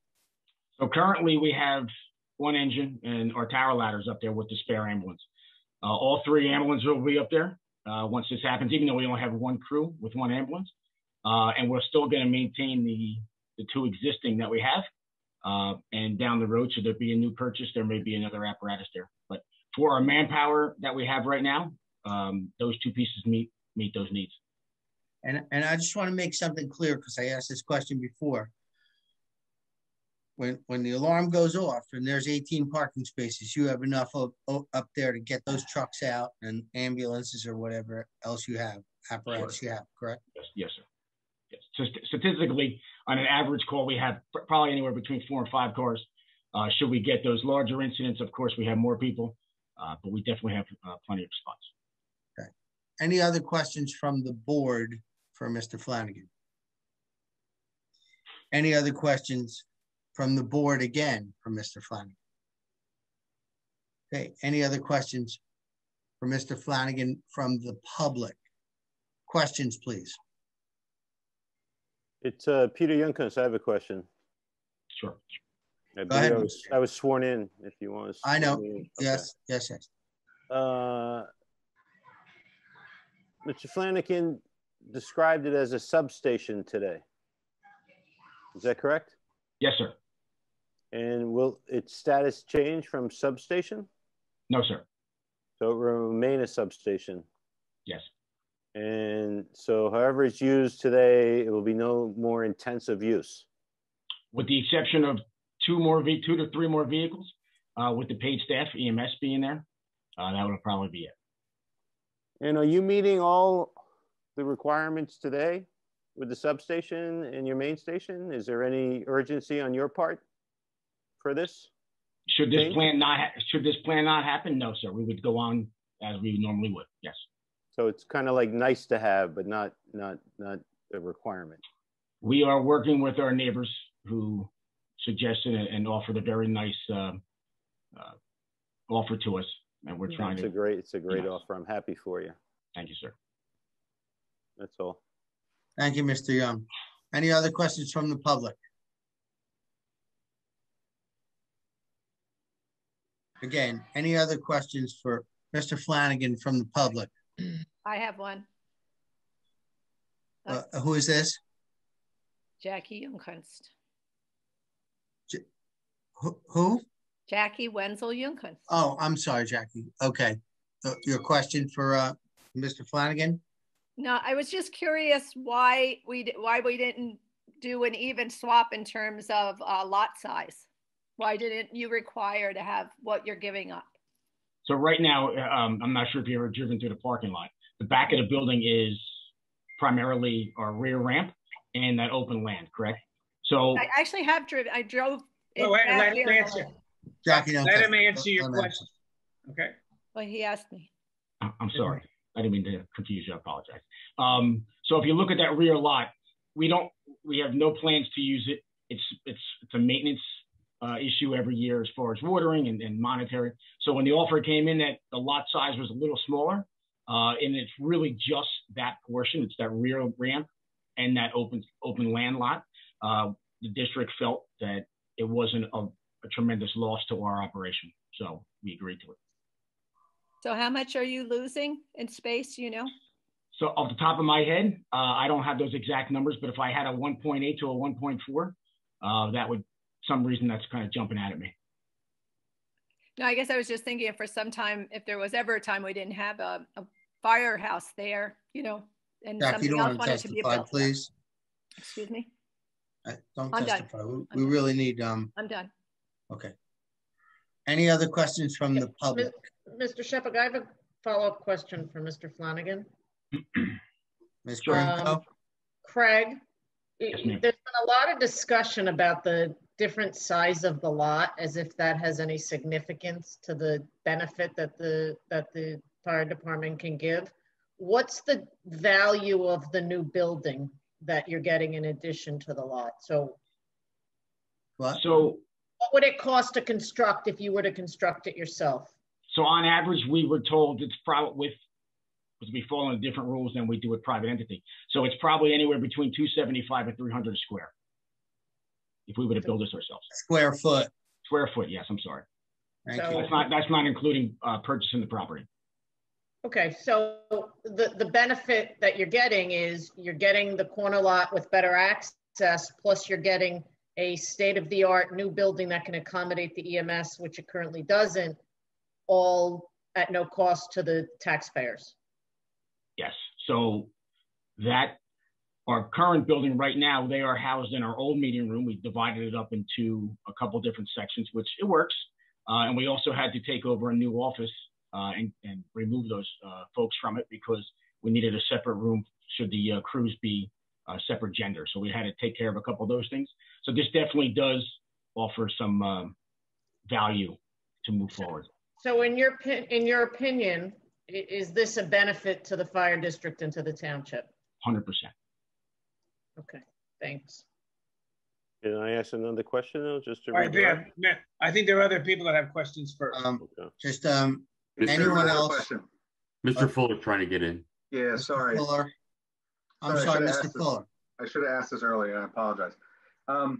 Sir, do you have any thoughts on the way the cars back up on Deal heading east currently, where the stop lines are and where they should be if you move into that corner spot? Your question regarding us leaving the building for an emergency? Yeah, exactly. So between Route 18 and that light since 86, it's we all know it's a lot of traffic. Pulling out of that intersection or pulling out of that building is a constant issue, no matter where we are in that section. And yeah, it's going to be something that we have to pay attention to, and we always do. We don't think there's a huge difference a little bit down the street, but yeah, there's always that concern pulling out into that kind of traffic. Have you thought about whether or not you would advocate for the stop line to get pulled back so that you'd have a clear swing to go east? We haven't looked into that. No. Yeah. And the other question I had, and you probably haven't done anything yet, but if you could let me know, talk about controlling the light so that, you know, when an alarm goes off, if you could hit it so it's red 4 ways. Do you have you ever talked about having the capability to do that at that traffic light? So we have the capability to do that. It would just be, yeah, we have the Opticom system. There is a way that we could mount it directly across the street on a pole that's already there probably. And if we were going that direction, it would automatically lock that light. Yeah, they actually do that on the other side of town when they leave on Sunset Avenue. So, I got you. Because then you could just swing on the westbound lanes to get through that intersection. Right? It's easier to control the intersection, even if we're pulling out into that what we call the third lane. Should they all be backed up, it would control that intersection by the time we get there. So we would have easy access. Either we have to go back down Poplar Road towards West Park or straight towards 35. Gotcha. Okay. Thank you. Mr. Flanagan, Chief, yes, I have one question, and I know we know the answer, but I think the public should know, and the board. You are definitely the first responders for fire and EMS on the west side of town, correct? We have our members that live on that side of the highway are primarily there first, yes. From the guys coming from Station 2 and women, yes. I want to make sure that everybody knows that. Any other questions from the public? I think I don't have really. I'm sorry. Mr. Brown. But I Mr. really have a question. It's more of a comment. I mean, and you know, I love Craig's testimony, but he's not a traffic engineer, and I really want to know more from a traffic engineering standpoint, like how that's going to go. I mean, it's the end of my road right there. I spill out from Roller onto Deal. Like that's.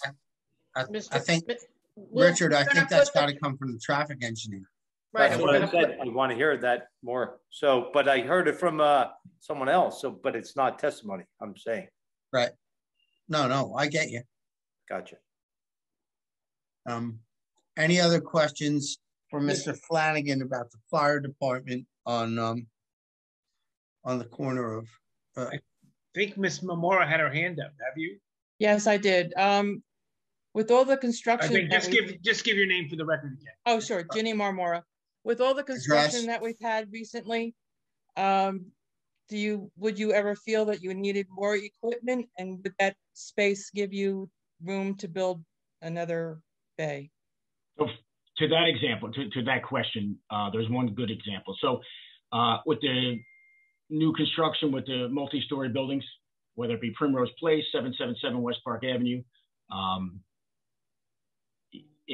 should we ever need a larger tower ladder, that building would definitely be able to absorb that. Okay, thank you. Thank you for your service, by the way. Thank you, Mayor. You're welcome. Any other questions from the public for Mr. Flanagan?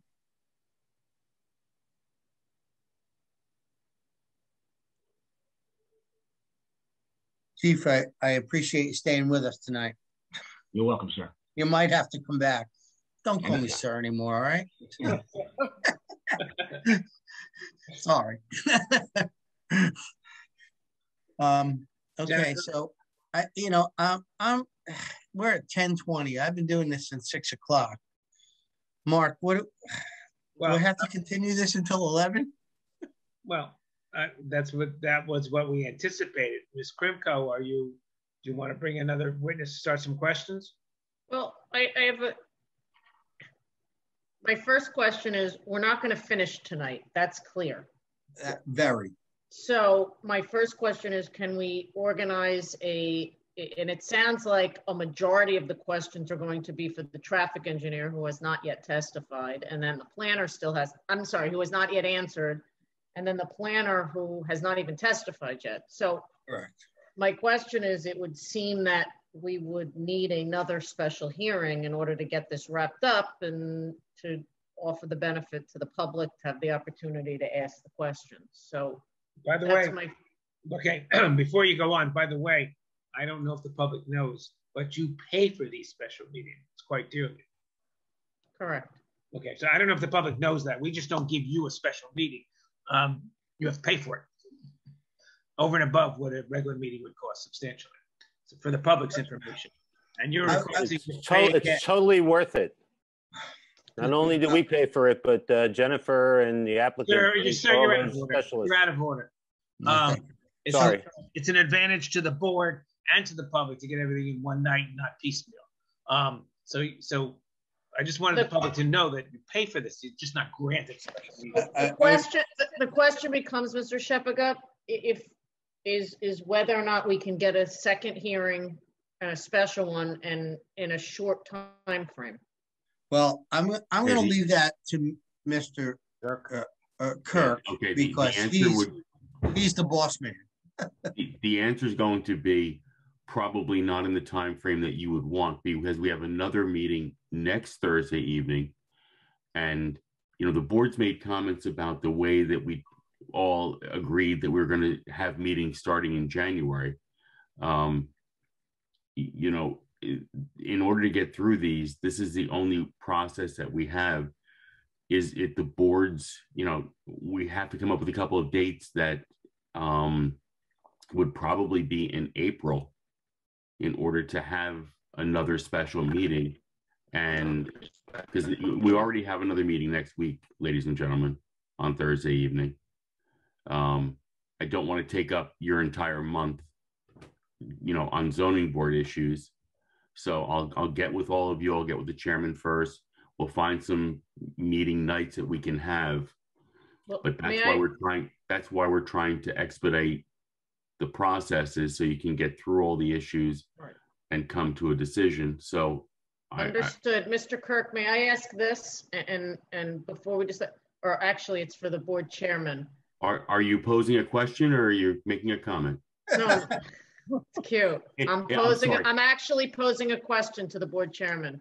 Mr. Chair, is it possible to carry this without the need for further notice to the board's meeting next week for the sole purpose, not of hearing it, excuse me, but in the hopes that we have a new hearing date by then and we can carry it at that point without the need for further notice? Because as Mark indicated, there's an expense involved with the special meeting. There's also an expense involved in the notice. So I'd like to not have to renotice if at all possible. I would absolutely think that's good. And I would rather you not take 45 minutes of nothingness next week, so that I can get through some smaller cases that we have to get through and push these things, you know, forward, because we're now in March.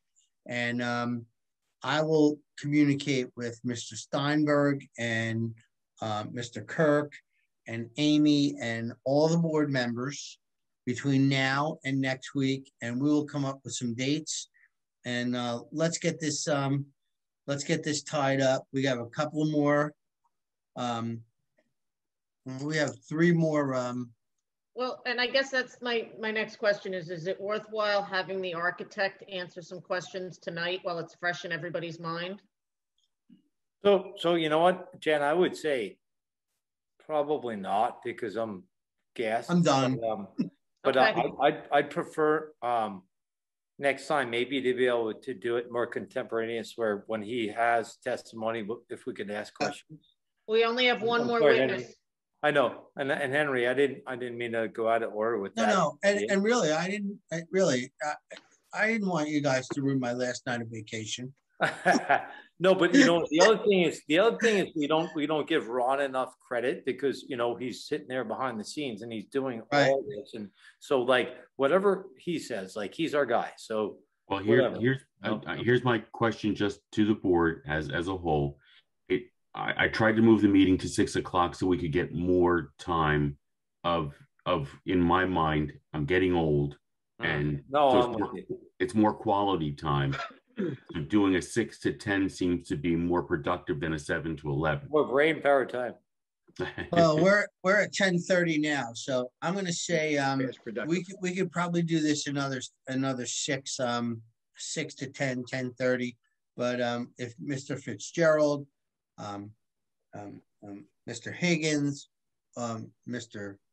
Steinberg, Ms. Krimko all agree on this, you put it together, let's send it out, and let's figure this out, because so then, really before I get any older, I'd like to settle this whole thing. So then what I'd ask then is that the board adjourn this to the meeting of March 18th without the need for further notice, recognizing that no substantive testimony will be put on. It is for the sole purpose of advising the public of the next hearing date. Okay, and Ms. Krimko, what we're going to do is I will have 3 dates by that time. Okay. For us all to have a date that we can all make sometime in April for a second special meeting for this case. That would be great. Time, 2 things. Okay. Number yes, one. Yes, I extend the time with which the board has to render a decision. That's number 1. And number 2, I have a list of items, and I don't know if the board wants to add to them, that need to be addressed by the applicants. a situation as to the lights being turned off on the tennis courts. I don't know if you want to write these down. This is what I did write them down, Mark. Okay, well, I got lights turned off on the tennis court or different type of lighting. Off-campus parking regulations, you know, like the other students that don't have the parking space, where they're going to park. Some sort of extended sidewalk, I guess, to the north of the synagogue up to the end of your property, and then some sort of connection with the manor. And I don't know if that's something that the town has to do. I also have, what are you going to do for large events? How are they going to be handled? Right. So Mark, why do they have to be dealt with tonight? No, I'm just I'm just bringing them up so that the applicant can address them later on. Right. So you can do that later, right? Well, I'm just. Mr. Van Wagner's done. He's toast. It's over. Oh my! Give me 2 more minutes. Apparently, I am. I love you, man. I'm just saying, like, can you and Jen just do that later? Well, I just want to know if there's anything else that the board wants other than those items that I've taken notes on. And the last one was, you know, on a major event, where are you going to park everybody? The last one was Mr. Mamie's request for green infrastructure pursuant to the new rules. That was an additional one. Okay. Okay, and just one thing I have here, and I'm not sure that it makes a difference, but you were talking about parking, off-street parking. Mr. Steinberg, correct me if I'm wrong, but we have nothing to do with that. No, but there will be none. We have committed that we will not allow more than 50 students to drive. There will be no. But that can be a condition. If the board approves it, that would be a condition that's enforceable, that they have to have regulations for their students. We've had those. So that's enforceable by the town if we say that? Yeah, it would be a condition of the approval. Oh, okay. All right. Yeah, I didn't know back to Ron's point. He's done. It's okay. I'm going to ask. Back to Ron's point. Is there a motion to close the meeting? I'm going to make that motion as a chair to close the meeting. Second. All right, and it's carried. Third. Tawanda's still okay with this. Carried to the meeting of March 18th, 2021 at 7:30 p.m. on Go to Meeting. Right, Ron? I believe the answer is yes. We'll be going to Go to Meeting. That will be Go to Meeting, and the sole purpose of that appearance by the applicant will be to announce the new date upon which this will be carried to on Zoom, the same format that it's being used tonight. Correct. Wait, I have one other thing. Will it be the same address? If we can't do the same address, and we can't publish it at the time of the meeting, meaning announce it to the public, then we will have to renotice. However, no, Jen, we will do everything in our powers not to make it so it's a different address. We wish it to be the same address. Okay. So as to not have you read. And we will announce that at the meeting of the 18th, but that meeting is on Go to Meeting. It's not on Zoom. Correct. Thank you, everybody, for your wait. Mr. Steinberg and Mr. Kirk, please stay on for 1 minute. Everybody else, thank you for being here. Right, Ron. Have a great evening. Good night. Good night.